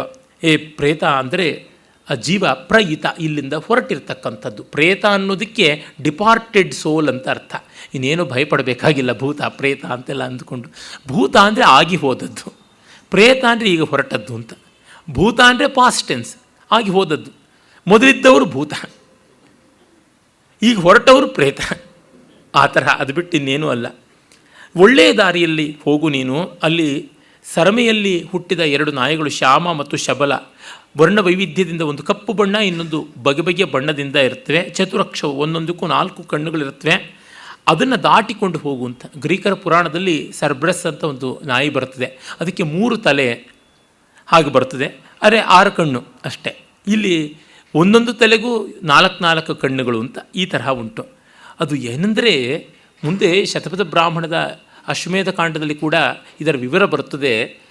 ಕೆಲವು ನಾಯಿಗಳಿಗೆ ಕಣ್ಣಿನ ಮೇಲೆ 2 ಮಚ್ಚೆ ಕಣ್ಣಿನ ಆಕಾರದಲ್ಲಿ ಇರುತ್ತೆ. ನಾನು ನೋಡಿದ್ದೀನಿ ಅಂಥ ನಾಯಿಗಳನ್ನು. ಆ ರೀತಿಯಾದ ನಾಯಿಗಳು 4 ಕಣ್ಣು ನಾಯಿಗಳು ಅಂತ. ಈಗ ನಾನು 4 ಕಣ್ಣವನು ಕನ್ನಡಕ ಹಾಕಿಕೊಂಡ್ರೆ ಆ ರೀತಿಯಾಗಿ ಅದೊಂದು ಲಾಕ್ಷಣಿಕವಾದ ಪ್ರಯೋಗ ಅಂತ ಗೊತ್ತಾಗುತ್ತದೆ. ಅನಂತರ ಯಮೇನ ಸದಮಾದಂ, ಯಮನ ಜೊತೆ ಸೇರಿಕೊಂಡು ಮದಂತಿ ಯಾರು ಹರ್ಷಪಡ್ತಾರೆ ಪಿತೃಗಳು, ಸುವಿದತ್ರಾನ್, ಜ್ಞಾನಿಗಳಾದ ಪಿತೃನ್ ಉಪೇಹಿ, ಅವರನ್ನು, ನಿನ್ನ ಪೂರ್ವ ಪಿತೃಗಳನ್ನು ಹೋಗಿ ಸೇರ್ಕೋ ಅಂತಕ್ಕಂಥದ್ದು. ಅಂದರೆ ಈ ಪ್ರೇತಲೋಕಕ್ಕೆ ಹೊರಟಾಗ ನಾಯಿಗಳು ಮಾರ್ಗವನ್ನು ತೋರ್ಪಡಿಸುತ್ತವೆ. ಸರಮೈ ಮಕ್ಕಳು ದುಷ್ಟರನ್ನು ದಂಡಿಸುತ್ತವೆ, ಶಿಷ್ಟರನ್ನು ಕಾಪಾಡಿ ಅವುಗಳನ್ನು, ಆ ಜೀವಗಳನ್ನು ತೆಗೆದುಕೊಂಡು ಹೋಗಿ ಯಮನಿಗೆ ಅವನ ಆಸ್ಥಾನಕ್ಕೆ ತಲುಪಿಸುತ್ತವೆ. ಇಲ್ಲಿ ಯಮ ದಂಡನೆ ಕೊಡೋದು ಮತ್ತೊಂದು, ಅದು ಯಾವುದು ಬರುವಂಥದ್ದಲ್ಲ. ಆಮೇಲೆ ಆ ನಾಯಿಗಳಿಗೆ ಕ್ಷೇಮವನ್ನು ಉಂಟು ಮಾಡೋ ರೀತಿಯಲ್ಲಿ ಯೌತೇಶ್ವಾನೋ ಯಮ ರಕ್ಷಿತಾರೋ ಚತುರಕ್ಷೋ ಪತಿರಕ್ಷೀನ್ ಚಕ್ಷಸೋ ತಾಭ್ಯಾಮೇನಂ ಪರಿದೇಹಿ ರಾಜನ್ ಸ್ವಸ್ತಿ ಚಾಸ್ಮ ಅನಮೀವಂಚ ದೇಹಿ ಅಂಥೇಳಿ ಯಮನನ್ನು ಕುರಿತು ಪ್ರಾರ್ಥನೆ ಮಾಡ್ತಾರೆ. ನಿನ್ನ ಮನೆಯನ್ನು ಕಾಪಾಡ್ತಕ್ಕಂಥವು ಮತ್ತು ಪ್ರೇತಗಳಿಗೆ ಮಾರ್ಗವನ್ನು ತೋರಿಸ್ತಕ್ಕಂಥವು ಆದ 4 ಕಣ್ಣಿನ ನಾಯಿಗಳು ಯಾವುದು ಉಂಟು, ನೃಚಕ್ಷಸವು, ಮನುಷ್ಯರಿಂದ ಸ್ತುತವಾದಂಥವು ಯಾವುದು ಪತಿರಕ್ಷಿ, ಮಾರ್ಗ ರಕ್ಷಕರಾದ ನಾಯಿಗಳಿವೆಯೋ ಅವುಗಳಿಗೆ ಈ ಪ್ರೇತವನ್ನು ನೀನು ಒಪ್ಪಿಸು. ಅವುಗಳು ನೆಮ್ಮದಿಯಾಗಿ ಅದನ್ನು ಕರ್ಕೊಂಡು ಹೋಗಿ ಸ್ವಸ್ತಿಚ ಅನಮೀವಂಚ ದೇಹಿ, ಈ ಜೀವಕ್ಕೆ ಸ್ವಸ್ತಿಯನ್ನು, ಮಂಗಳವನ್ನು, ರೋಗರಾಹಿತ್ಯವನ್ನು ಉಂಟು ಮಾಡಿ ನಿನ್ನ ಆಸ್ಥಾನಕ್ಕೆ ಬರಮಾಡಿಕೊಳ್ಳಲಿ ಅನ್ನುವ ಅರ್ಥದ ಮಂತ್ರವನ್ನು ನಾವು ನೋಡ್ತೀವಿ. ಆಮೇಲೆ ಯಮನಿಗೆ ಸೋಮಾಹುತಿಯನ್ನು ಕೊಡುವುದು ಆಗುತ್ತದೆ. ಯಮಾಯ ಸೋಮಂ ಸುನುತ ಯಮಾಯ ಜುಹತ ಹವಿ, ಯಮನಿಗೆ ಸೋಮವನ್ನು ಹಿಂಡಿ ಯಮನಿಗೆ ಆಹುತಿಯನ್ನು ಕೊಡಿ. ಯಮಂ ಹಯಜ್ಞೋ ಗಚ್ಚತ್ಯಜ್ಞದೂತೋ ಅಲಂಕೃತಃ, ಅಲಂಕೃತವಾಗಿ ನಾನಾ ದ್ರವ್ಯಗಳಿಂದ ಪೂಜಿತನಾದ ಈ ಅಗ್ನಿಯನ್ನು ನಾವು ದೂತನನ್ನಾಗಿ ಯಮನ ಹತ್ರಕ್ಕೆ ಕಳಿಸೋಣ. ಆ ಅಗ್ನಿದೂತ ನಮಗೆ ಕ್ಷೇಮವನ್ನು ಕೊಡಲಿ ಅನ್ನುವ ಮಾತುಗಳೆಲ್ಲ ಬರ್ತದೆ. ಅದೇ ರೀತಿಯಲ್ಲಿ ಯಮಾಯ ಘೃತವದ್ ವಿರ್ಜುಹೋತ ಪ್ರಚತಿಷ್ಠತ, ಯಮನಿಗೆ ಘೃತ, ಹಸುವಿನ ತುಪ್ಪವನ್ನು ಆಹುತಿ ಕೊಡಿ. ಸನೋ ದೇವೇಷ್ಟ ಯಮ ದೀರ್ಘಮಾಯು ಪ್ರಜೀವಸೆ, ಯಮ ನಾವಿರುವಾಗಲೇ ಒಳ್ಳೆಯ ಆಯುಷ್ಯವನ್ನು ಕೊಡಲಿ ಅಂತ. ಸತ್ತ ಮೇಲೆ ಏನು ಕೊಟ್ಟರು ಅದು ಆಮೇಲೆ, ಈಗಿರುವಾಗ ಚೆನ್ನಾಗಿರೋದು ಕೊಟ್ಬಿಡಲಿ, ದೀರ್ಘಾಯುಷ್ಯ ಕೊಡಲಿ ಸಾಕು ಅನ್ನುವಂಥದ್ದು. ಯಮಾಯ ಮಧುಮುತ್ತಮಂ ರಾಜ್ಞೇ ಹವ್ಯಂ ಜುಹೋತನ ಇದನ್ನಮ ಋಷಿಭಿ ಪೂರ್ವೇಭ್ಯ ಪತಿಕೃದ್ಭ್ಯ. ಈ ಯಮನಿಗೆ ನಾವು ಮಧುರವಾದ ಜೇನಿನ ಹವಿಸ್ಸನ್ನು ನಾವು ಕೊಡೋಣ. ಇದನ್ನು ಪೂರ್ವಜರಾದ ಋಷಿಗಳು, ಹಿಂದಿನವರು, ನಮ್ಮ ಪಿತೃಗಳು ಎಲ್ಲರೂ ಕೂಡ ಮಾಡಿಕೊಟ್ಟು ಬಂದಿದ್ದಾರೆ, ಅದಕ್ಕೆ ನಾವು ಗೌರವವನ್ನು ಕೊಡೋಣ ಅನ್ನುವ ಮಾತು ಬರ್ತದೆ. ಅಂದರೆ ಪಿತೃಗಳನ್ನು ಸೋಮದಿಂದ, ಘೃತದಿಂದ, ಮಧುವಿನಿಂದ ಆರಾಧನೆ ಮಾಡಬೇಕು. ಯಾರು ವೇದವನ್ನು, ಇತಿಹಾಸವನ್ನು, ಪುರಾಣವನ್ನು ಅಥವಾ ವೇದದ ಸಂಹಿತಾ, ಬ್ರಾಹ್ಮಣ, ಆರಣ್ಯಕ ಅನ್ನೋ ಭಾಗಗಳನ್ನು ಚೆನ್ನಾಗಿ ತಿಳ್ಕೊಳ್ತಾನೋ ಅವನು ತನ್ನ ಪಿತೃಗಳನ್ನು ಈ ರೀತಿಯಲ್ಲಿ ಮಧುವಿನಿಂದ, ಘೃತದಿಂದ ಮತ್ತು ಸೋಮನಿಂದ ಆರಾಧನೆ ಮಾಡಿದವನಾಗ್ತಾನೆ ಅನ್ನುವಂಥ ಮಾತುಗಳನ್ನು ಕೂಡ ನಾವು ಅನೇಕತ್ರ ಕಾಣ್ತೀವಿ. ಹೀಗೆ ಆ ಪರಲೋಕಕ್ಕೆ ಸಂಬಂಧಪಟ್ಟಂಥ ವಿಷಯಗಳನ್ನು ಹೇಳುವಾಗ ಭಯವನ್ನು ಹೋಗಲಾಡಿಸೋದು ತುಂಬ ಮುಖ್ಯವಾಗಿ ಬೇಕಾಗುತ್ತದೆ. ಕಡೆಗೆ ಜೀವಕ್ಕೆ ಸಮಾಧಾನ ಕೊಡುವುದಕ್ಕಾಗಿಯೇ ಮತ ಇರತಕ್ಕಂಥದ್ದು ಅಂತ ಗೊತ್ತಾಗುತ್ತದೆ. ಪಿತೃಗಳು ಉತ್ತಮ, ಮಧ್ಯಮ, ಅಧಮ ಅಂತ 3 ರೀತಿಯಾಗಿರ್ತಾರೆ. ಯಾರು ಶ್ರೌತ ಕರ್ಮಗಳನ್ನು ಮಾಡಿದ್ದಾರೆ ಅವರು ಉತ್ತಮರು, ಯಾರು ಸ್ಮಾರ್ಥ ಕರ್ಮ ಮಾಡಿದ್ದಾರೆ ಅವರು ಮಧ್ಯಮರು, ಮತ್ತು ಯಾರು ಏನು ಸರಿಯಾಗಿ ಮಾಡಿಲ್ಲ ಅವರು ಅಧಮರು ಅಂತ. ಅಂದರೆ ವೇದದ ಹೃದಯವನ್ನು ಅರಿತು ಮಾಡತಕ್ಕಂಥವ್ರು ಯಾರಿದ್ದಾರೆ ಅವರು ಉತ್ತಮರಾಗ್ತಾರೆ. ಅದನ್ನು ಏನೋ ಒಂದು ಸಾಮಾನ್ಯವಾದ ರೂಪದಲ್ಲಿ, ಅಂದರೆ ಲಿಟ್ರಲ್ ಸೆನ್ಸ್ ಅಂತ ನಾವೇನು ಹೇಳ್ತೀವಿ, not in spirit but in word ಅಂತ ಮಾಡ್ತಕ್ಕಂಥವ್ರು ಮಧ್ಯಮರು, ಯಾವುದನ್ನೂ ಮಾಡದೇ ಇರತಕ್ಕಂಥವ್ರು ಅಧಮರು ಅಂತ ಈ ರೀತಿಯಾಗಿ ಪಿತೃವರ್ಗಕ್ಕೆ ವಿಭಾಗವನ್ನು ಕೂಡ ಮಾಡ್ತಾರೆ. ಅವರು ಪಿತೃಗಳು ನಮಗೆ ನಮ್ಮ ಯಜ್ಞದಲ್ಲಿ ಬಂದು ಪಾಲ್ಗೊಂಡು ಸಮಾಧಾನವನ್ನು ಶಾಂತಿಯನ್ನು ಕೊಡಲಿ ಅಂತಕ್ಕಂಥ ಮಂತ್ರಗಳು ಕೂಡ ಬರುತ್ತವೆ. ಅದನ್ನು ನೋಡುವಾಗ ನಾವು ಆ ಪಿತೃಗಳು ಯಾವುದೆಲ್ಲ ರೀತಿಯಲ್ಲಿ ನಮಗೆ ಪ್ರಯೋಜನಕಾರಿಯಾಗ್ತಾರೆ, ಯಾವುದೆಲ್ಲ ರೀತಿಯಲ್ಲಿ ನಮ್ಮನ್ನು ನೆನೆಸ್ಕೊಳ್ತಾರೆ ಅದನ್ನು ಕೂಡ ಹೇಳ್ತಕ್ಕಂಥ ಮಂತ್ರಗಳನ್ನು ನಾವು 15ನೇ ಸೂಕ್ತದಲ್ಲಿ ನಾವು ನೋಡ್ತೀವಿ. ಇದೇ ದಶಮಂಡಲದಲ್ಲಿ ಉಪಹೂತ ಪಿತರ ಸೌಮ್ಯಾಸೋ ಬರ್ಹಿಷ್ಯೇಷು ನಿಧಿಷು ಪ್ರಿಯೇಷು ತ ಆಗಮಂತು ತೈಹ ಶೃಣ್ವಂತು ಅಧಿಬ್ರುವಂತು ತೇ ಅವಂತ್ವಸ್ಮಾನ್ ಅಂಥೇಳಿ ಈ ಯಾಗಕ್ಕೆ ಪ್ರೀತಿಕಾರಕವಾದ ಹವಿಸ್ಸನ್ನು ಸ್ವೀಕರಿಸೋದಕ್ಕೆ ನಾವು ಯಾವ ಪಿತೃಗಳನ್ನು ಕರೀತಾ ಇದ್ದೀವೋ ಅವರ ಅನುಗ್ರಹ ಬುದ್ಧಿ ತೋರ್ತಾ ಬರಲಿ. ಉಪಹೂತಾಹ ನಾವು ಇನ್ವೈಟ್ ಮಾಡಿದಾಗ ಆಗಮಂತು ಬರಲಿ. ಮತ್ತು ಶೃಣ್ವಂತು ಅಂದರೆ ಶೃಣ್ವಂತು ಅಂತ ಕೇಳಲಿ, ನಮ್ಮನ್ನು ಅಧಿಬ್ರುವಂತು ನಮ್ಮನ್ನು ಮೆಚ್ಚಿಕೊಳ್ಳಲಿ ಅಂತ, ನಾವು ಮಾಡ್ತಾ ಇರೋದು ಅವ್ರಿಗೆ ಸಂತೋಷವಾಗುತ್ತೆ ಅಂತ ಮೆಚ್ಚಿಕೊಳ್ಳಿ. ತೇ ಅವಂತ್ವಸ್ಮಾನ್ ಅವರು ನಮ್ಮನ್ನು ಕಾಪಾಡಲಿ. ಅದು ಮಾತ್ರವಲ್ಲ, ಅವರು ಹೇಗೆ ಬರಬೇಕು? ಆಚ್ಯಾಜಾನು ದಕ್ಷಿಣತೋ ನಿಷದ್ಯೇ ಮಯಜ್ಞಮಭಿಗೃಣೀತ ವಿಶ್ವೇ ಮಾಹಿಂಸಿಷ್ಟ ಪಿತರ ಕೇನಚಿನ್ನೋ ಯದ್ವ ಆಗ ಪುರುಷತಾಕರಾಮ. ಅವರು ಮೊಣಕಾಲನ್ನು ಮಡಚಿ ನಮ್ಮ ಬಲಗಡೆಗೆ ಕೂತು ನಮ್ಮ ಯಜ್ಞ ಯಾಗಗಳನ್ನು ನೋಡಿ ಸಂತೋಷ ಪಡಲಿ. ಪಿತೃಕರ್ಮವನ್ನು ನಾವು ಯಾವ ಪಾಪನೂ ಮಾಡದೆ ಮಾಡ್ತಾ ಇದ್ದೀವಿ ಅನ್ನೋದು ಅವ್ರಿಗೆ ಗೊತ್ತಾಗಲಿ. ನಾವು ಅಕಸ್ಮಾತ್ ಏನಾದರೂ ಪುರುಷತಾಕರಾಮ ಅಗಹ ಮಾನುಷವಾಗಿ ಏನಾದರೂ ತಪ್ಪುಗಳನ್ನು ಪಾಪವನ್ನು ಮಾಡಿದ್ರೆ ಕೇನಚಿತ್ ಮಾಹಿಂಸಿಷ್ಟ ನಮ್ಮನ್ನು ಯಾವುದೇ ರೀತಿಯಿಂದಲೂ ಅವ್ರು ತೊಂದರೆ ಮಾಡದೇ ಇರಲಿ ಅಂತ. ಯಾಕೆಂದರೆ ನಮ್ಮಲ್ಲಿ ಶ್ರಾದ್ದ ಅಂದರೆ ಭಯವೋ ಭಯ. ತೊಂದರೆ ಇಲ್ಲಿ ಈ ಮಂತ್ರ ಹೇಳಿದ್ರೆ ಏನೂ ಭಯಪಡಬೇಕಾಗಿಲ್ಲ ಅಂತ. ನಾವು ಮಾಡುವ ಲೋಪಗಳೇನಿವೆ ಅದು ಹ್ಯೂಮನ್ ಎರರ್ಸ್ ಅಂತ ನಾವು ಏನು ಹೇಳ್ತೀವಿ, ಮನುಷ್ಯತೆ ಏನಾದರೂ ಲೋಪವನ್ನು ಕಂಡಿದ್ದಲ್ಲಿ ಕಾಣಿಸಿದ್ದಲ್ಲಿ ಅಂತ. DVG ಅವರ ಶ್ರೀರಾಮ ಪರೀಕ್ಷಣದಲ್ಲಿ ರಾಮ ಹನುಮಂತರ ಸಂವಾದ ಕಟ್ಟಕಡೆಯಲ್ಲಿ ಬರ್ತದೆ. ಆಗ ಹನುಮಂತ ರಾಮನ್ನ ಬಹಳ ಕ್ರಾಸ್ ಎಕ್ಸಿಮಿನ್ ಮಾಡ್ತಾನೆ. ಹಿ ಆಲ್ಮೋಸ್ಟ್ ಟ್ಯಾಕ್ಸಸ್ ಹಿಮ್. ಆಗ ರಾಮ ಹೇಳ್ತಾನೆ, ನಾನು ಕೆಲವೊಂದು ನಂಬಿಕೆಗಳನ್ನು ಕೆಲವೊಂದು ಶ್ರದ್ಧೆಗಳನ್ನು ಇಟ್ಟುಕೊಂಡು ನಾನು ಮಾಡಿದೆಪ್ಪ, ಇದು ಮಾಡುವಾಗ ಅಕಸ್ಮಾತ್ ನಾನು ಮಾನುಷತೆ ನನ್ನ ಮನುಷ್ಯತ್ವ ನನ್ನನ್ನು ಸ್ವಲ್ಪ ಶಿಥಿಲ ಮಾಡಿದ್ದಲ್ಲೇ ಅದನ್ನು ನೀನು ಎಣಿಸದಿರೈ ಮಾರುತಿ ಅಂತ. ಐ ಆಮ್ ಹ್ಯೂಮನ್ ಬೀಯಿಂಗ್, ನಾನು ಮನುಷ್ಯನಪ್ಪ, ತಪ್ಪು ಮಾಡದಿರೋಕ್ಕೆ ಸಾಧ್ಯವ? ಭಾಳ ಕಷ್ಟವಾಗಿಬಿಡುತ್ತೆ. ನಾನಂತೂ ತೆಲುಗಿನಲ್ಲಿ ಹೇಳ್ತಾರಲ್ಲ, ನೆತ್ತಿಲೋ ನೋರು ಪೆಟ್ಟುಕೊನೆ ಕೊಟ್ಟುಕೋವಡಮ್ ಅಂತಂತಾರೆ. ಬಾಯಿನ ನೆತ್ತಿವರೆಗೂ ತೆಕ್ಕೊಂಡು ಬಾಯಿ ಬಡ್ಕೊಳ್ಳೋದಾಗುತ್ತೆ. ನಾವು ಮಾಡಿದ್ದೆಲ್ಲ ಪರಿಪೂರ್ಣವಲ್ಲ, ಹೆಚ್ಚು ಕಡಿಮೆಗಳಾಗ್ತಾ ಇರುತ್ತೆ. ಯಾಸ್ಮಾಕಂ ಸುಚರಿತಂ ತಾನಿ ತ್ವಯಾ ಸೇವಿತವ್ಯಾನಿ, ಯಾಸ್ಮಾಕಂ ಸುಚರಿತಾನಿ ತಾನಿ ತ್ವಯಾ ಸೇವಿತವ್ಯಾನಿ ನೋಯಿತರಾಣಿ ಅಂತಾರಲ್ಲ ವೇದದಲ್ಲಿ, ಸ್ನಾತಕೋಪದೇಶದಲ್ಲಿ ಆಚಾರ್ಯರು. ಆ ರೀತಿಯಲ್ಲಿ ತಪ್ಪುಗಳಾಗದೇ ಇರೋದು ಹೇಗೆ? ಯಾರೋ ಒಬ್ಬರು ಬಂದುಬಿಟ್ಟು ನನ್ನ ಕೇಳಿದ್ರು, ನಾನು ತುಂಬ ಹತ್ತಿರದ ಸ್ನೇಹಿತನೇ ಆದ ಆಮೇಲೆ, ನೀವು ಜೀವನ್ಮುಕ್ತರ ಅಂತ. ಅಯ್ಯೋ ರಾಮ, ಜೀವನ್ ಮುಕ್ತನೋ ಭುಕ್ತನೋ ನಿಶಕ್ತನೋ ಗೊತ್ತಾಗ್ತಿಲ್ಲಪ್ಪ, ಈ ಥರ ಮಾತುಗಳು ಕೇಳಿ ಹ್ಯುಮಿಲಿಯೇಟ್ ಮಾಡಬೇಡ ಅಂತಂದಿದ್ದೆ.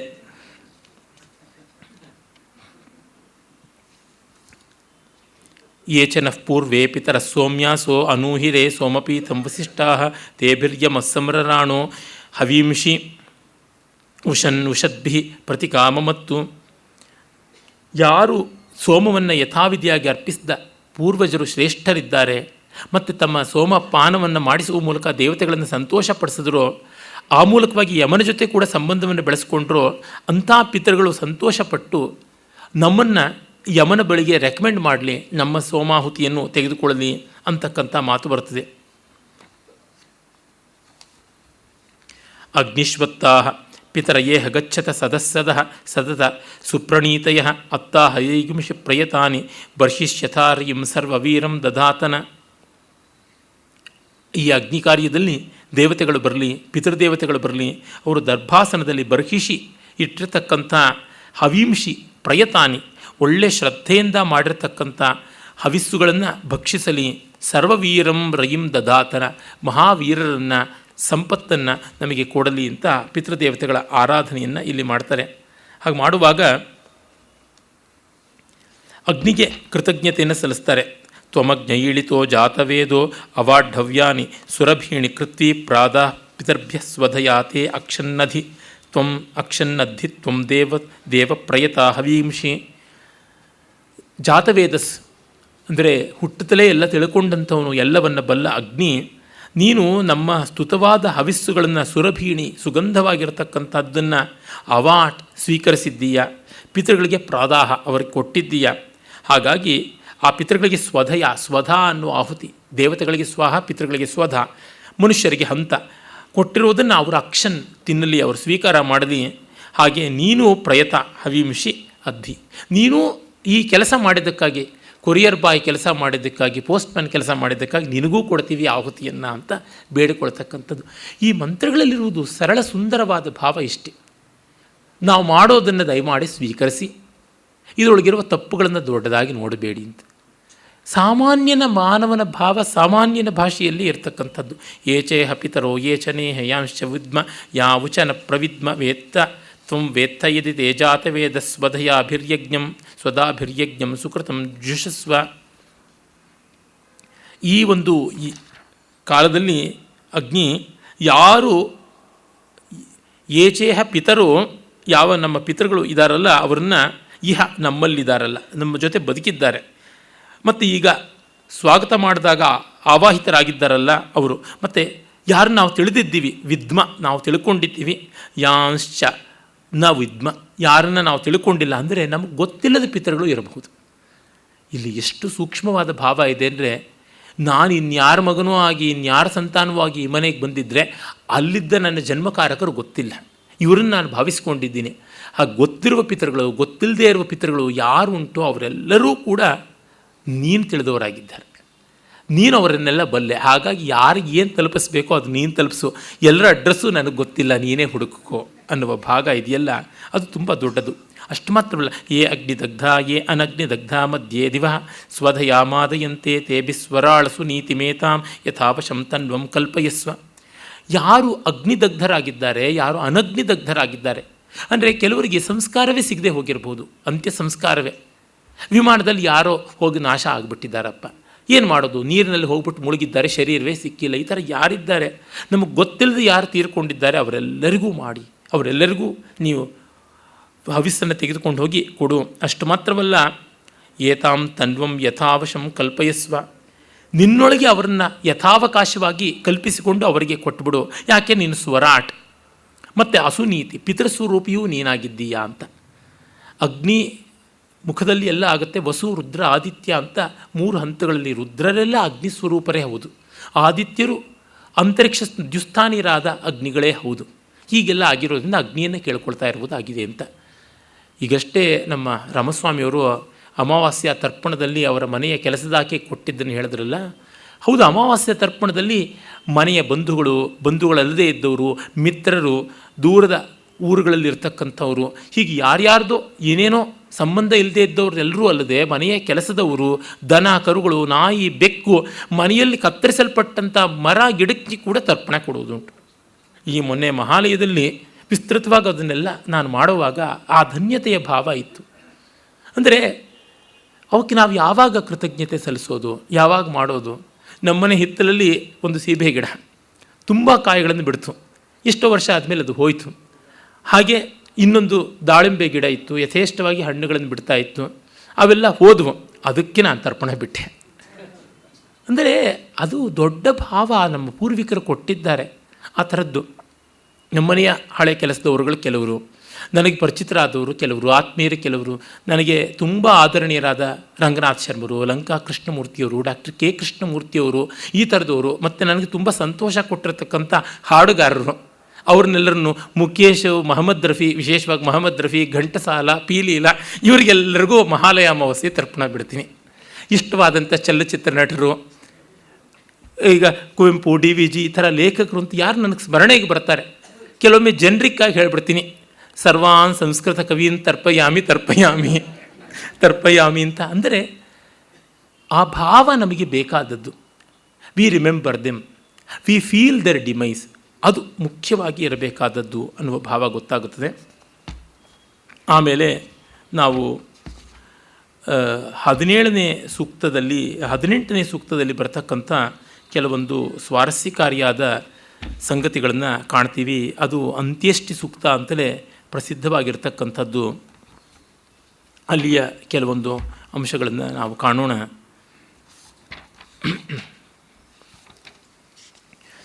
ಅಂತ್ಯಷ್ಟಿ ಸೂಕ್ತಕ್ಕೆ ಎಲ್ಲಿಲ್ಲದ ಮಹತ್ವ ಉಂಟು. ಅದಾದ ಮೇಲೆ ಒಂದು ಸಣ್ಣ ಸೂಕ್ತ ಉಂಟು, ಅದರಿಂದ ನಾವು ಈ ಹೊತ್ತಿನದ ಮುಗಿಸೋಣ. ಅಲ್ಲಿ ಬರುವ ಕೆಲವೊಂದು ಮಂತ್ರಗಳು ತುಂಬ ಚೆನ್ನಾಗಿರ್ತಕ್ಕಂಥದ್ದು. ಚಿತೆಯ ಮೇಲೆ ಶವವನ್ನು ಇಟ್ಟು ಆಮೇಲೆ ಆ ಶವವನ್ನು ದಹನ ಮಾಡುವ ಸಂದರ್ಭದಲ್ಲಿ ಹೇಗೆ ನಡೆಯುತ್ತದೆ? ಇಮಂ ಜೀವೇಭ್ಯ ಪರಿಧಿಂ ದಧಾಮಿ ಮೈಷಾಂ ನುಗಾದಪರೋ ಅರ್ಥಮೇತಂ ಶತಂಜೀವಂತು ಶರದಃ ಪುರೂಚೀರ್ ಅಂತರ್ಮೃತ್ಯುಂ ದಧತಾಂ ಪರ್ವತೇನ. ಅಲ್ಲಿ ಶಿಲೆಯ ವಲಯವನ್ನು ಮಾಡ್ತಾರೆ. ಆಗ ಹೇಳ್ತಾರೆ, ಈ ಪಾಷಾಣದ ವಲಯ ಯಾವುದಿದೆ ಅದನ್ನು ದಾಟಿ ಮೃತ್ಯು ಬರದೇ ಇರಲಿ, ಅದರ ಆಚೆಗಿರ್ತಕ್ಕಂಥವರು ಅತಿ ದೀರ್ಘಕಾಲ ಶರದಶತಂ ಅವರು ಚೆನ್ನಾಗಿ ಬಾಳಲಿ, ಹಾಗೆ ಅವರು ಇರಲಿ ಅಂತನ್ನುವಂಥದ್ದು. ಆಮೇಲೆ ಆ ಒಂದು ಬಂಧುಗಳನ್ನು ಕುರಿತು ಹೇಳುವುದಾಗುತ್ತದೆ. ಆರೋಹತಾಯುರ್ಜರಸಂ ವೃಣಾನ ಅನುಪೂರ್ವಂ ಯತಮಾನ ಯತಿಷ್ಠ ಯಹತ್ವಷ್ಟ ಸುಜನಿಮ ಸಜೋಷಾ ದೀರ್ಘಮಾಯು ಕರತಿ ಜೀವಸೇವ. ಅಂದರೆ ಇಲ್ಲಿ ಹೇಳ್ತಾರೆ, ಯತಿಸ್ಥ ಇಲ್ಲಿರ್ತಕ್ಕಂಥ ಸಂಯಮದಿಂದ ದುಃಖ ಪಡ್ತಾ ಇರ್ತಕ್ಕಂಥ ಮೃತನ ಬಂಧುಗಳೇ, ನೀವು ಎಷ್ಟು ಜನ ಇದ್ದರೂ ಜರಸಂವೃಣಾನಾಹ ಆಯುರಾರೋಹತ, ಮುಪ್ಪು ಬಂದು ಕೊನೆಗಾಲದವರೆಗೂ ನೀವು ಚೆನ್ನಾಗಿ ಬದುಕಿರಿ. ಆನುಪೂರ್ವಂ ಯತಮಾನ, ನಿಮ್ಮ ವಯಸ್ಸಿಗೆ ತಕ್ಕಂತೆ ಕೆಲಸ ಮಾಡಿಕೊಂಡು ಹಾಯಾಗಿ ಪೂರ್ಣವಾಗಿ ದುಡುಕೊಂಡು ಹಾಯಾಗಿ ಬದುಕಿ. ಸುಜನಿಮ, ಉತ್ತಮವಾಗಿ ಜನ್ಮ ಉಳ್ಳಂಥ ನಿಮ್ಮನ್ನು ತ್ವಷ್ಟಾ ಸಜೋಷ ಇಹವ ಜೀವಸೆ, ತ್ವಷ್ಟೃ ವಿಶ್ವಕರ್ಮ ನಿಮ್ಮ ಜೊತೆಗೆ ಚೆನ್ನಾಗಿ ಕೂಡಿಕೊಂಡು ದೀರ್ಘಮಾಯುಕ್ಕರತಿ, ದೀರ್ಘವಾದ ಆಯುಸ್ಸನ್ನು ಉಂಟು ಮಾಡಲಿ ಅಂತ. ಇದು ಸ್ಮಶಾನದಲ್ಲಿ ಹೇಳ್ತಕ್ಕಂಥ ಮಂತ್ರ. ಅಂದರೆ ಬಂಧುಗಳು ನೀವಾದರೂ ಚೆನ್ನಾಗಿ ಬಾಳಿ ಅಂತ ಹೇಳ್ತಕ್ಕಂಥದ್ದು. ಇಮಾನಾರೀರವಿಧವಾ ಸುಪತ್ನೀರಾಂಜನೇನ ಸರ್ಪಿಷಾ ಸಂವಿಶಂತು ಅನಶ್ರವೋ ಅನಮೀವಾಸು ರತ್ನ ಆರೋಹಂತು ಜನಯೋ ಯೋನಿಮಗ್ರೆ. ಹಾಗೆ ಅವಿಧವಾಹ ಸುಪತ್ನೀಹಿ ಇಮಾ ನಾರೀಹಿ, ಸುಮಂಗಲೀರಾದಂಥವರು ಗಂಡಂದ್ರನ್ನ ಉಳ್ಳಂಥ ಹೆಣ್ಣು ಮಕ್ಕಳು ಅಲಂಕೃತರಾಗಿ ಅಂಜನಯುಕ್ತವ ಸರ್ಪಿಷ ಕಾಡಿಗೆಯೆಲ್ಲ ಹಚ್ಚಿಕೊಂಡು ಶೋಭಿಸ್ತಕ್ಕಂಥವ್ರು ಸ್ಮಶಾನಕ್ಕೆ ಬಂದಿದ್ದೀರಿ ಅಂತ. ಇಲ್ಲಿ ಗೊತ್ತಾಗುತ್ತೆ ಸ್ಮಶಾನಕ್ಕೆಲ್ಲ ಹೆಂಗಸರು ಹೋಗಬಹುದು ಅಂತ. ಅದೇನು ಮಡಿಯಲ್ಲ, ಅದೇನು ಭಯವಲ್ಲ, ಅದು ಭಗವಂತ ರುದ್ರನ ಸ್ಥಾನ ಅಂತ. ಹೀಗಾಗಿ ನೀವು ಬಂದಿದ್ದಿರಲ್ಲ, ಸಂವಿಶಂತು ಗೃಹಕ್ಕೆ ನಿಮ್ಮ ನಿಮ್ಮ ಮನೆಗಳಿಗೆ ನೀವು ಹೋಗಿ, ಈಗ ದುಃಖ ಪಡಬೇಡಿ. ಅನಶ್ರವ, ಕಣ್ಣೀರಿಲ್ಲದೆ ಹೋಗಿ. ಅನಮೀವ, ಯಾವ ರೋಗವೂ ನಿಮಗೆ ಬರೋದು ಬೇಡ. ಸುರತ್ನ ಜನಯ, ಅಲಂಕಾರಗಳನ್ನು ನೀವು ಮಾಡಿಕೊಂಡು ಚೆನ್ನಾಗಿ ಬದುಕಿ. ಮತ್ತು ಅಗ್ರೇಯೋ ನಿಮ್ಮ ಆರೋಹಂತು, ನಿಮ್ಮ ನೆಲೆಯನ್ನು ನೀವು ಮೊದಲು ಹೋಗಿ ಚೆನ್ನಾಗಿ ಸೇರಿಕೊಳ್ಳಿ. ನಿಮಗೆ ಬದುಕಿನಲ್ಲಿ ಯಾವುದೂ ತೊಂದರೆ ಬರೋದು ಬೇಡ ಅಂತಕ್ಕಂಥದ್ದು.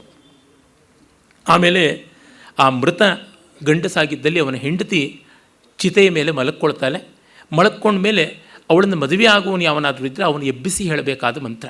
ತಕ್ಷಣ ಅವಳಿಗೆ ಯಾರೂ ವರ ಅನ್ನೋದು ಇಲ್ಲದೇ ಇದ್ದರೆ ಇನ್ಯಾರಾದರೂ ಹತ್ತಿರದಲ್ಲಿದ್ದವರು ಅವರ ಪರವಾಗಿ ಹೇಳಿ ಮತ್ತೆ ಅವಳಿಗೆ ಮುಂದೆ ಮದುವೆ ಮಾಡಿಕೊಳ್ಬೇಕು ಅಂತಿದ್ದಲ್ಲಿ ವ್ಯವಸ್ಥೆ ಮಾಡ್ಬೋದು ಅಂತ.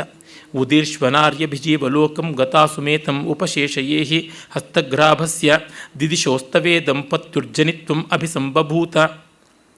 ನಾರಿ ಅಂದರೆ ಎಲೆ ಸ್ತ್ರೀ, ಜೀವಲೋಕಂ ಅಭಿ, ನೀನು ಜೀವಲೋಕಕ್ಕೆ ಮತ್ತೆ ಬಾ. ಉದೀರ್ಶ್ವ, ಈ ಚಿತೆಯಿಂದ ಎದ್ದು ಬಾ.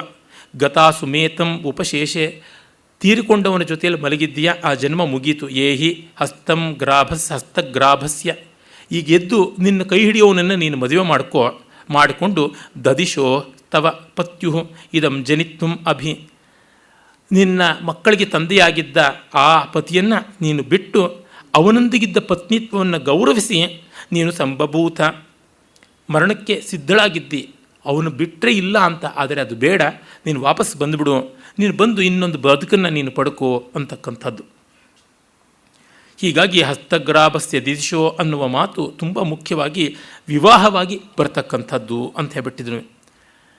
ಅಲ್ಲಿ ದೇವರ ಅಂತಕ್ಕಂಥ ಆದರೆ ಮೈದುನ ಅಂತ, ಆ ಮೈದುನನ್ನೇ ಎಷ್ಟೋ ಬಾರಿ ವಿವಾಹ ಮಾಡಿಕೊಳ್ತಾ ಇದ್ದ. ಚಿಕ್ಕ ವಯಸ್ಸಿನ ಹೆಣ್ಣು ಮಕ್ಕಳಿಗೆ ಮತ್ತೆ ಇನ್ನೊಂದು ಕಡೆ ಗಂಡು ಸಿಗೋದು ಕಷ್ಟವಾಗುತ್ತದೆ, ಕೆಟ್ಟದ್ದು ಮತ್ತೊಂದು ಅಂತ. ಅದಕ್ಕಾಗಿ ಅತ್ತೆ ಮನೆಯಲ್ಲಿರ್ತಕ್ಕಂಥ ಮತ್ತೊಬ್ಬ ವರನನ್ನು ಕಂಡು ಅವನ ಕೈನಲ್ಲಿ ಈ ಮಂತ್ರ ಹೇಳಿಸಿ ಮದುವೆ ಮಾಡಿಸ್ತಾ ಇದ್ದರು ಅಂತ ಗೊತ್ತಾಗುತ್ತದೆ. ಕೆಲವೊಮ್ಮೆ ಕ್ಷತ್ರಿಯನಾಗಿದ್ದರೆ ಅವನ ಬಿಲ್ಲನ್ನು ಎತ್ಕೊಂಡು ಈಕೆ ಬರಬೇಕು ಅಂತ ಕೂಡ ಉಂಟು. ಧನುರ್ಹಸ್ತಾದಾದಾನೋ ಮೃತಸ್ಯಾಸ್ಮೈ ಕ್ಷತ್ರಾಯ ವರ್ಚಸೇ ಬಲಾಯ ಅತ್ರೈರತ್ವಮಿಹ ವಯಂ ಸುವೀರ ವಿಶ್ವ ಸ್ಮೃತೋ ಅತಿಮಾತಿರ್ಜಯೇಮ. ಅಂದರೆ ನೀನು ನಿನ್ನ ವೀರ್ಯ ಪರಾಕ್ರಮದಿಂದ ತೀರ್ಕೊಂಡಿದ್ದೀಯಾ, ನಿನ್ನ ಧನಸ್ಸನ್ನು ನಾನು ತೆಗೆದುಕೊಂಡು ಬರ್ತೀನಿ, ಉತ್ತಮ ಲೋಕದಲ್ಲಿ ನಾನು ನಿನ್ನ ಪುತ್ರ ಪೌತ್ರರನ್ನು ಬೆಳೆಸಿ ನಿನ್ನ ಶತ್ರುಗಳನ್ನು ನಾನು ಗೆಲ್ತೀನಿ ಅನ್ನೋ ಪ್ರತಿಜ್ಞೆಯಿಂದ ಆಕೆ ಎದ್ದು ಬರ್ತಾ ಇದ್ಳು ಅಂತ ಈ ರೀತಿಯಾಗಿ ಈ ಮೃತ್ಯು ಸೂಕ್ತದಲ್ಲಿ ತುಂಬ ಉದಾತ್ತ ಗಂಭೀರವಾದ ಅರ್ಥಗಳುಳ್ಳ ಮಾತುಗಳು ಕಾಣಿಸುತ್ತವೆ. ಇನ್ನು ಕಡೆಯದಾಗಿ ನಾವು ಸಂಜ್ಞಾನ ಸೂಕ್ತಕ್ಕೆ ಬರ್ತೀವಿ. ಸಂಜ್ಞಾನ ಸೂಕ್ತ ಈ ಇಡೀ ಋಗ್ವೇದದ ಕಡೆಯ ಸೂಕ್ತ. ಅಂದರೆ ಅದು 191ನೇ ಸೂಕ್ತ, 10ನೇ ಮಂಡಲದ 191ನೇ ಸೂಕ್ತ. ಅಲ್ಲಿ 4 ಮಂತ್ರಗಳಿರ್ತಕ್ಕಂಥದ್ದು. ಸಂವನನ ಅಂಗಿರಸ ಗೋತ್ರದ ಸಂವನನ ಋಷಿ ಸಂಜ್ಞಾನ ಅಂತ, ನಿಜವಾದ ಜ್ಞಾನ, ಒಳಿತಾದ ಜ್ಞಾನ ಏನು ಅಂತ ಹೇಳ್ತಕ್ಕಂಥದ್ದು. ಸಮಿದ್ಯುವಸೆ ವೃಷನ್ನಜ್ಞೆ ವಿಶ್ವಾನ್ಯರ್ಯ ಆ ಇಳಸ್ಪದೆ ಸಮಿಧ್ಮಸೆ ಸಾನೋವ ಶೂನ್ಯಾಭರ. ಅಂದರೆ ದೇವತೆಗಳಿಗೆ ಹೇಳ್ತಾ ಇದ್ದಾರೆ, ನೀವು ಉತ್ತರವೇದಿಯಲ್ಲಿ ಅಗ್ನಿ, ನೀನು ಉತ್ತರವೇದಿ ಅಂತಂದರೆ ಮಹಾವೇದಿ ಅಂತಲೂ ಅದನ್ನು ಕರೀತಾರೆ. ಯಜ್ಞ ಮಾಡಿದ ಮೇಲೆ ಗಾರ್ಹಪತ್ಯ, ಆಹವನೀಯ, ದಕ್ಷಿಣ ಅಂತ 3 ಅಗ್ನಿಗಳಿರ್ತವೆ. ಗಾರ್ಹಪತ್ಯಾಗ್ನಿ ಆಹವನೀಯಾಗ್ನಿ ಆಗುತ್ತದೆ. ಆಹವನೀಯಾಗ್ನಿ ಮುಂದೆ ಇನ್ನೊಂದು ಆಹವನೀಯವಾಗಿ ಬರುತ್ತದೆ, ಅದನ್ನು ಮಹಾವೇದಿ ಅಂತ ಕರೀತಾರೆ. ಅಂದರೆ ಅದು ಹೇಗಾಗುತ್ತದೆ ಅಂದರೆ, ಈಗ ನಾವು 1 2 3 ಅಂದರೆ 3 4 5 ಅಂತ ಹೇಳಿದಂತೆ 1 2 3 ಇದ್ದದ್ದು ಈಗ 3 4 5 ಅಂತ ಆಗುತ್ತದೆ. ಅಂದರೆ 3 ಅನ್ನೋದು 4 ಆಗಿಬಿಡುತ್ತೆ, ಮತ್ತು 4 5 ಅನ್ನೋದು ಇನ್ನು ಬೇರೆ ಬರ್ತದೆ ಅಂತ ಈ ರೀತಿಯಾಗಿ ಬರ್ತಕ್ಕಂಥದ್ದು ಆ ಕನೆಕ್ಷನ್ ಇರುವಂತೆ ಕಾಣುತ್ತದೆ. ಆ ಉತ್ತರವೇದಿಗೆ ನೀನು ಬಂದು ನೆಲೆಯಾಗು. ಸಂಸಮಿದ್ಯುವಸೆ, ದೇವತೆಗಳೆಲ್ಲ ನಿನ್ನಲ್ಲಿ ಸೇರಿಕೊಂಡಿದ್ದಾರೆ. ವಿಶ್ವಾನರನ ಮಗ ನೀನು, ವೈಶ್ವಾನರ ಅಂದರೆ ವಿಶ್ವವೆಲ್ಲ ನಿನ್ನೊಳಗಿದೆ ಅಂತ. ಹಾಗಾಗಿ ನೀನು ನಮ್ಮ ಸಮಿತ್ತುಗಳ ಆಹುತಿಯನ್ನು ಸ್ವೀಕರಿಸಿ ಜ್ವಲಿಸಿ ನಮಗೆ ಈ ಆಶೀರ್ವಾದವನ್ನು ಮಾಡು. ಅದೇನು? ಸಂಗಚ್ಚ ಧ್ವಂಸಂವದ ಧ್ವಂಸಂ ವೋಮನಾಂಸಿ ಜಾನತಾಂ ದೇವಾಭಾಗಂ ಯಥಾಪೂರ್ವಂ ಸಂಜಾನಾ ಉಪಾಸತೆ. ಎಲ್ಲ ಋತ್ವಿಜರು ನಮ್ಮ ಜೊತೆ ಇದ್ದಾರಲ್ಲ, ಅವರು ಒಟ್ಟಿಗೆ ಕೆಲಸ ಮಾಡಲಿ ಯಜ್ಞಕ್ಕೆ ಅಂತ. ಅಂದರೆ ಬದುಕಿನ ಯಜ್ಞದಲ್ಲೂ ಕೂಡ ಎಲ್ಲರೂ ಒಟ್ಟಿಗೆ ಕೆಲಸ ಮಾಡಲಿ. ಸಂಗಚ್ಛಧ್ವಂ, ಎಲ್ಲರೂ ಒಟ್ಟಿಗೆ ದುಡಿಯಲಿ. ಸಂವದಧ್ವಂ, ಒಟ್ಟಿಗೆ ಮಾತನಾಡಲಿ ಅಂತ. ಯಾರೂ ಮನಸ್ಸು ಮುರ್ಕೊಳ್ಳೋದು ಬೇಡ. ಸಂವೋಮನಾಂಸಿ ಜಾನತಾಂ, ಒಬ್ಬರ ಮನಸ್ಸು ಮತ್ತೊಬ್ಬರು ಚೆನ್ನಾಗಿ ತಿಳ್ಕೊಳ್ಳಿ. ಮತ್ತು ದೇವಾಭಾಗಂ ಯಥಾಪೂರ್ವೆ, ಮುಂಚೆ ಹೇಗೆ ಈ ದೇವಭಾಗವಾದ ಯಜ್ಞದಲ್ಲಿ ಎಲ್ಲರೂ ಪಾಲ್ಗೊಳ್ತಿದ್ರು ಅದೇ ರೀತಿಯಲ್ಲಿ ಪಾಲ್ಗೊಂಡು ಉಪಾಸನೆ ಮಾಡಲಿ. ಹಾಗೆ ಮಾಡುವಾಗ ನಮ್ಮೊಳಗೆ ಸಮಾನೋ ಮಂತ್ರ, ನಾವು ಹೇಳುವ ಮಂತ್ರಗಳು ಒಂದೇ ರೀತಿಯಾಗಿರಲಿ. ಸಮಿತಿ ಸಮಾನಿ, ಈ ಮಂತ್ರಗಳ ಮೂಲಕ ನಾವು ಪಡ್ಕೊಳ್ಳೋದೇನಿದೆ, ಸಮಿತಿ ಅಂದರೆ ಪಡ್ಕೊಳ್ಳುವುದು ಫಲ, ಅದು ಸಮಾನಿ ಆಗಲಿ. ಸಮಾನ ಮನಃ, ಮನಸ್ಸು ಸಮಾನವಾಗಿರಲಿ.